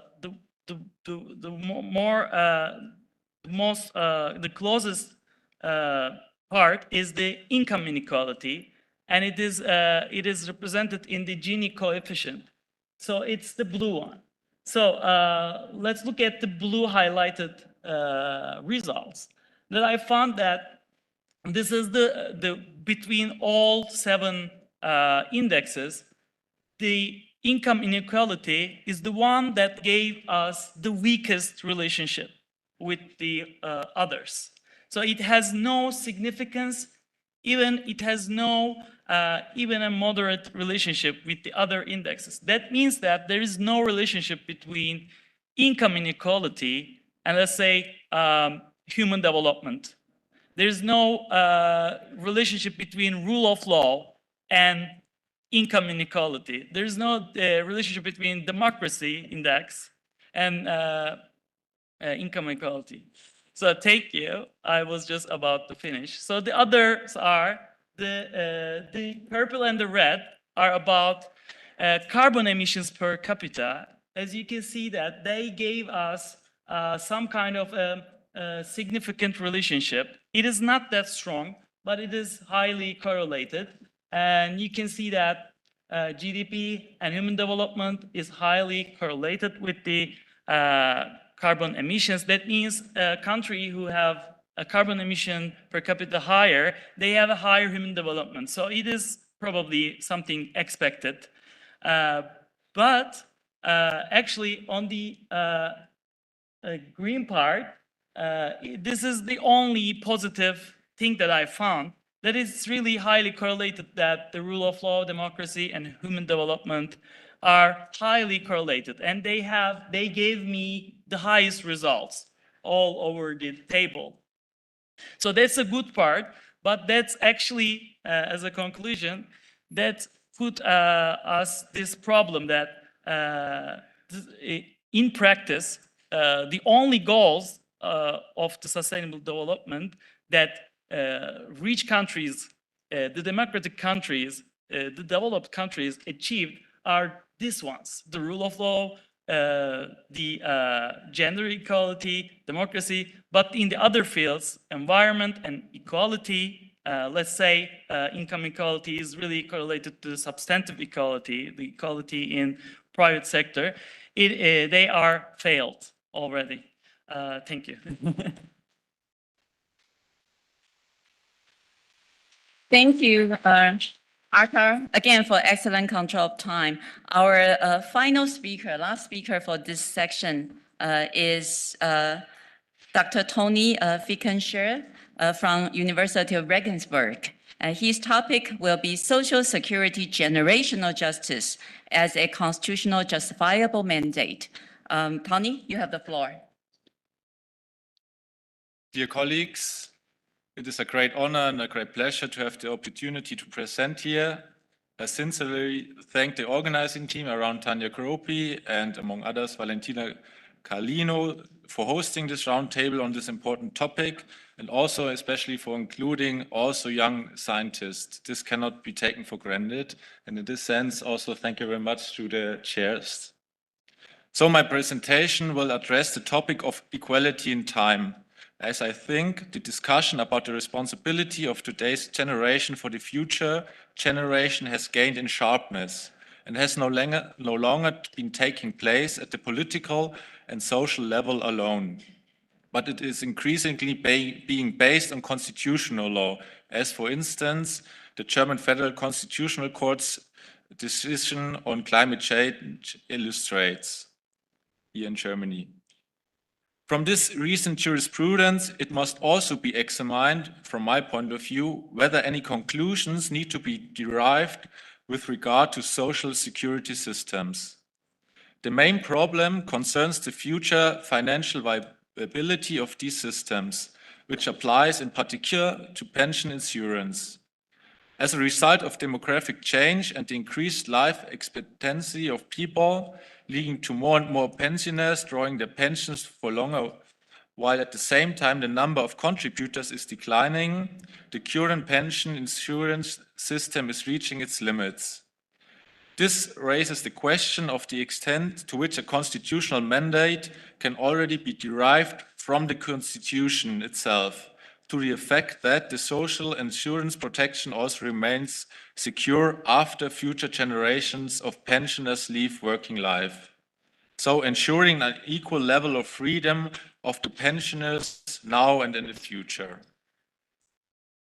In my view, this equality in time can be directly founded on the Constitution itself. First, some dogmatic background reflections. First of all, many constitutions nowadays, like the German Basic Law, recognize inviolable and inalienable human rights as the foundation of every human community, of peace and of justice in the world, thus placing the fundamental rights of the Constitution in the context of international human rights guarantees. This underlines at the same time the fact that fundamental rights are often be interpreted in the light of international human rights guarantees. In this respect, it is also important to use this described context when defining the terms inviolability and inalienability, which are not very illuminating per se. So the Déclaration des droits de l'homme et du citoyen describes human rights as imprescriptibles, meaning that they are not subject to a statute of limitations. This is, in my opinion, a concrete expression of the temporal dimension of human rights. In other words, the fact that they are not subject to a statute of limitation signifies that they are temporarily unlimited in their validity and binding effect. Rather, the argument of a temporal expiry cannot be objected from the freedom expressed in human rights. Instead, it is precisely the consideration of freedom interests arising in the future that must be derived from this. Furthermore, the fundamental rights of a constitution contain an objective set of values that influences all areas of the legal system. From this so-called objective dimension, the Federal Constitutional Court in Germany, for instance, then also derives the constitutional duty of the state to protect the individual from violations of fundamental rights, the so-called duty to protect. So the objective protection dimension of fundamental rights is by its very nature related to the future.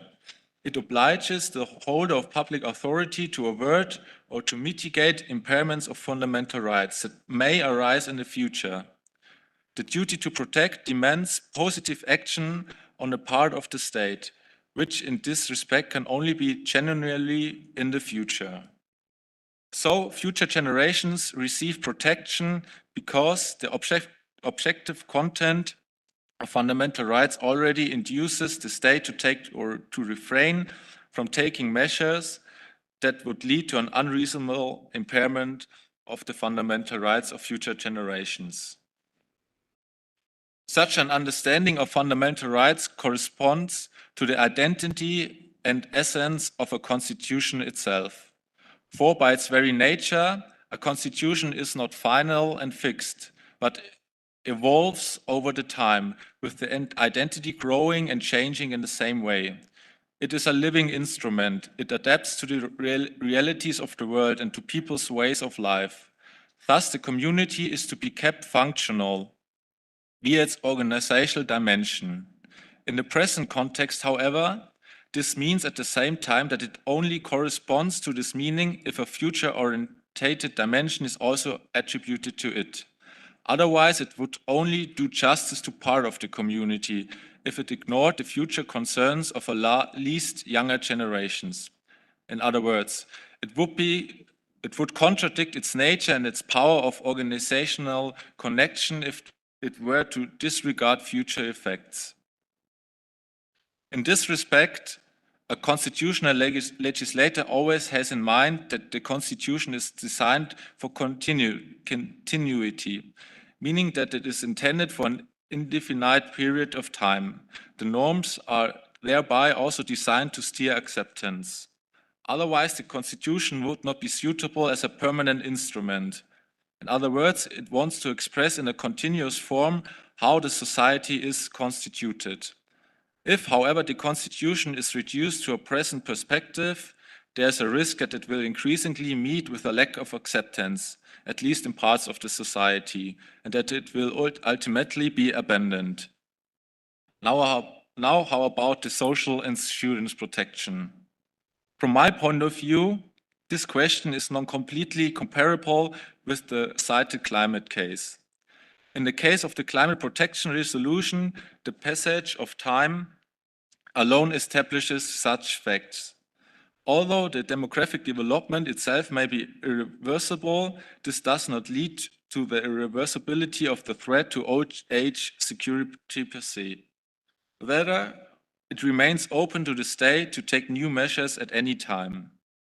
The protection of the future in the area of social insurance law, and therefore guaranteeing equality between the different generations, has a different connecting factor, which was already constitutionally justified before this famous climate protection decision. So the Constitution requires that the social security systems operate effectively, meaning if there's already compulsory insurance, then it must also provide essential protection. This means that there is a protection of freedom in the sense that there must be a proportional balance between the contributions of the policyholders and the benefits they can claim. In concrete terms, the Federal Constitutional Court in Germany regards acquired pension rights as property within the meaning of Article 14 of the Basic Law. In conjunction with the principle of equality, Article 3 of the Basic Law, the generations now entering the world of work must be entitled to an appropriate counter value for their payments when they retire, whereby a devaluation of the pension entitlements must be prevented. Although a proportionate compensation can also be achieved in the future by paying a corresponding financial equivalent to the pension entitlement, by preserving the intertemporal protective effect. So my conclusion is the following. At least the German constitution contains an orientation towards the future, so also equality in time. With regard to social security systems, this leads to the conclusion that there has to be a proportional balance between the contributions and the future benefit. But this question cannot be exactly compared with the famous climate case decision of the Constitutional Court in Germany, as the state has still the possibility to counteract, which he hasn't in the point of view of the Federal Constitutional Court with regard to the Climate Change Act. Thank you very much for your attention. Thank you again for Tony for excellent control of time. What we discussed that we would do as chair for this discussion is we first provide our comments to 3 presentations, and then we will open a floor for 1 or 2 quick questions for them. And then we will save their responses to the last general discussions. Okay, so I would increase my speed in giving them my comments. So for Ayushi, I think you have done a creative application of equality and fairness to the sphere of sports. But I think in your process of working these out, I don't know if you have found that actually in your understanding of fairness in sports, there are implications of meritocracy. You know, they have put so much efforts in it. Whereas in your understanding of equality, there seems not premise on any meritocracy and efforts put before that.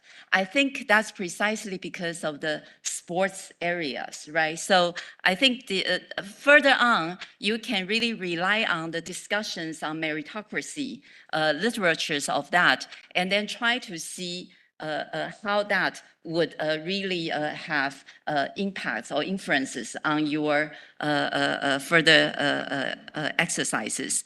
The other area you can compare is surprisingly the education, competitive education in private institutions. For example, the awaited decision next week from the US Supreme Court about the college admissions. There again, meritocracy is implied there, right? And so diversity wouldn't become a justifiable reason for thinking about meritocracy and equality and discrimination there. So I think you can utilize the areas of these two literature to enrich your further completion of the paper.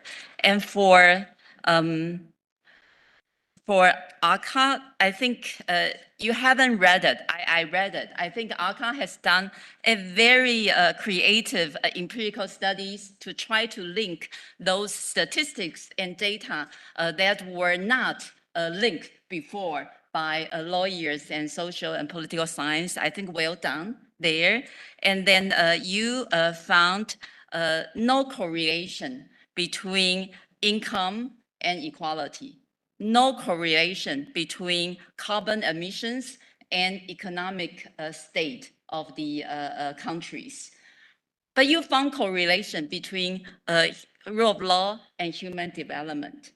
I think that's important, right? I think you can do further legal analysis of what you have found, which means that in the area of law and legal studies, we have not really incorporated the serious investigations of what's in income and equalities, right? Income distribution and the kind of equality doctrines that the constitutional law scholarship have adopted. And also we have not had serious investigations into sustainable development or carbon emissions, right? The sort of common but differentiated responsibilities, the slogan in the area of climate change, UNFCCC, may have not been addressed legally into the rule of law and human rights discourses. So although your findings is still in the early stage, and then there's a lot to do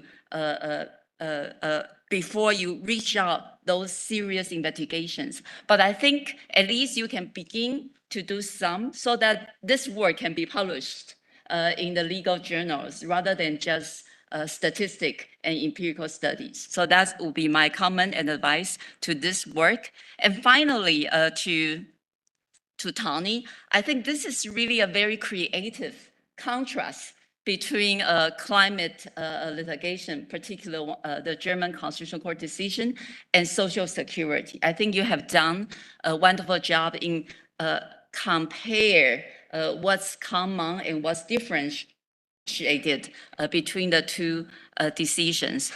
So I would then like to encourage you further on is to see then with these intergenerational justices, are there further commands under this very concept that we can urge the government to do urgently in terms of tackling with the social security crisis in aging societies, right? So the intergeneration justice is an elusive concept, but whether we can take and develop more concrete obligations, like the kind of steps that have been developed in climate change issues, right? First, the government obligation is ensured. Then the different actors will have to be coming into the table with discussions. And then the plan, the concrete plan is discussed. So all these temporal dimensions of the plans actually can be developed into it. So I think that will be what we can further in your wonderful paper. So that's my comments to all of your efforts. I hope it's justice, not injustice. And so very quickly, if there's a very urgent one question from the floor, please.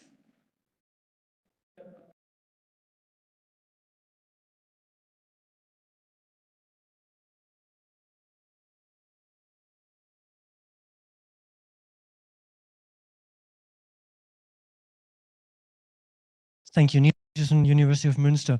Mr. Alpan, I think you're asking interesting questions on these relationships. I would just caution a bit to draw conclusions that are too far-reaching from simple correlations. I think first, Gini coefficient is quite a messy variable, so I'm not sure whether I would trust these results too much. And you probably would have to see what kind of other unobserved variables are there that could influence this relationship in order to draw more robust conclusions from that. But I think it's those are very interesting questions that you're asking. And on Mr. Fickencher, how far would you go with this intergenerational justice?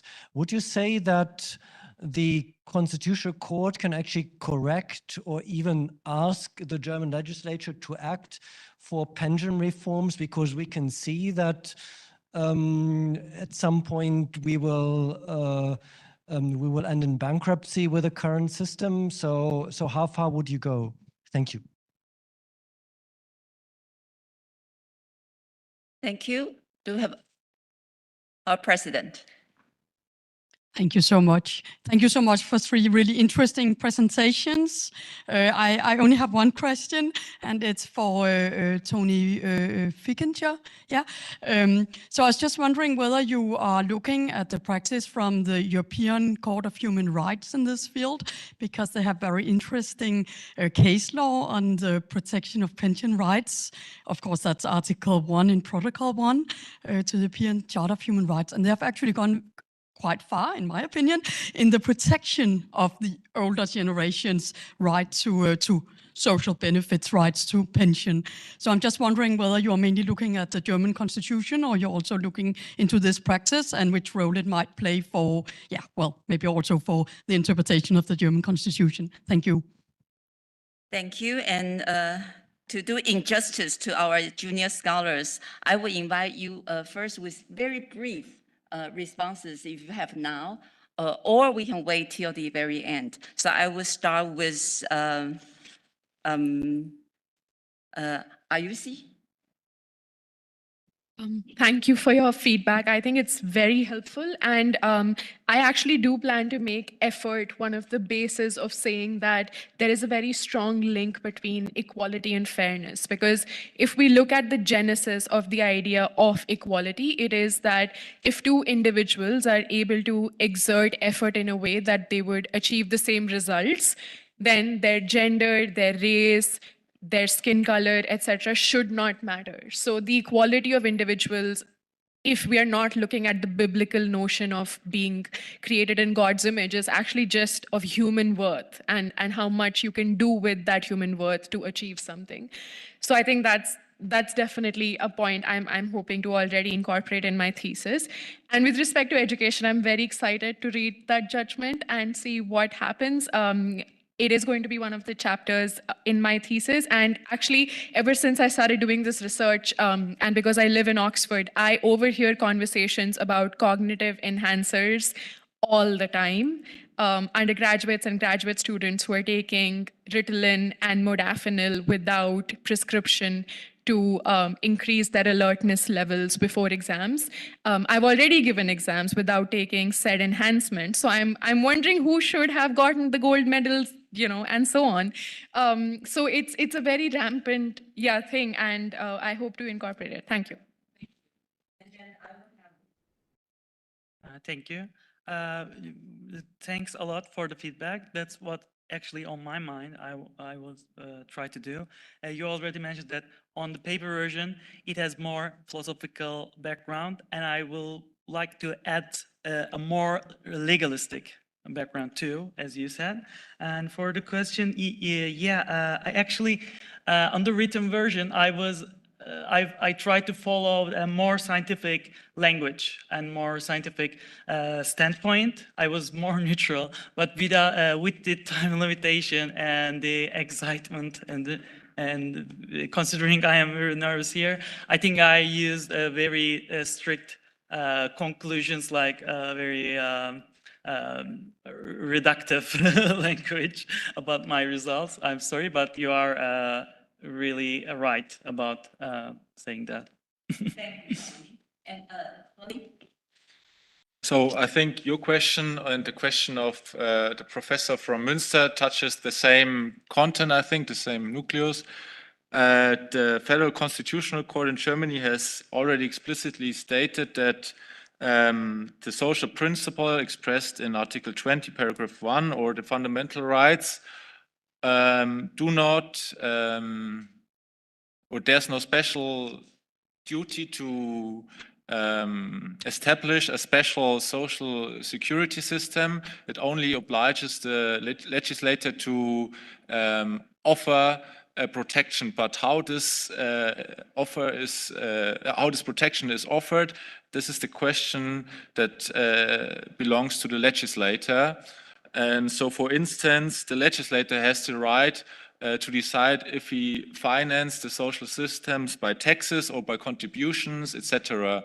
So, to answer this question, these two questions, I think the Constitution itself, with regard to the Constitution, you can only derive a general duty to offer such a protection, but not in a concrete manner.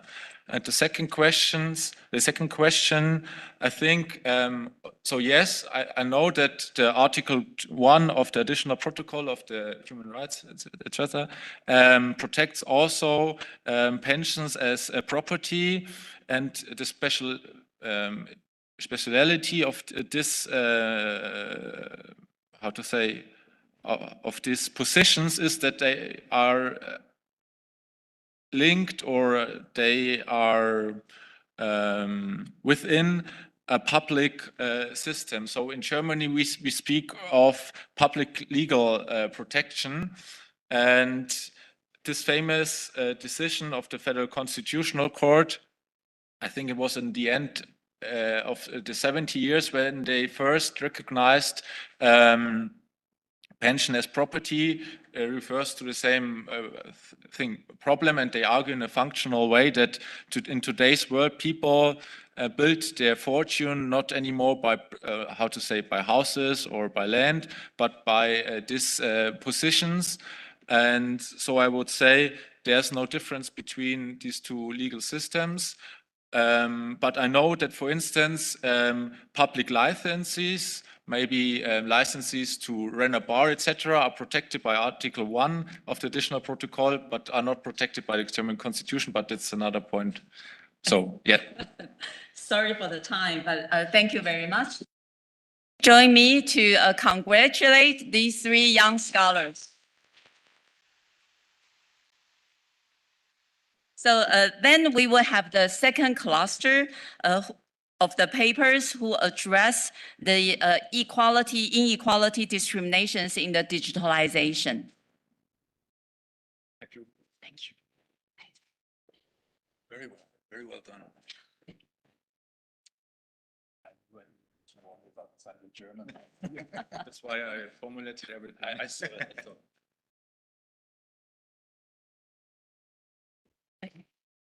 So our first speaker will be Miki Kadota, assistant professor from Kyoto University. And her topic will be reviving the social obligation of property against the exclusion from public spaces. Okay. Miki, you have the floor. So first, I have only 10 minutes, so I have to be very quick. But first, I'd like to thank you very much for the organizers of this great roundtable. And first, I have to say I'm not an expert of equality rights itself, but rather I'm an expert of the freedom of assembly. But the reason why I'm presenting the concept of the social obligation of property rights is that it is a clue to encourage the equal access to public spaces. So the exercise of individual freedom requires space. The public space has served in this regard as a place to which people have free and equal access to until today. But in recent times, public space has become subject to the expansion of privatization and consequently arbitrary exclusion of the individuals. So one example of such exclusion from public accessible space is a denial of the service especially based on the racial discrimination. But however, the target of the exclusion has expanded to include the assemblies or distributing leaflets or drunkenness or homeless people. This paper I submitted explains the necessity of the social obligation concept as a theory to recovering the freely accessible public space for all people.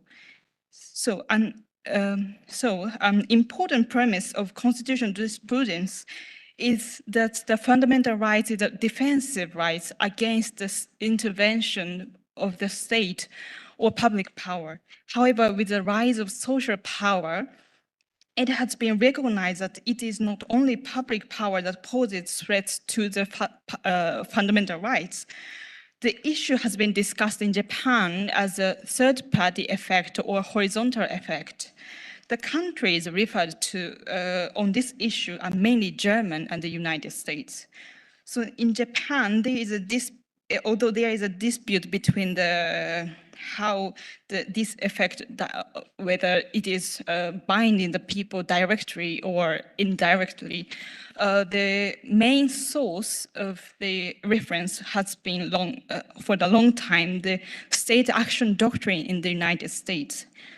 So according to the famous Professor Ashbe's analysis, state action theory aims to nationalize certain private acts through interpretive techniques when the private party and the state has such a close connection or nexus, or the private party has fulfilled such functions similar to the state.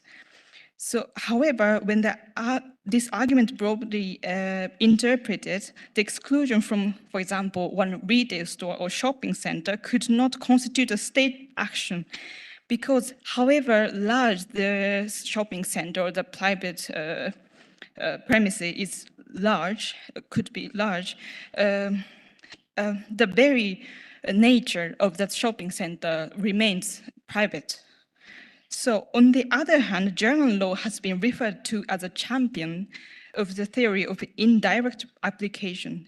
And it is said that Japanese Constitutional Court also upheld this theory, stating that the constitutional rights guarantee only the fundamental freedom and equality of individuals in relationship to the state or government or public entities. It is not intended to directly regulate the relationship between private individuals.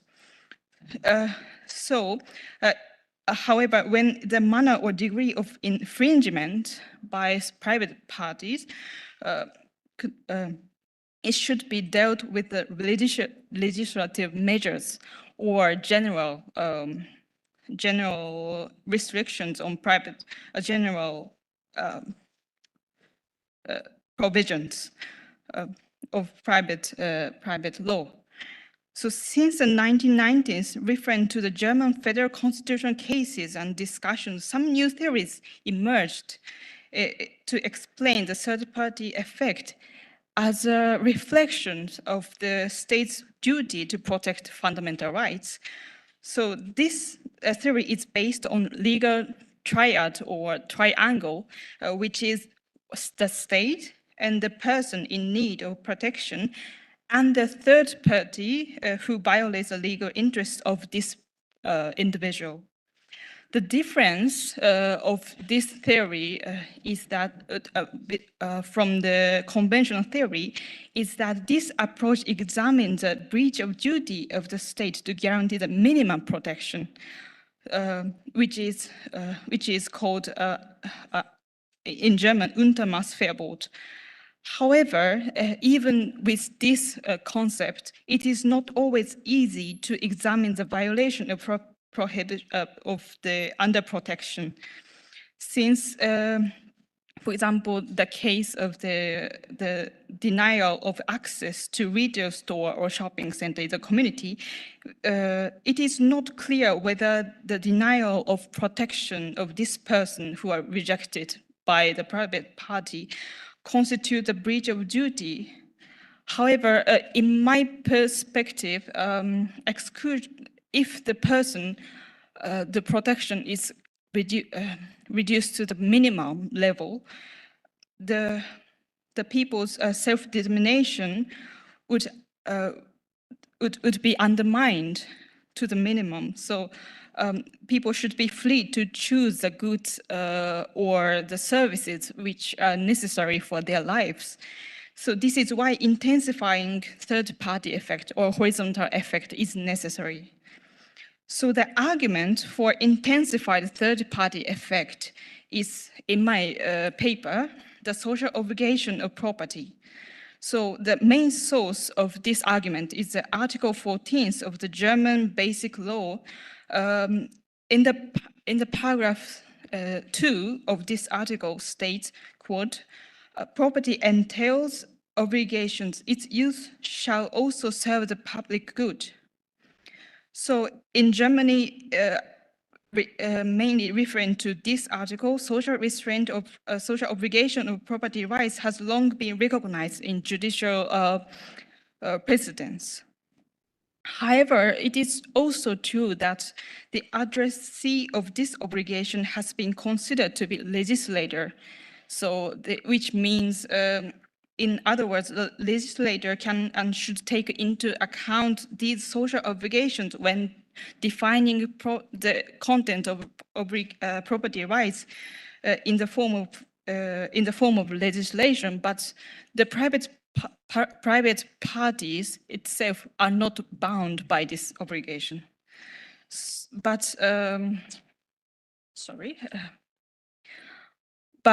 what if no such law exists in the situation of the denial of access? So Andreas Golnick, for example, the German legal researcher, disagree with this majority opinion. Golnick asks if the determination of the content of social obligation of property rights can only be achieved through content formation, it's Ausgestaltung, mediated by law. How can the content of social obligation, which differ from legal provisions, affect the private legal system? So he criticizes this conventional understanding. So the German discussion of social obligation has inspired discussion by American property law community on this issue. For example, Singer, referring to the good old common law, argues that historically the duty to serve is legitimately recognized in common law. And also, Gregory Alexander attempts to establish social obligation, referring to German or South Africa, and he said, property rights, especially the right to own or use certain goods, are indispensable, of course, indispensable and important right for self-determination. However, the right of ownership thus guarantees for the, however, the right to ownership restricts the other people's freedom to use that goods or even own such goods. The social obligation is imposed to resolve this kind of dilemma of property rights. So I have to, I'm running out of time, so I go to the conclusion. So social obligation of property rights is, of course, a controversial concept. So I have to wait for another opportunity to discuss further the development of social restraints of property rights owners. But I think it is good to guarantee the people's free and equal access to public spaces. So thank you so much for the attention. Thank you so much, Mickey, for the excellent control of time. Our next speaker is Maria Francesca Di Tullio. Her topic will be really on digitalization, which data governance for a social post-pandemic recovery. Maria, you have the floor. Thank you, first of all, and thanks a lot for this invitation. It's an honor for me to be here. So the objective of my research is to analyze the link between data governance and equality in the EU, and especially after the pandemic, which is to say after the European Data Strategy of 2020, even if, I mean, I cannot go deeper here, but we can fairly say there's a kind of continuity in the discontinuity in this European data strategy. So the idea is if and how this strategy has been implemented in a way to create inclusive data spaces as a driver for democracy.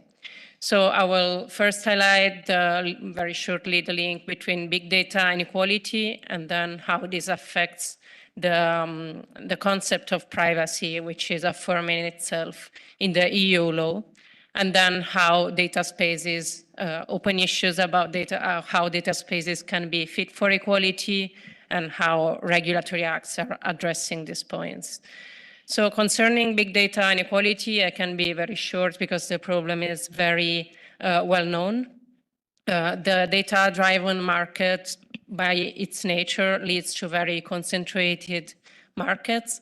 And this was particularly evident after the COVID-19, where all the activities went online. So we could spot very well exactly what you were saying before concerning the physical spaces. It was very evident even in the digital spaces. So basically all the activities of our everyday lives were transferred in private spaces with all the possible consequences. In my opinion, and here, of course, I also adhere to a broader doctrine on this data-driven concentration or data-driven powers are leading to the immersion of a collective entitlement to privacy. Why am I saying this? Of course, here I can only give a very short argumentation. But first of all is that each consent given to data processing, it nourishes dominations that actually have an impact for everyone, as it is very clear by the examples I did before. Secondly, big data, I mean, the data analysis, especially in the case of big data, is based on profiling by its nature. So, of course, discriminations that this of course, mistaken use of data analysis can create, can affect, again, the whole society. And then finally, of course, the more data you add to the pool that is analyzed by private actors, the more these analyses get granular and useful for each kind of purpose. So for this reason, we can say, when I say that privacy is a collective entitlement to self-determination over data, I say that it is still an individual entitlement, but individual entitlements are very interdependent with each other. And this, of course, creates, in my opinion, two big classes, let's say, of issues. So the first one is the limits of individual consent. So how much can we say that, that individual consent, because of course the way GDPR in the European Union regulates the data processing is based on individual consent, even if with some limits. But how much can we still say that this consent is freely given when of course there's very little possibility to refuse giving this consent. So, which is also linked to the impossibility of finding different conditions elsewhere. Because of course, where markets are very concentrated, then of course, you have very little opportunities to find different conditions elsewhere. And so this leads me to further questions rather than answers about how it can be possible to elaborate on possibilities of collective negotiations, which is something that usually law systems do when there are forms of inequalities in negotiations. And here, of course, I think especially of labor law, of trade union law, and consequently collective negotiations. Of course, here I think that there cannot be erga omnes effects of any kind of collective negotiations without for a proper legal framework, balancing the different interests at stake. So I think the law in first instance should intervene, legislative acts in the case of the European Union should intervene in setting the balance between individual self-determination on data and economic rights of big platforms or online actors. And on the other hand, and here I think this is where it connects more to the previous speech, there is an issue, of course, of data producers' rights over the data they produce. The term data producers, of course, relates to social sciences literature or evidences or highlights how leaving this trail of data that then platforms appropriate is a kind of work, because of course it's time spent on platform, time producing stuff, producing this kind of goods, assets, which is data that are then appropriated. So since there is a private appropriation of this collectively produced good, then there is also probably an issue of how these kind of goods are redistributed and given back to society, of course. And this is very clear concerning the public data, because there's been a lot of literature, especially, of course, in the French literature, but also in the Italian literature, highlighting how public data, government data should be open because they are a public patrimony built on the individual and collective efforts to produce data, and then it should be given back to society. Of course, there's also transparency and good administrations issues. And then there's been a legislation on open data and transparency, but of course, concerning government data, so public data. Here, the issue is a lot about how much privately owned data can be liberated, or how there can be some forms of redistributions of the wealth created by this form of appropriation of collective work. And here, of course, this needs to be balanced with the economic interests of the platforms owners. And here is, of course, the real question and issue to look further on.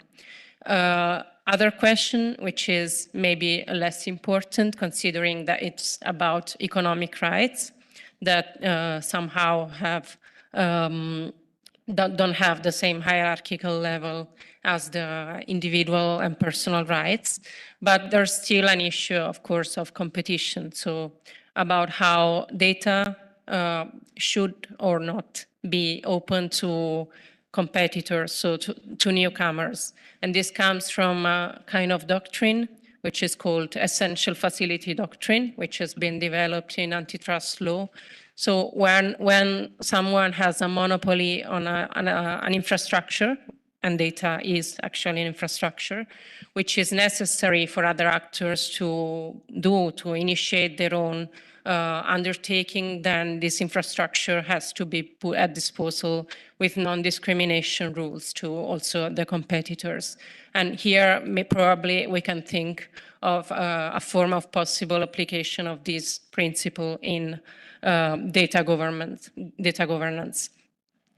So what's been done until now by the European Union? As you all know, probably the European data strategy went towards biggest forms of data sharing by creating these data spaces that are especially meant to foster competition. So they are basically addressing the last concern I was raising. And this is done within the Digital Markets Act, and especially concerning search engines owners, but also in the proposed Data Act that provides for some enhanced data sharing provisions and data portability provisions. Of course, again, there's a legislation about how to open public data, as I mentioned before.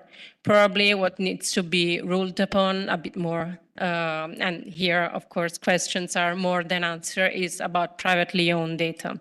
Here, the proposed Data Act provides for public access to private data, so government access, not really people access, community access to private data, but only for specific purposes of general interest. So it's a kind of step ahead, but still probably leaves the broader issue unanswered.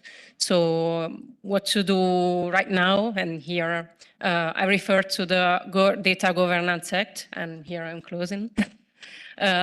Which provides, of course, for the possibility of sharing data voluntarily for private actors. So if there's issues of trust, of course, in relationship with the protection of economic rights on one hand and collective self-determination on the other hand.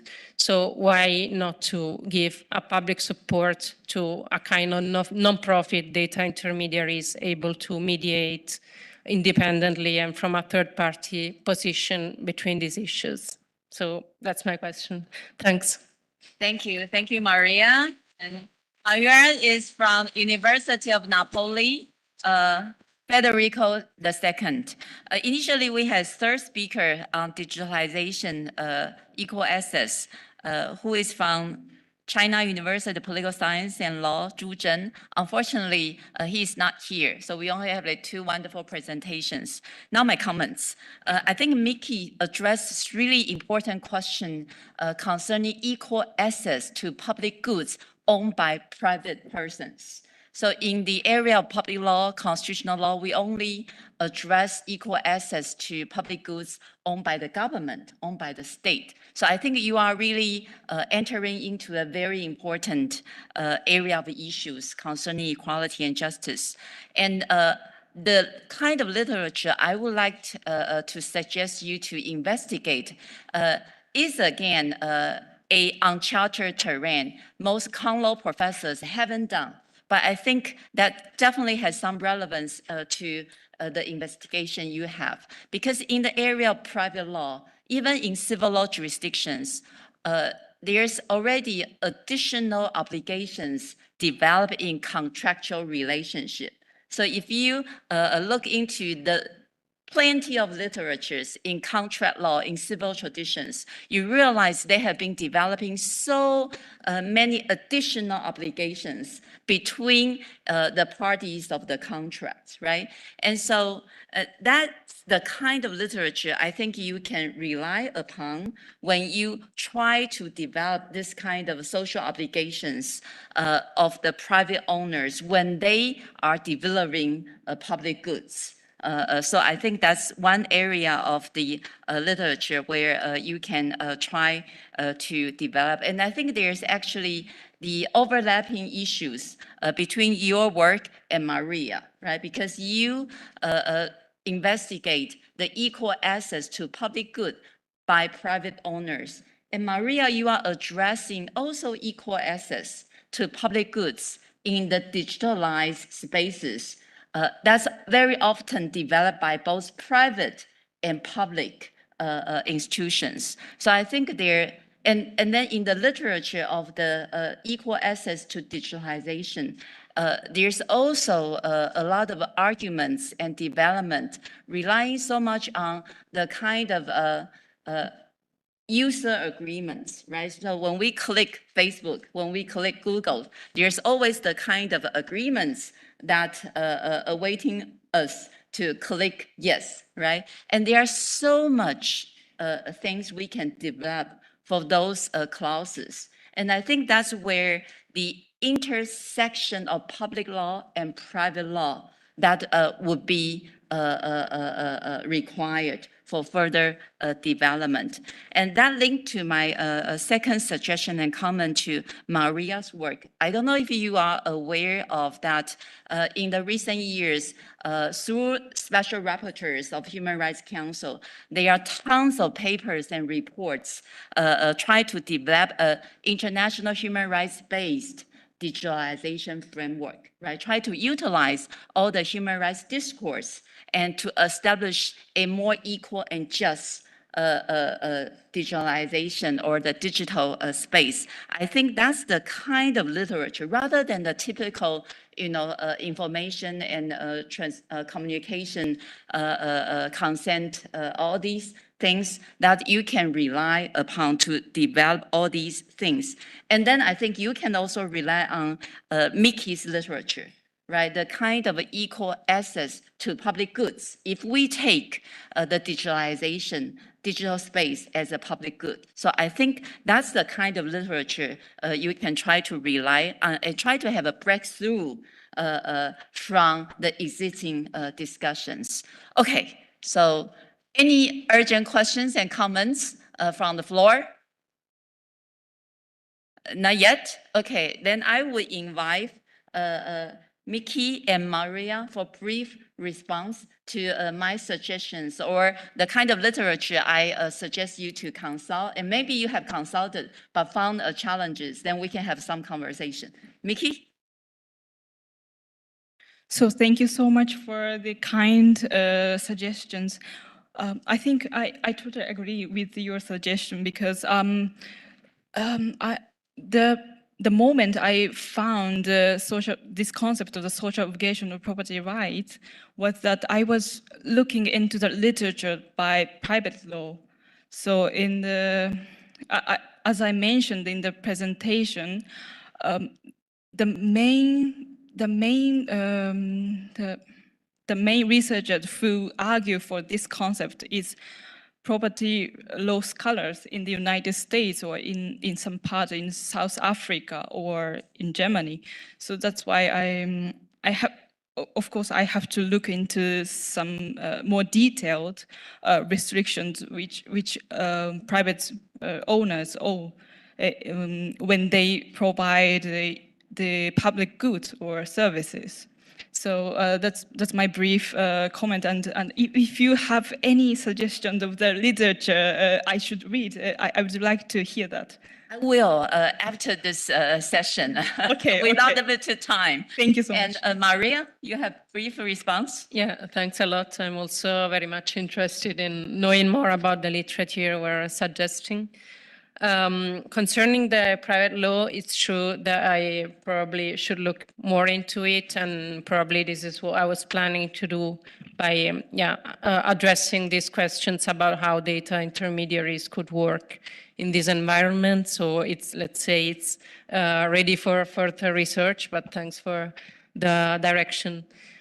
Concerning the rest of literature here, I rely a lot on, especially on Italian constitutional law literature, but I've also surveyed some of these reports that you were discussing, and I think it's also interesting to note that the Italian constitution has also a provision about the limitations of private property and public property. I've written a paper in 2016 linking these two things. So linking the pretense to access to data to these kind of issues. But of course, here there was a different context, different timing. So, but of course, I am ready and willing to also know more and study more about this as well. Thank you so much. I think that Italian provision definitely can serve some basis for the future limitation to data owners, private institutions. Thank you. Will you join me congratulate these two young scholars?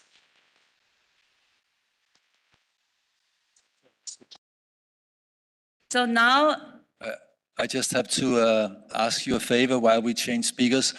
If any of you has this bag like I did, maybe you could take a look in your bag, and if you find 12 junior scholar papers with comments in ugly handwriting, I would really appreciate having them back. Otherwise, I'll improvise. Oh, it's there. Fantastic. Thank you. Okay, our third cluster of the junior scholars presentations are concerned with sexual and gender identities.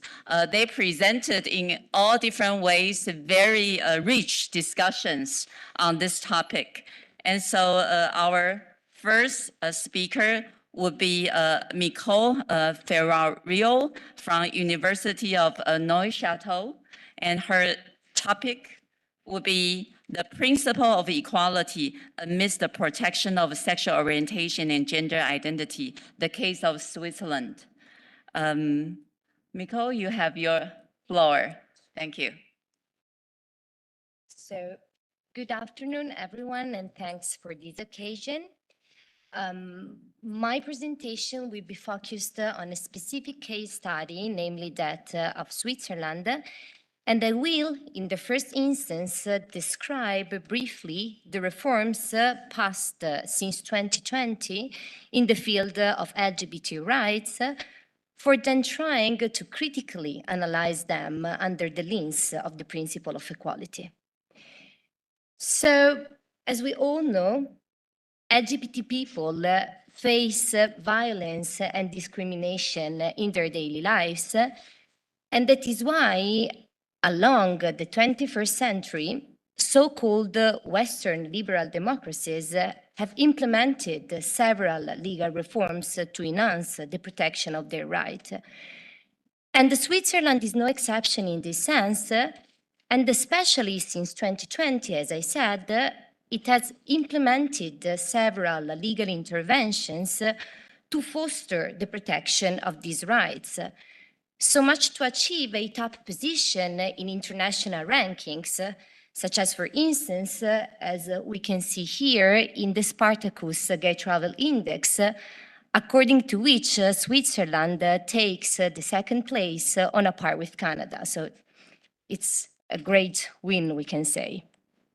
So I will now briefly focus on the three main reforms passed since 2020 in a chronological order. The first one is the amendment of Article 261 bis of the Swiss Criminal Code, which prosecutes the acts of discrimination and incitement to hatred. This article traditionally prosecuted these acts on the grounds of the race, the ethnic origin, and the religion, but since 2020, its scope has been extended as to include the discrimination on the grounds of sexual orientation, but not pay attention on the ground of gender identity. Therefore, nowadays, anyone who publicly and intentionally discriminates a person in Switzerland because of her sexual orientation can be sentenced with up to 3 years of imprisonment or the payment of a fine. What about the second main reform, which is a worldwide known one called marriage for all? This reform entered into force in 2022 and has extended the status, the marital civil status, to homosexual couples, as well as the possibility to jointly adopt children and for lesbian couples to access sperm donations. So it's a pioneering reform under the profile we are taking into consideration. Third and finally, I will address the very latest reform concerning the gender reassignment, a topic which has been already widely addressed by Professor Schillaci. Indeed, also in Switzerland has been introduced a new article in the Swiss Civil Code, namely Article 30b, according to which anyone aged over 16 can change her gender marker in the civil register And this, firstly, without undergoing any hormonal treatment. And secondly, this is a very important point to stress, without any bureaucratic hurdles. So the affected person can simply self-declare to the official at the civil register that she has been assigned the gender she does not feel she belongs to. And this way she can change the gender marker. Nevertheless, and I want also to stress this point, this reform embraces a strong binary conception. Therefore, in the last instance, no third gender has been provided. So, what are the main problematics that these reforms put on our table if we take into consideration the lens of the principle of equality? On the one side, there is no doubt that these reforms enhance the enjoyment of several fundamental rights, such as, for instance, the right to human dignity, which is a fundamental right according to the Swiss Federal Constitution, or again, the right to marry and to have a family. On the other side, it seems to me that, nevertheless, these reforms exclude a huge portion of persons belonging to the LGBT community from their enjoyment. I specifically refer here to 2 out of the 3 reforms I have just presented. The first one, as you can see, is the amendment of Article 261 bis of the Swiss Criminal Code. As I said, its scope has been extended as to include the discrimination on the grounds of sexual orientation, but not on the grounds of gender identity. What it happens in the last instance, it happens that transgender people are precluded from its enjoyment. Therefore, if they are discriminated because of their gender identity, they have no way to appeal to this instrument, and they have no other means to protect themselves.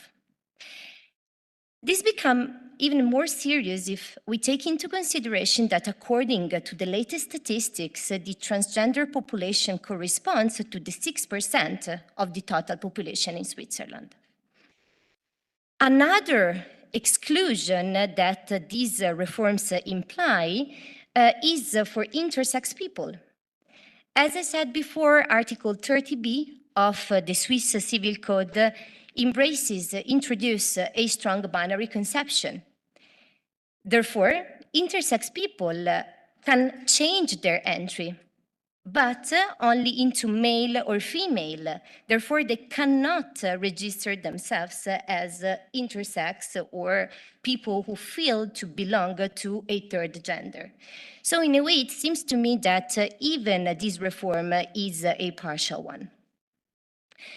Therefore, we are, and me too, we are generally used to take all of these reforms with enthusiasm. I thought at the very beginning that these reforms were like pioneering ones, but then once I started to specifically look at them, I found out that even if on the one side they for sure protect and foster the right of non-discrimination on the grounds of sexual orientation, on the other, it seems to me that they do not really take into consideration gender identity.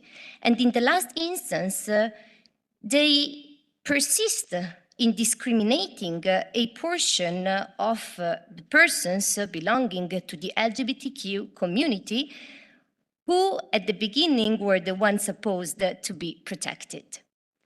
Indeed, we have to take into consideration that the Swiss Federal Council defined the gender identity as a fluid concept, so something that for the current moment cannot be really mirrored into a legal framework. So what can be the solution? We have this legal background according to which we try not to discriminate and to promote rightful people, but then at the same time we introduce inequalities in small communities. In my opinion, Switzerland is equipped with at least 3 instruments to overcome this impairment, But for sure, I do not have time to focus on all these instruments. I will simply quote them. And the instruments, in my opinion, are firstly, federalism, secondly, the direct democracy, and thirdly, the role of the Swiss Federal Tribunal. May I say some few words, and I will try to keep the time, about the role of the Swiss Federal Tribunal. The Swiss Federal Tribunal is the apex court in Switzerland, and as all other Swiss judges, is prevented from quashing federal statutes. So if federal statutes are not consistent with the Constitution, they are nevertheless obliged to apply them. What happened very recently on June 2023, the 8th, it happened that the Swiss Federal Tribunal was referred with a case concerning a new Article 30B. And more specifically, with the possibility to recognize an inscription as a neutral gender. What did the Swiss Federal Tribunal said in this case? It said, I cannot disapply this article because I'm bound by Article 190 of the Swiss Federal Constitution. So in keeping with the separation of powers, I cannot declare it unconstitutional, but I do invite the legislator to amend it. So in the last instance, I think that the Swiss Federal Tribunal and the legislator are having more and more like dialogues, democratic dialogues on specific constitutional rights that might help in overcoming this impairment and probably also in this field. Thank you. Thank you, Nicole, again for excellent management of time. Our second speaker is Tanya Garcia-Maya from University of Münster. Her topic would be the right to equality of LGBTI persons in the Inter-American Court of Human Rights, a prototypical case for the negligible role of consensus. Tanya, you have the... I'm just having a small problem with the PowerPoint, but that's okay. I don't need a PowerPoint, actually. That's okay. No problem. You sure? That's good. Really, no problem. Okay, so my topic is, as Professor said, the evolutive interpretation of the right to equality and respect to LGBTI persons as interpreted and applied at the Inter-American Court of Human Rights. And more specifically, I'm looking at the role of consensus and regional consensus to the court's interpretation. And I find this topic highly interesting because Tom was talking today earlier about the constitutions that he analyzed, and he found that, if I remember it well, 4% of the constitutions in his database protected sexual orientation as a prohibited category of discrimination. So if you are, depending on the threshold that you apply to identify consensus, if you are waiting for a majoritarian agreement with regards to the protection of LGBTI persons, then the law will simply leave a legal gap for an unidentifiable amount of time. And then a very vulnerable group in society will lack protection against discrimination. On the other hand, if courts are completely divorced from the consensual aspect of human rights law, then they may be accused of acting as activists, and this may generate a backlash and question the legitimacy of the court. So it's really a conundrum. And how do you analyze this in the inter-American system of human rights, especially when scholarly work has generally said that the consensus approach is really relevant in the European system of human rights, but not that much in the inter-American system of human rights. So is that really the case? Newman, in a very well-known article in AGIL, said that the consensus that the Inter-American Court of Human Rights has been to divorce from the consensual aspect of human rights law, in his words. And more recently, the Pound said that consensus has never really been important in the Inter-American Court of Human Rights. But interestingly enough, I had the opportunity of going to the Inter-American Court as a visiting scholar some years ago, and I had the opportunity of interviewing some of the lawyers of the court. And in the interviews, they were saying that consensus did play a role in their interpretation, and that was very intriguing for me. Was it that the secretariat and the lawyers of the court had a self-perception of their own interpretative activity that was incorrect, and were scholars correct, or was scholars having an interpretation that did not really match what the court was doing? So I wanted to investigate this further, and I selected the case of equality rights of LGBTI persons as my case study. And the reason for this was that I expected my case to be a paradigmatic example of the irrelevance of consensus in the inter-American system. It is a topic that is perceived as politically sensitive, met with political debate. And for example, when the Inter-American Court of Human Rights recognized same-sex marriage, very few countries in the region recognized it domestically.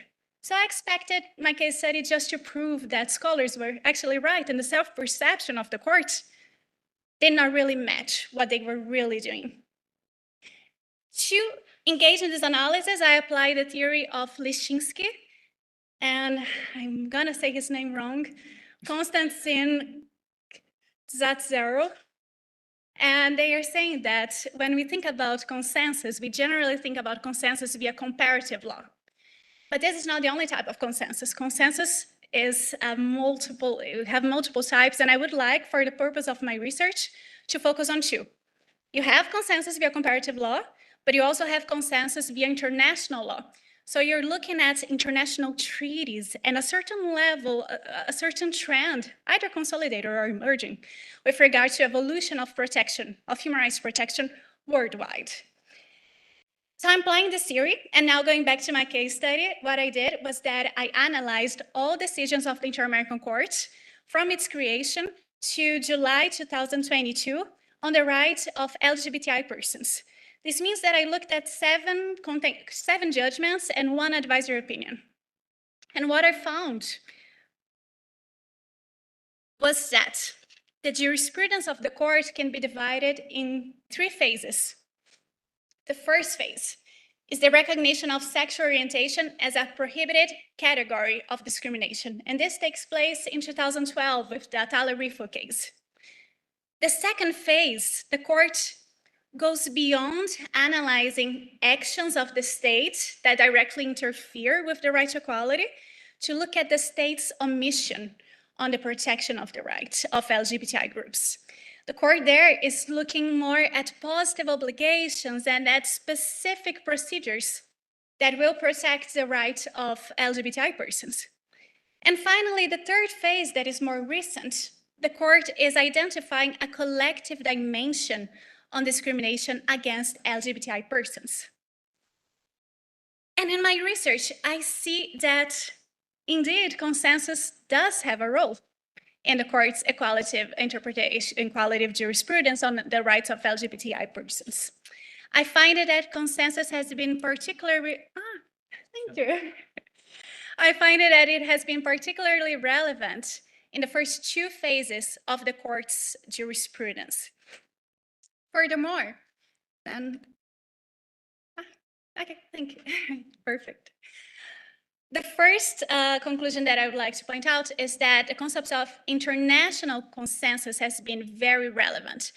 Scholars are right to point out that the Inter-American Court relies very much on external sources. It does, but not in an isolated manner. It is looking for a trend generally. It's applying external sources in bunch, as I call it.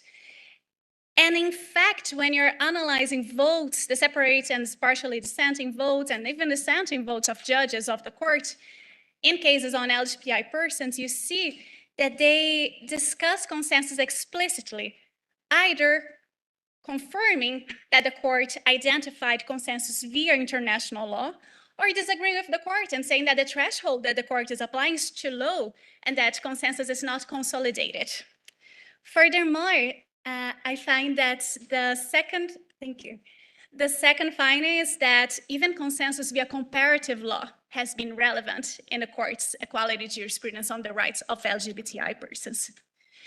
The court has looked at the practice of states of the region when identifying sexual orientation as a prohibited category, even when looking at survivors' pension for same-sex partners, when looking at civil union rights, same-sex marriage.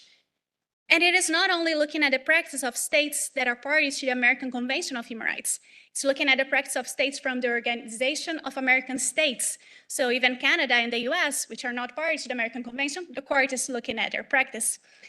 And you see in the votes that there is a disagreement. Like, for example, Judge Villagrossi is saying that the court applies a too low threshold and that it's not a majority that would recognize same-sex marriage, for example.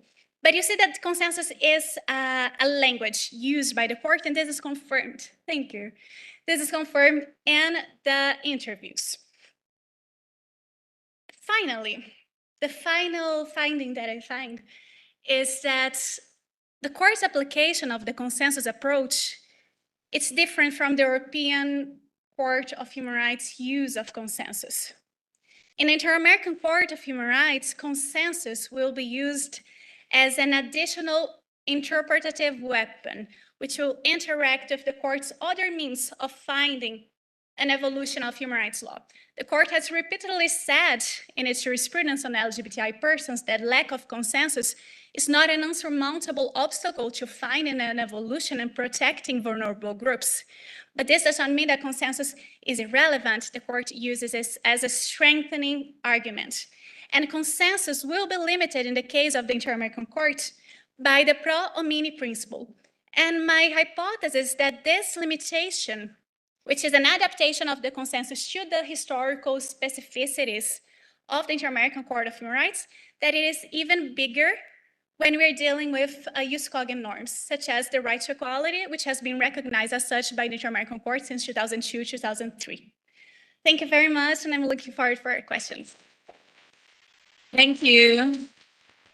Thank you, Tanya, for keeping with the time. Our last speaker for this cluster is Dr. Ruby Ziegler. His topic will be are all LGBT plus asylum seekers created equal? Very creative topic. Ruby, you have the floor. Sure. Thanks very much. See those good. coming through.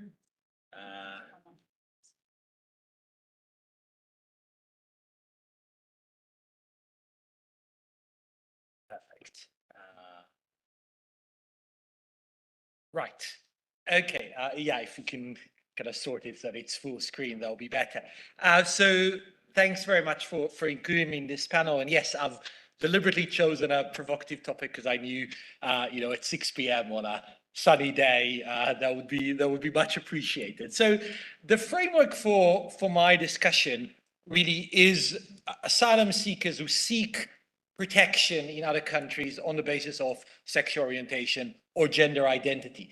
And the framework for that analysis is that category within the 1951 Refugee Convention, the term membership of a particular social group, which has been interpreted by many countries, although not all countries, that is indeed a point I will come to, as one that includes protections on the grounds of sexual orientation and gender identity. And it is in the context of the 1951 Convention signatories that this paper is situated.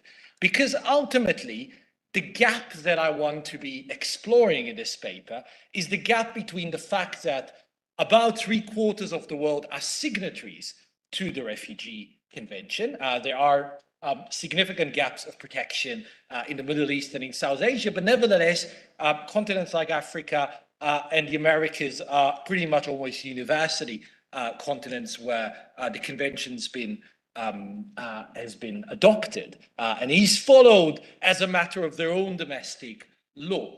But the thing about the Refugee Convention is that it is a self-enforcing treaty. That is, there is no authoritative global code that determines how terms like membership of a particular social group should be interpreted. And so different countries in the convention who are signatories to the convention may, in their own eyes, in good faith, interpret the convention differently. Now, why does that matter particularly to sexual orientation and gender identity claims. Well, it matters because whereas in other categories there might be divergences of opinion as to what constitutes race or what constitutes political opinion, I would submit that when it comes to sexual orientation and gender identity, fundamentally, the divergence between countries that are signatories to the Refugee Convention are profound. That is, if you can see on this slide from ILJA, the spectrum of countries really diverges from countries like Uganda, which just a couple of months ago has adopted legislation that effectively could lead to the death penalty in certain circumstances for consensual same-sex relation, to countries where there's marriage equality, where there is a right to adopt, where there is legal recognition in the law. And there's the entire spectrum alongside that. And the argument is, and this is a factual argument, that countries that are signatories to the convention, and thus countries that may be countries of asylum for applicants from other countries, including neighboring countries, but countries further afield as well, would be assessing those applications in large part based on their own conceptions of issues around sexual orientation and gender identity. And so what are the consequences of that? So there are fundamentally two hypotheses in this paper. The first is that higher standards of protection for SOGI minorities under the national law of the receiving or the asylum country will lead it to expect the country of origin to ensure higher level of protections or non-discrimination in its own laws and practices. In other words, if you are a country where marriage equality is in the law and somebody comes and makes a claim on the basis of discrimination in the workplace or discrimination in employment, that claim may be accepted as a basis for protection. If in your own domestic law there is no protection from those types of practices, then if somebody came from a country and made a claim on that basis, then that claim would be rejected. And that fundamentally means that the same claim for asylum would be adjudicated differently in different member states of the convention based on their own domestic perceptions. And I'll come to examples a bit later. The second claim, which I think in many ways is even more troubling, is that receiving or asylum countries do not expect claimants to enjoy the same level of protection in their country of origin as the one that is ensured in their national law.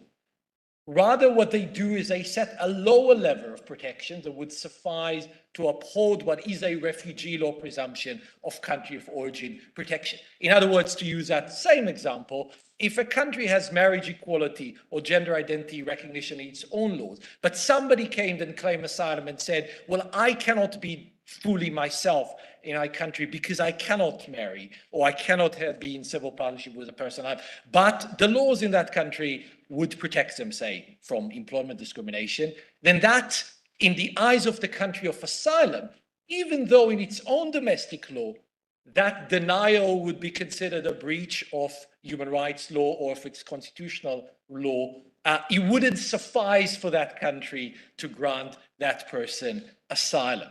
Right? So they would set a lower standard for somebody who seeks asylum than they would for their own resident. And so the outcome of this fundamentally is that SOGI claimants in country X would be treated differently both from SOGI claimants in country Y, right, another country that has different standards under its domestic law, but also from the residents of country X when it comes to internal claims around discrimination. Now, what are the ramifications of this? Well, fundamentally, and if we put it in a global context, the first hypothesis of this paper challenges the universality of refugee protection standards. So if we accept that the idea should be that if somebody is persecuted and has a well-founded fear of persecution for a convention ground, be it race, religion, nationality, political opinion, or indeed membership of a particular social group, they should receive the same hearing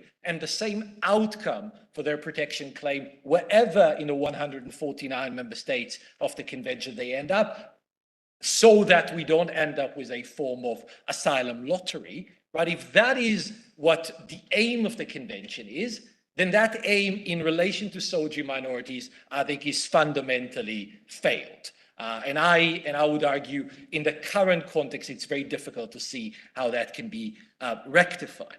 The second hypothesis, as I said, in a way is even more troubling, because it is essentially to say that countries undertake certain international human rights obligations or regional human rights obligations, and they implemented them in their domestic laws in relation to their own populations.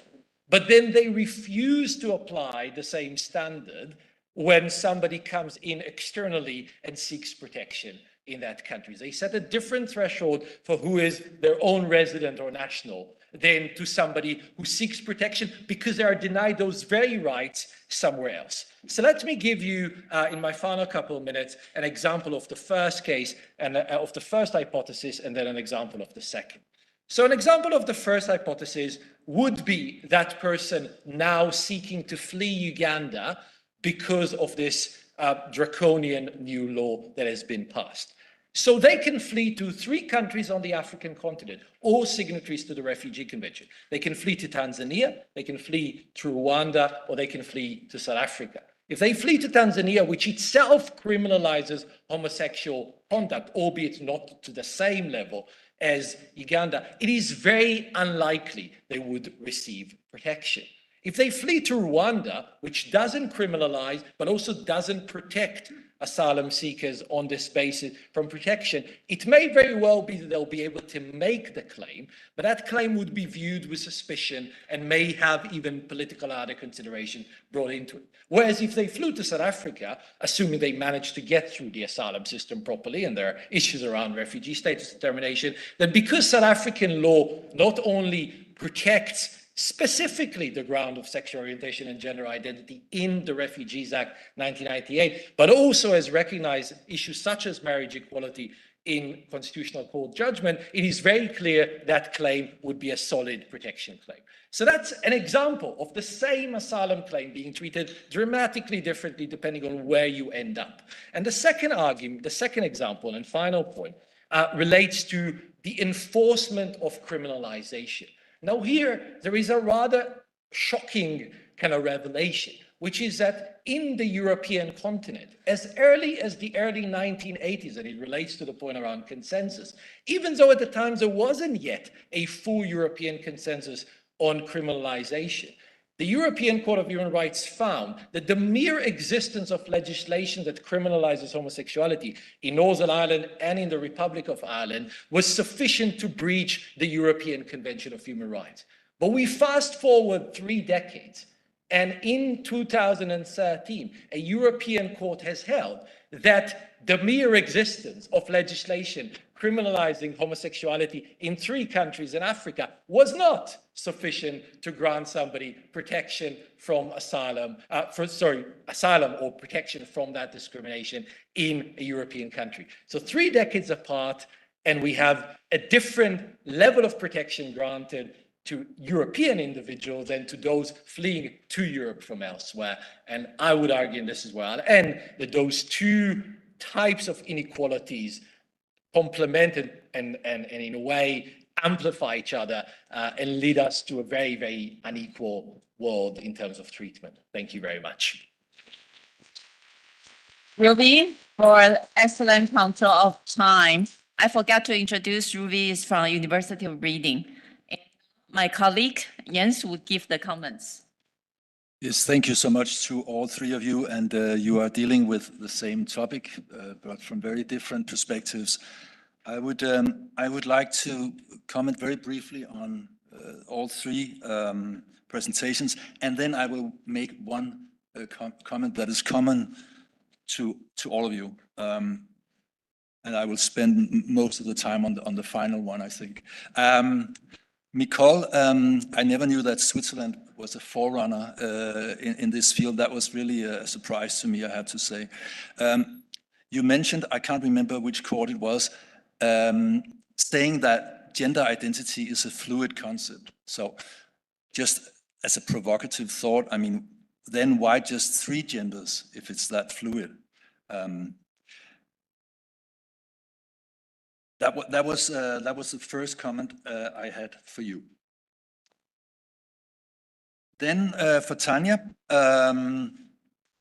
very, very interesting. I didn't know about the LGBT plus case law of the Inter-American Court. I came to think of when I read your paper in legal philosophy, which is not my field, but there are theories on adjudication. And I came to think of the theories that believe that judges basically decide what solution they want, and then they find the reasoning that fits. And I just came to think of that because you say that they have been using consensus very flexibly. So you could think about maybe including some theoretical stuff there. And I also wondered, has it been very controversial the way they have applied consensus in their case law? I imagine it must have been subject to criticism in terms of legitimacy and so on. So maybe you could also look into theories of interpretation a little bit, if it's not too much work. And finally, I was really surprised that you could imagine equality as jus cogens. Certainly, I mean, as we started out today saying, equality is a very elusive concept. So certainly it couldn't be the whole of the concept of equality that would be jus cogens, but that's just a minor remark. And finally, for Ruby, really, really interesting. I'm sure that the problems of different interpretations of the Refugee Convention is not unique to the Sochi issue, right? So basically, what solution would you envisage to this problem? Is that a common international organ, an institution that would give authoritative interpretations? And is that realistic in an age where we are rather discussing, I guess, unfortunately, the very right to asylum rather than common interpretations? Okay, and then finally, for my big remark, I think my big comment that I came to think of, you're all mentioning the LGBT plus group as one group. And I just wonder, in terms of equality and all the problems that you can discuss, whether it's not necessary to make a differentiation between sexual orientation and gender identity. I mean, the way I see it, sexual orientation is very much in family with freedom of speech, freedom of religion. I mean, why can't you tolerate what I want to do and what I stand for? Whereas gender identity for me is something else. It's not only tolerating others, it's also a vulnerable group of people with, for instance, transgender people, asking society and asking other people to do something that can be inconvenient or even troublesome for other people. And I'm going to give you two examples. The one is a Danish example, a recent example.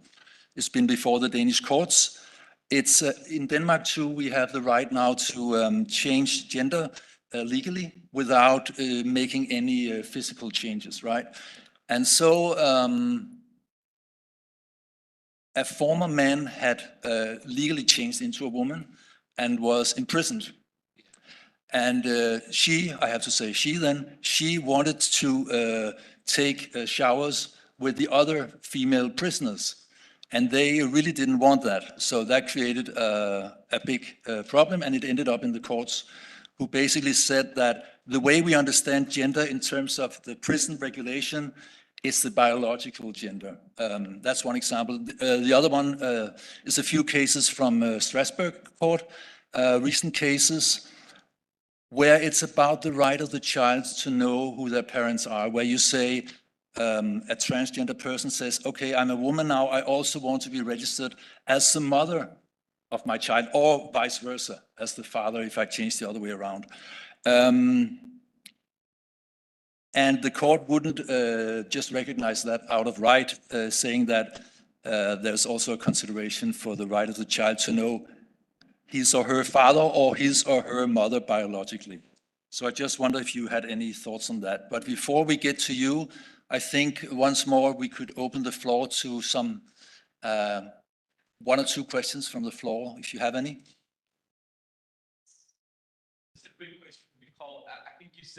Sorry, just a quick question for Nicole. You mentioned that you thought in Switzerland one of the ways to shift issues in around gender identity would be relating to democratic discussion and consensus.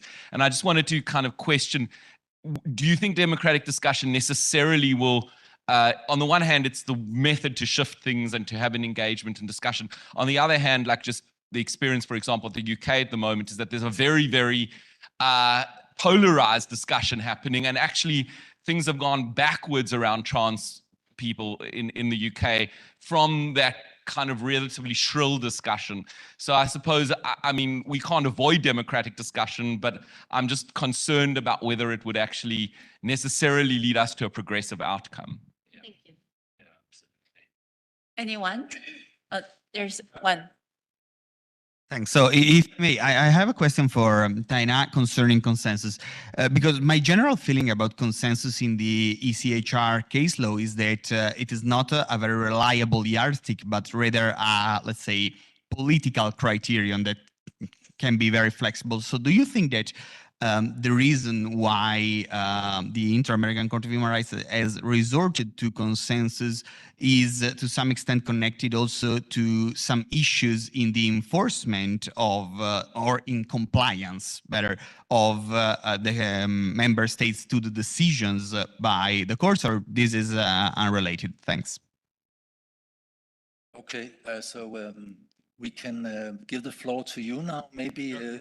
Can I just two very quick questions or not? Two? No, we don't have the time, I'm sorry. Maybe after, if you can remember it. Ask them personally then. Oh, okay, sorry. Nicole, if you will start.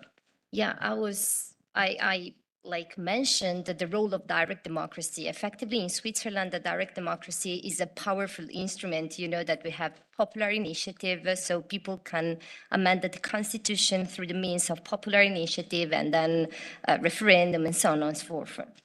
And the role of direct democracy has been an important one in the field of LGBT rights.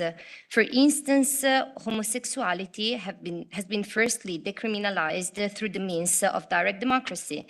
And also the reforms I pointed out too have all been put into force after the population said yes to these reforms, and especially at the amendment of Article 261 bis, and the second one, so the reform called Marriage for All.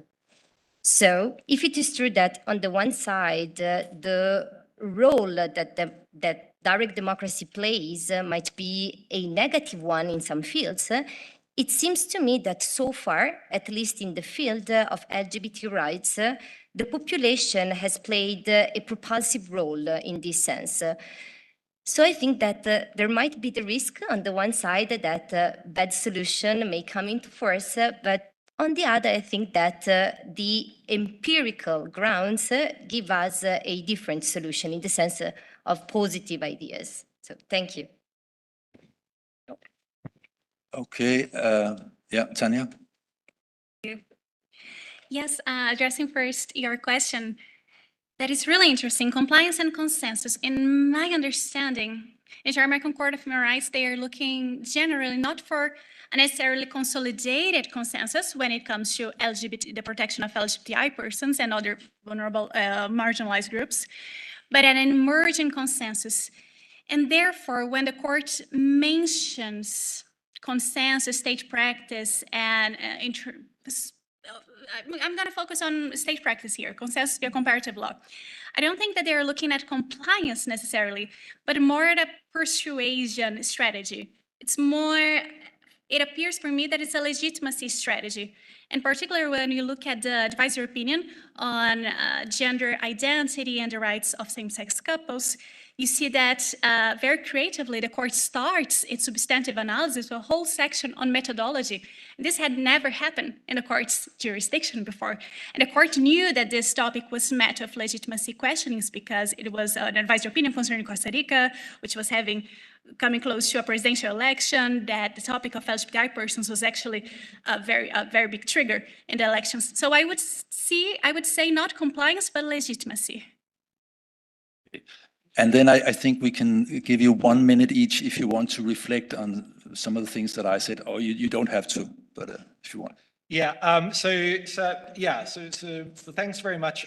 So a few succinct points. The first is, it is true that there is divergence in other categories. I think the divergence in relation to SOGI issues is greater than it would be on issues like religion or race, because here it's not so much the question of whether the category deserves protection. Sorry, it's the question of whether the category deserves protection in the first place, right? It's the fundamental disagreement that something like criminalization of homosexuality is a wrong, right? That as manifested by the legislation that I look to. So it relates to the solution question. In a way, I think the greatest solution actually lies in relation to my second hypothesis, to demanding, particularly on a regional level, that countries that commit to human rights standards would apply them in an equal way throughout the domestic jurisdiction. So if you look at continents like the Americas and the Inter-American Court of Human Rights here serve that purpose, or Europe, in the context of the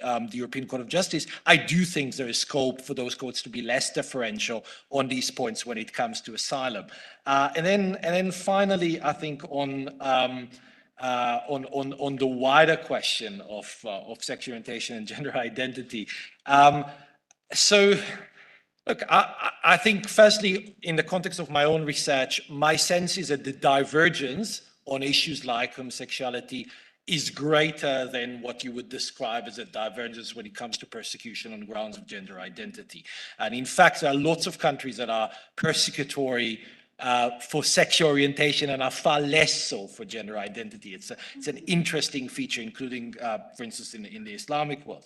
But I also think ultimately it's the question of how we value dignity and the ability to live in society without discrimination. So if we believe you have a right to not be discriminated against because of who you are, because of who you love, but also because of how you identify. If we think gender matters, right? So that we need to define people based on their gender. I mean, society could have decided not to, but it does in so many contexts. Then to deny people the ability to live in the gender that they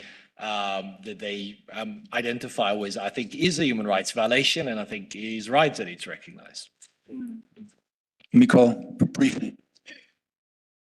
Yeah, so for what it concerns the fact that gender identity has been defined as a fluid concept, I mean, the Federal Council defined it as such, not to solve the problem. So it simply said, well, for now, we think that gender identity is something that we cannot grasp. Therefore, we cannot mirror all the legal consequences that such a recognition in the Swiss Criminal Code or in the Swiss Civil Code might entail. So it's something on which I will for sure focus in my paper, because it's something interesting to sweep the responsibilities of the legislator. And then on the other side, yeah, it might be a solution, in my opinion, to distinguish within the people in the LGBTQ community, because distinguishing between them might be another solution to provide a higher degree of protection. So also these I would take into consideration. Thank you. Yes, thank you. With regards to your first comment about whether your question whether it is consensus very flexibly applied in Inter-American Court of Human Rights, and if this has been met with criticism, Leshinsky has identified in other studies conducted a while ago that consensus did play a role, and he criticized the court for cherry picking. But what my analysis indicates, that's not necessarily cherry picking, that the course methodology of consensus, it has a structure, it has a rule. It is not consolidated consensus, it is emergent, it has to be supported by international consensus generally. It will not be an insurmountable obstacle to expanding human rights protection because of the Pralamini principle. But the court, until very recently, it did not discuss its methodology very clearly. So I think that it has been framed as cherry picking. But I wonder if this is really the case. If that's not, it appears to me that there is a methodology, and it's not, because it's not explicit, then it looks like cherry picking. that it's not necessarily so, but of course, the opinions of the court, of the judges, it may definitely impact, and the court has been criticized for activism, but it is influenced by transformative constitutionalism. So I think that because of the time, I will leave on that. Great. Could we give a hand to the three speakers? Thank you. And we already have a consensus from Tanya for a little extension of the time, because we definitely have the last but not the least cluster of presentations coming to the final three young scholars. They address comparative studies to the equality and discrimination. So our first speaker will be Sato Naito from Waseda University of Japan, who will be talking about equality principle in Japanese case law that Akiko promises this morning that Sato will address the things that Akiko is left for addressing. So we are very much look forward to it. And I might just finish the introduction so that, and then our second speaker will be Sandeep Suresh from Jindal Global Law School of India, who is going to talk about arbitrariness in investigating inequality in Indian case law, a conceptually round equation created using a rule of law framework. The last, definitely but not the least, speaker is David Zecca from University of Milan, who is going to address the principle of equality in the area of political processes, the equal right to political participation. So we have three wonderful presentations before our dinner. So be patient, and I promise an interesting discussion. So now, Sato, you have your PowerPoints, and you have the floor.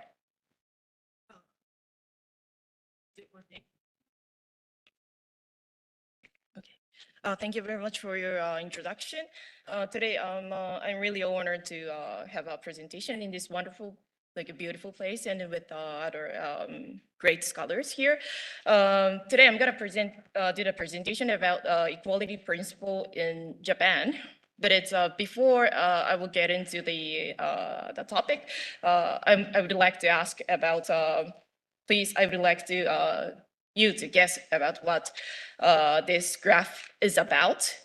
And then like yeah, here, like EU or like an OECD country has like 42%, whereas Japan has like only like have 2 and 4%.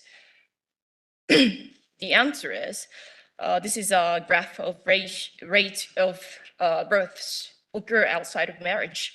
And in most of in this statistics, most of countries' statistic was taken in 2020.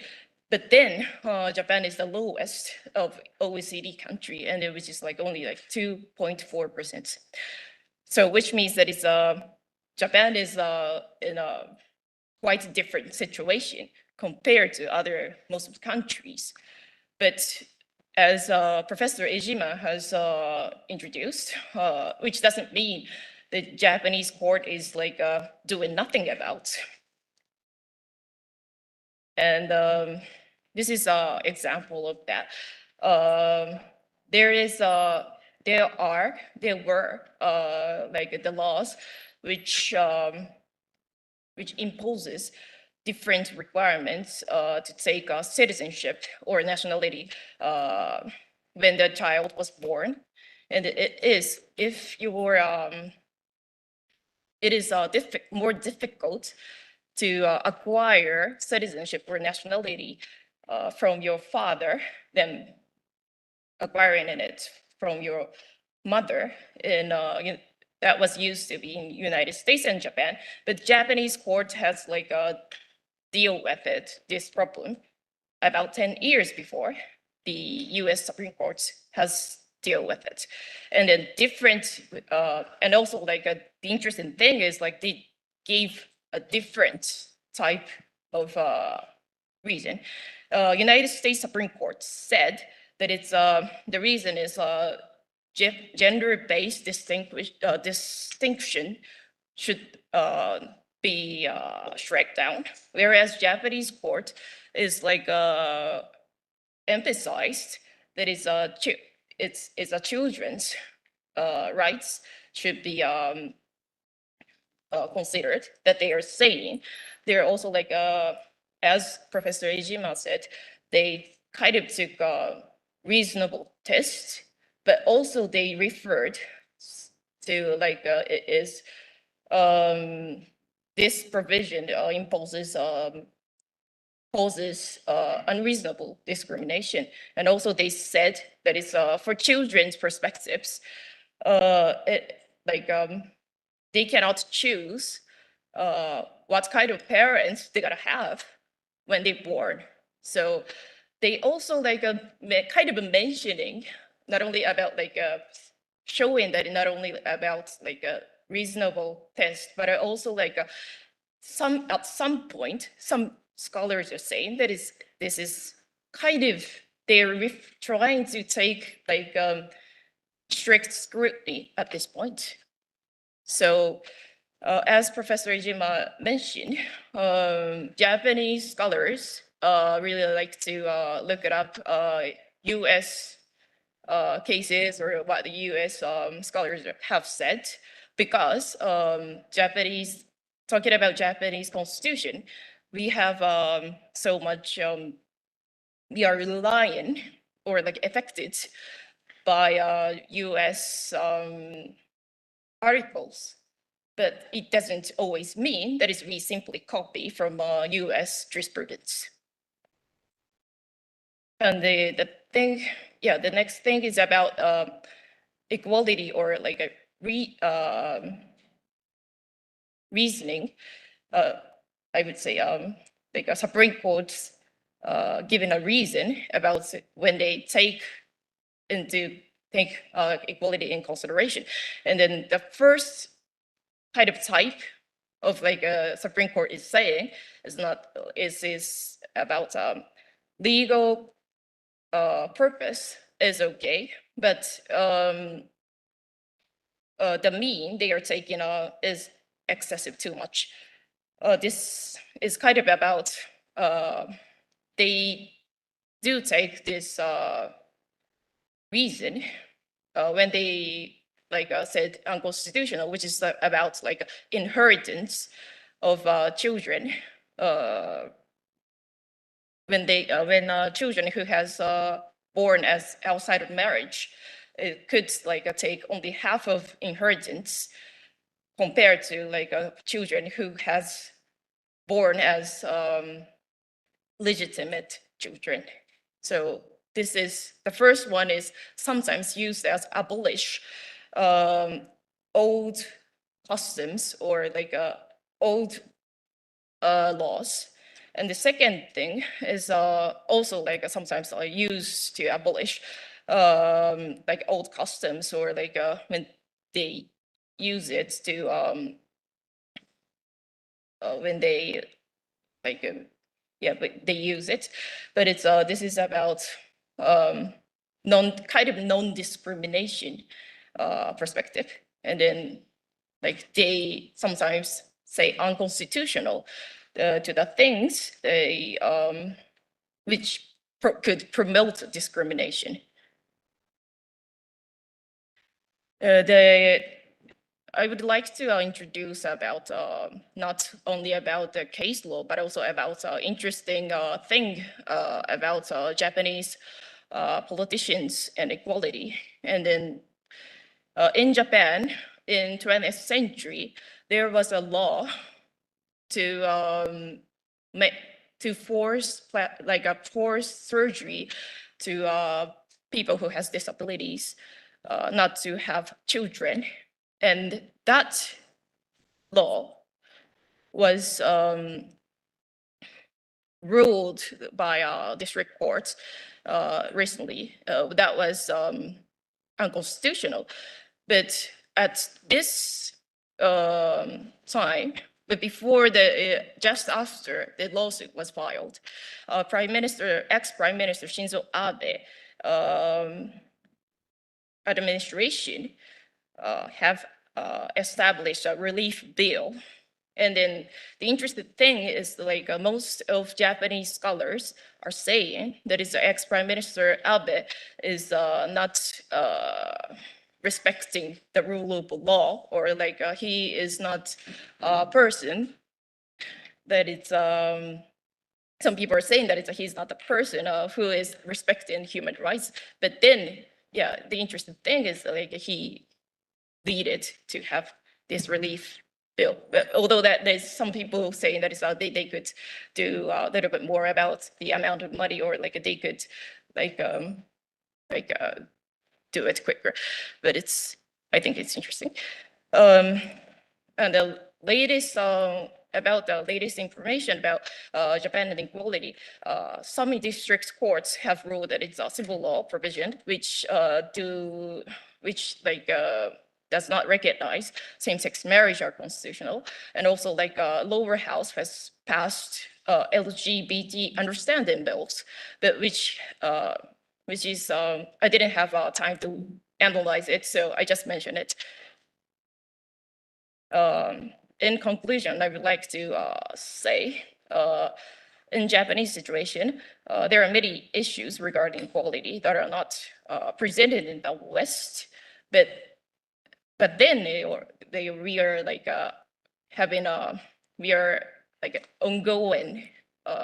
So it's a ongoing issue, but there is interesting thing, including like as I said, the district court is like have ruled that it's about same-sex marriage or so on, and then that is, and also like you're having different reason to deal with inequality or so on.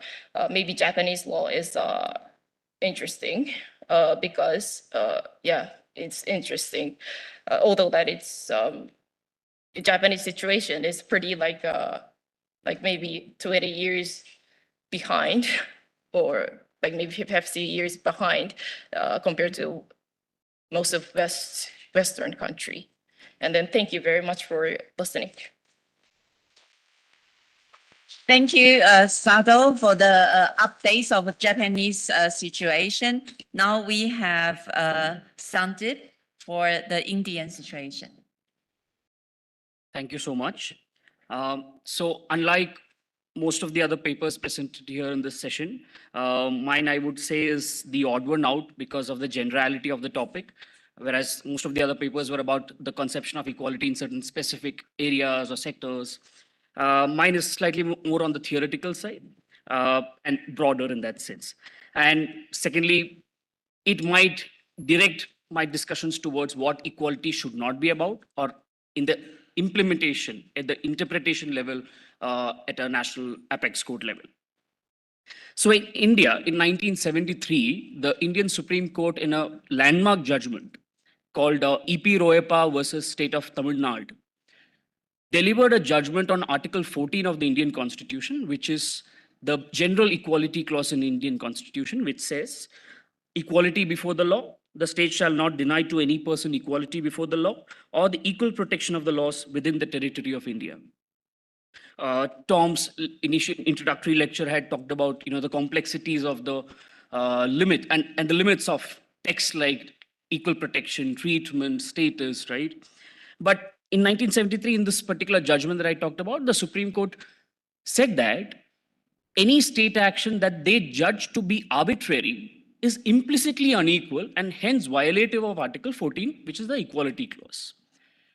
Now, this is where the first time Article 14 was expanded to equate arbitrariness with inequality. Now, this equation has enabled a radical expansion of what kind of claims that could be brought under Article 14 through the writ jurisdiction to enforce fundamental rights. And that has seen an unregulated expansion. And I will try to challenge or try to put forward my propositions which challenge this particular equation in Indian constitutional law by exploring the meanings of equality, arbitrariness, and also the tool that the Supreme Court used to equate these two, in my opinion, otherwise characteristically distinctive principles. And the tool that the court used was rule of law, which by in itself is slightly an unruly horse, as many scholars have put it. Now, equality by its basic essence, I remember in Professor David's lecture in the beginning, he had mentioned that equality is essentially comparative, unlike socioeconomic rights, which have other dimensions. And that's the starting point, right? Any conception of equality or its sister conception of discrimination, or rather I might put it non-discrimination, has a comparative, or I might broaden it a little bit, a relational element to it, right? It need not be a comparator in the facts of the case, but it can be something relational, right? In an anti-subordination theory, right? You are not essentially looking at the facts and saying that, okay, oh, unlike you, I discriminated against you, right? When you discriminate against a group, because of a certain characteristic that is with them, which is not there in the other groups, that is the relational element in any equality claim, right? Now, what is arbitrariness? Arbitrariness is essentially an administrative law principle by its origin, which essentially talks about an action of a public authority or any authority which has the power given by the law, where there is no objective reason to back that decision in the law. The only backing is the sheer will of the decision maker. This is arbitrariness, right? So arbitrariness is anything, any decision, any state action that is taken without the backing of the law and by the mere will of the decision maker, which is why it is essentially used in administrative law context, right? For example, in the United States of America, you have the Administrative Procedure Act, which has an element of arbitrariness that the courts use in order to test executive state actions. But in India, this administrative law concept has been transposed into Article 14, which is a fundamental right provision, which means it ends up applying to all kinds of state action, regardless of it being an executive decision or not. It applies to review of legislation, which is primary legislation by the parliament. And therefore, the equation, by its basic meaning, where they're characteristically different, is untenable. Now, how did the court achieve this? It is quite unfortunate that in the Royepa judgment, there is only one paragraph that is dedicated to equate these two principles, which is the very infamous paragraph 85 of Justice Bhagwati's judgment. Justice Bhagwati is, often, in comparative constitutional law forum, is termed as one of the towering judges of the Indian Supreme Court, which I very respectfully disagree with. For the reason that in paragraph 85, using the glue of rule of law, he equated these two principles. Now, what is rule of law, right? Let's see if rule of law has any element that can equate these two together. Rule of law has many shades to it, but by its basic definition or the basic connotation, rule of law is that any action by the state has to have the backing of the law. It can't be otherwise, right? This is the most foundational premise. Scholars have built upon this premise to add more elements into it, which is why, in scholarship, you will see, okay, there's a formal conception of rule of law, or rather they call it as procedural conception of rule of law. Then there is another side which talks about substantive conception of rule of law, which is a thicker conception where they say that it's not just this basic requirement that every state action should have a backing of the law, which gives like to predictability to the civic society, which is pre-declared, which is prospective, etc. Beyond these formal requirements, to achieve rule of law, that law must also be good law, a law that is just, a law that is fair, etc. Right? This is the substantive conception of it, which is inclusive of not just the basic formulation, but also other ideals like equality, fairness, justice, freedom, etc. Now, the basic characteristic of rule of law, which is that any state action has to have the backing of the law, is essentially trying to avoid avoid an element of arbitrariness in the society. Because if public authorities start making decisions which are not backed by the law, then of course they will end up making decisions that they feel is good or bad, right? And it comes with their own prejudices. So this basic element of rule of law definitely tries to negate arbitrariness in the principle of governance, right? Agreed. So there is a relation between rule of law and arbitrariness, no doubt. Then if you look at someone like Professor Dicey, who is always cited as one of the foremost proponents of a rule of law framework, also has an element of equality within rule of law. the conception of rule of law that Dicey has in his second principle, Dicey has a three-legged rule of law framework. And the second leg is that all public officials, like ordinary individuals, must be subjected to the ordinary courts of the land, which is an essential one aspect of equality. He also has the first principle of equality, which is a separate principle, that is supremacy of the law. You can't be punished for anything but that is punished by the presence of a law, right? This is what we might call as ex post facto laws and all of that.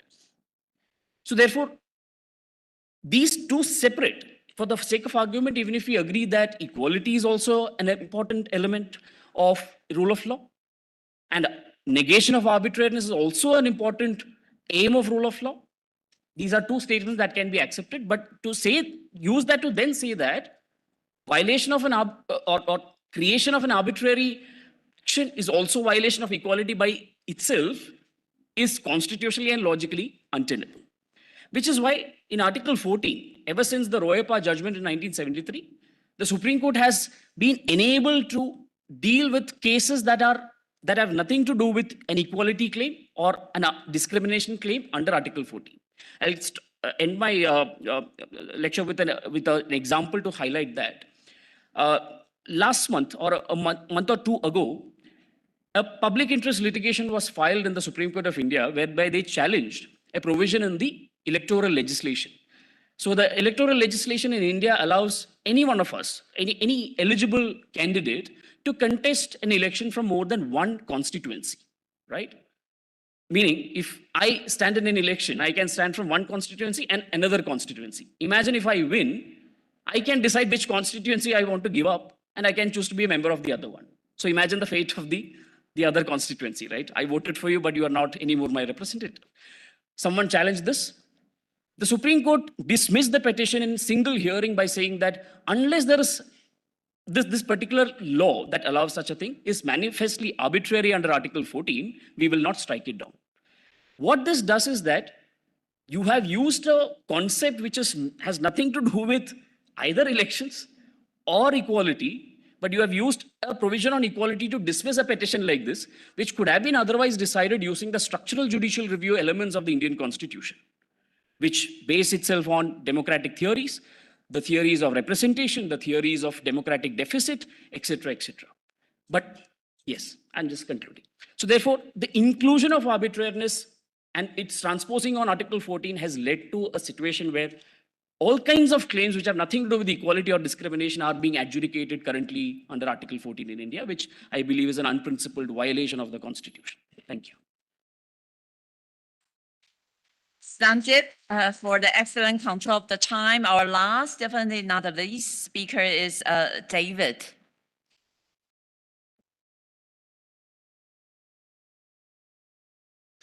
Okay, so while my slides are uploaded, let me just start by thanking the organizers for the very interesting chance to discuss and interact with distinguished speakers and senior scholars. And in the interest of time, since I have the infamous task of being the last speaker, I would just get to my topic. So I think that most, if not all, of the speeches that have been delivered today have dealt with equality as equal access to either the same treatment, so for example, social right or any kind of economic resource.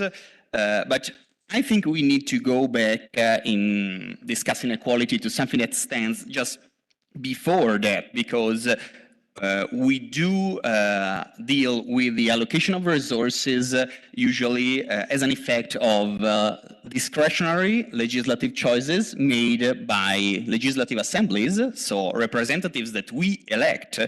But what if the problem lies with the principle of equality in the way in which we elect representatives? Because if we claim that we want to ensure equal access to resources or equal entitlement to rights, but we do not ensure that the way in which we select our representatives is actually equal, then we have a problem with the political process. And I'm building on one of the hints that were included in the call of papers that dealt with the role of an independent judiciary in in ensuring the principle of equality, and I will get back to that in my conclusion. So the hurdles in ensuring equal access to political participation, at least in my understanding, are basically two. One is the most historical, is the existence of barriers in the access to ballots, and so direct discrimination, which has for the most been overcome in many countries all over the world, but not exactly always and everywhere, and I will deal with that in a moment. And the other is instead indirect discrimination, which means that you are actually allowed to cast your ballot, but your vote is not counted fairly. So your actual influence in determining who gets to be elected and then get to choose on the allocation of resources is actually treated unfairly for a number of reasons. And so my concluding point, in which I will articulate in a few minutes, is that we actually need judicial review, and so an independent judiciary to step in to protect the fairness and the equality of voters, because otherwise the political process in and of itself is an insufficient tool to ensure effective equality built on political equality. And the main issue that we need to deal with, in my understanding, is the techniques of incumbent entrenchment in power. Because how do we decide how we get to elect our representatives? It's our representatives themselves who choose them. Well, of course, we may have some rules enshrined in constitutional texts, but again, constitutional texts are texts that are usually subject to possible amendments. So again, if we do not ensure that the ways in which we elect our representatives are fair and are equal to all of them, we are going to end up with a broken political process. For what concerns the first kind of barriers to equality in the political process, I would like just to refer to the case of Hungary, because in very recent years, Hungary has changed its rules on the right to vote to enfranchise also ethnic Hungarians who are not citizens that live in neighboring countries to Hungary, and has given to these citizens easier access to vote with respect, for example, to Hungarian citizens living abroad, because Hungarian citizens living abroad need to vote in person at diplomatic or consular seats, and so maybe they need to travel from their place of residence to an embassy, which takes time, and they might not want to do that, or they might not have the resources to do that, whereas these ethnic Hungarians that live in neighboring countries are allowed to cast postal ballots, which of course is much less burdensome for them. And interestingly, the statistical data that have been elaborated in this regard have shown that these Hungarian ethnic people that live in neighboring countries overwhelmingly vote for the majority party that has passed the reform, which is, at least in my opinion, a very clear example of incumbents entrenchment in power. The second kind of discrimination, which is instead second-generation discrimination or second-generation barrier to vote, is the manipulation of the district boundaries, and so the dilution of certain categories of voters, which is usually distinguished between malapportionment, which deals with the demographic size of districts, and instead gerrymandering. Just a disclaimer, I'm dealing mainly with elections that take place in single-member districts, because of course if you are then referring to multi-member districts, the issue is a little bit more complicated, and I don't have time to deal with that right now. And for what concerns voting dilution practices, on the one hand, where you have very clear groups or social categories that have historically been discriminated, you may end up having a specific kind of gerrymandering, such as racial gerrymandering. which has developed in the United States since the Jim Crow laws and has been dealt with by the Supreme Court, thanks also to the help of Congress, actually. So through the political process with the Voting Rights Act, and racial gerrymandering has been declared justiciable, although in the 1990s the court has said that race cannot be a predominant factor over all the other redistricting or apportionment factors. But still, racial gerrymandering seems an issue that has been dealt with under the perspective of political equality. Has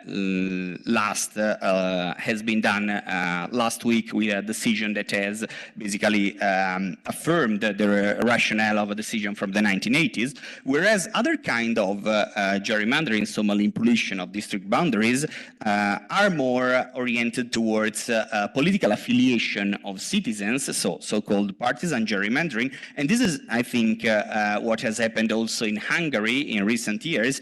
In the US, the issue is that after decades in which there was no reasonable or workable standards for federal courts to adjudicate on the admissibility of partisan gerrymandering, in 2019, actually, the Supreme Court has said that partisan gerrymandering is non-justiciable in federal courts, but is an issue that is better left to state courts, where state judiciaries can use the provisions encompassed in state constitution to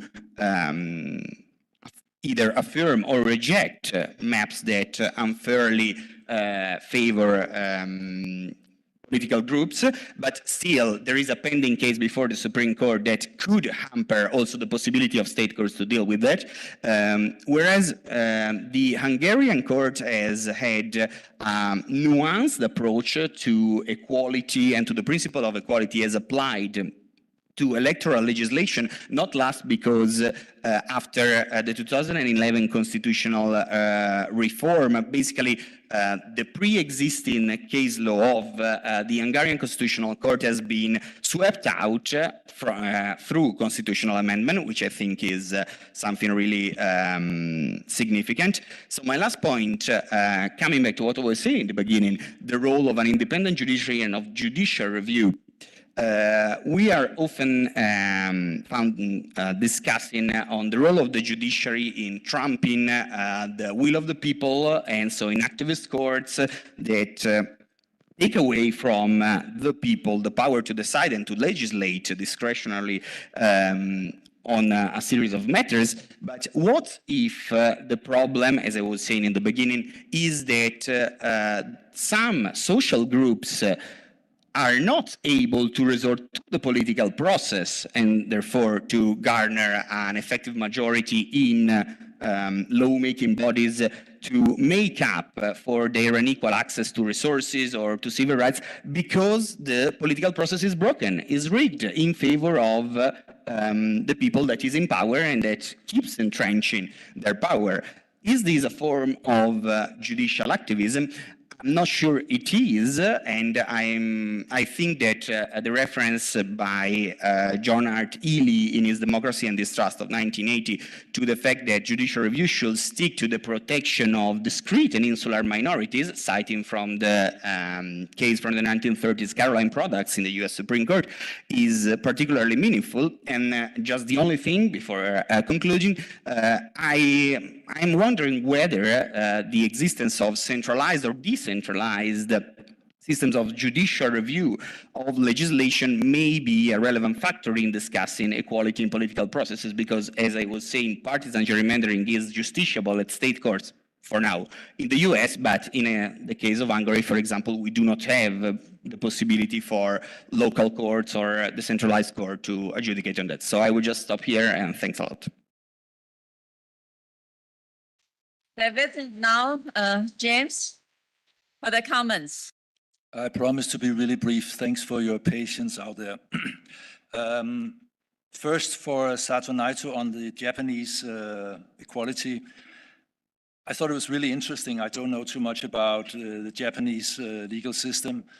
I think you could improve your paper a lot if you if some of the thoughts that are obviously very, very relevant in terms of the interplay between a legal principle and then the cultural and social context of society, that obviously that will color the way that equality plays out. I think you could work a little bit more on a framework there. And my second thought, which I also had when your the professor from Japan, I can't remember her name, earlier today spoke, is the genesis of the Japanese constitution. It's a non-organic genesis of a constitution, right after the Second World War. I wonder if that has not also affected the way that the constitution has been received in real life. We heard about, apparently there's something about the pursuit of happiness in the Japanese constitution. I think you can say where that comes from. That was my two comments for you. Sandeep, I thought it was an excellent paper. I was really convinced by your argumentation. Of course, arbitrariness is not the same as non-equality, and to me, arbitrariness is the absence of law, basically, right? As you said as well. But I just wonder why the courts would go to this solution, because in my understanding, I mean, arbitrary decisions like the one you mentioned with the XYZ, they would fall anyway under other standards like, you know, legality principles or, legality principles under human rights protection. So why do you have to resort to equality principle? I do not understand. Did I have more for you? No, I don't think so. Also because I want to respect my audience, or your audience rather. Finally, for David, really, really important. I agree, it's so important, and it's so, there's not enough light on this problem because it's such a big problem and it's so fundamental, like you were mentioning. But of course, I mean, I'm also in favor of judicial review in this field, but you always need a legal basis to do it on the basis of, don't you? And I guess not the Hungarian problem, but a lot of the problems, for instance, also in the States, might they not be solved if we just say we will all turn to the proportional system rather than the winner takes all? I think that could solve a lot.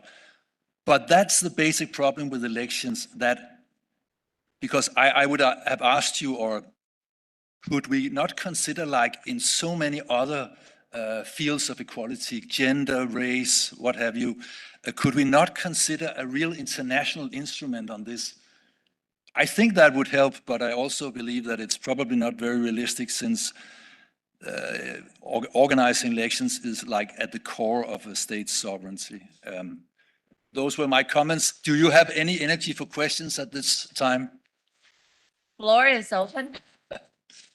It doesn't seem to be the case. Do you have a very brief remark, each of you, starting with Sato? Sato. Thank you very much for your wonderful comment. And yeah, as you said, maybe like a persuasive of like happiness, so like that kind of thing should be that I should be considered, so, which is where it is come from, or so on, which is I should be looking into or write down. So yeah, thank you. Sandeep? Yes, thank you so much for posing that question. Why the court adopted such kind of a solution of having arbitrariness within Article 14? I'll take 30 seconds because I want to convincingly explain this. In this case that originated this principle, the Roepa judgment, the facts are quite interesting. Roepa was one chief secretary to the state government of Tamil Nadu. He was demoted to a lower position, and he challenged that as violation of equality. Where is the equality violation? Was he demoted because he was of a particular religion? No. Was that the reason? No. Was anybody else demoted to a higher or promoted to a higher position unlike him? No. The facts are completely silent about any comparative element or any relational element. And therefore, he went to the Supreme Court, and Supreme Court unfortunately accepted that petition under Article 32, which is our fundamental rights jurisdiction. So therefore, This kind of a solution was, again, the reason for that is generally the Indian Supreme Court has seen this tendency to become top heavy. I would characterize the Indian judiciary as a top heavy system where every kind of a claim, there is a tendency to sort of make the jurisdiction at the Supreme Court of India. You can see that with a tort case, a tort claim, which would otherwise in another jurisdiction be adjudicated at the district court level with examination of evidence, cross-examination of it. In India, it is possible to adjudicate it under fundamental rights provision directly before the Supreme Court, just on theoretical grounds without any adjudication of the facts. This is something that the Supreme Court has extrapolated through judicial interpretation, which is unfortunate. While there are other existing solutions, that's why I was giving that example. For example, natural justice is a fundamental principle that we have, which need not have a particular provision in the constitution to sort of establish it. It is a a standing canon by itself, which can be used as a ground for review when, let's say, you're terminated from your employment without giving any reasons, without giving any opportunity to be heard. It can be adjudicated using the principles of natural justice. But in India, if that happens, today it would be adjudicated under Article 14, where there is no element of equality being present. Sorry. Thanks a lot. So just very flash answers. Proportional system as a remedy. Maybe, although despite my bad account of the performance of majoritarian systems, I do think that they make representatives more accountable rather than proportional systems. Maybe the choice for independent electoral commissions could be a remedy, although even independent electoral commissions are subject to the fact that they may be captured by contingent majorities. So I don't have really a clear-cut answer to that. The possibility to resort to any international instrument regulating the topic, I see it very unlikely because states have often retained the determination of citizenship and therefore the access to vote as their prerogative with a great jealousy. And despite, for example, in the ECHR system, there have been cases concerning electoral legislation and discrimination that have tried to make states build common rules, for example, for the discrimination of people with disabilities or for felons and so prisoners. This has not happened, for example, for people who live abroad. So even in the ECHR system, which of course is more prone to supranational consensus rather than the US, I don't see it very likely to happen anytime soon. Thank you for your responses, and thank you for staying here, those who stayed. We are done now. And again, so congratulations to all the junior scholars. For me, honestly, they don't act like junior scholars. They are so mature, calm, even with this very strict limit of time. That's congratulations once again.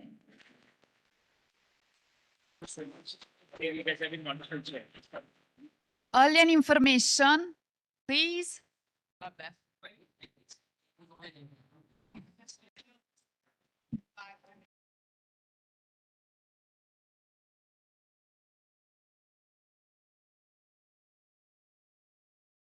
Dinner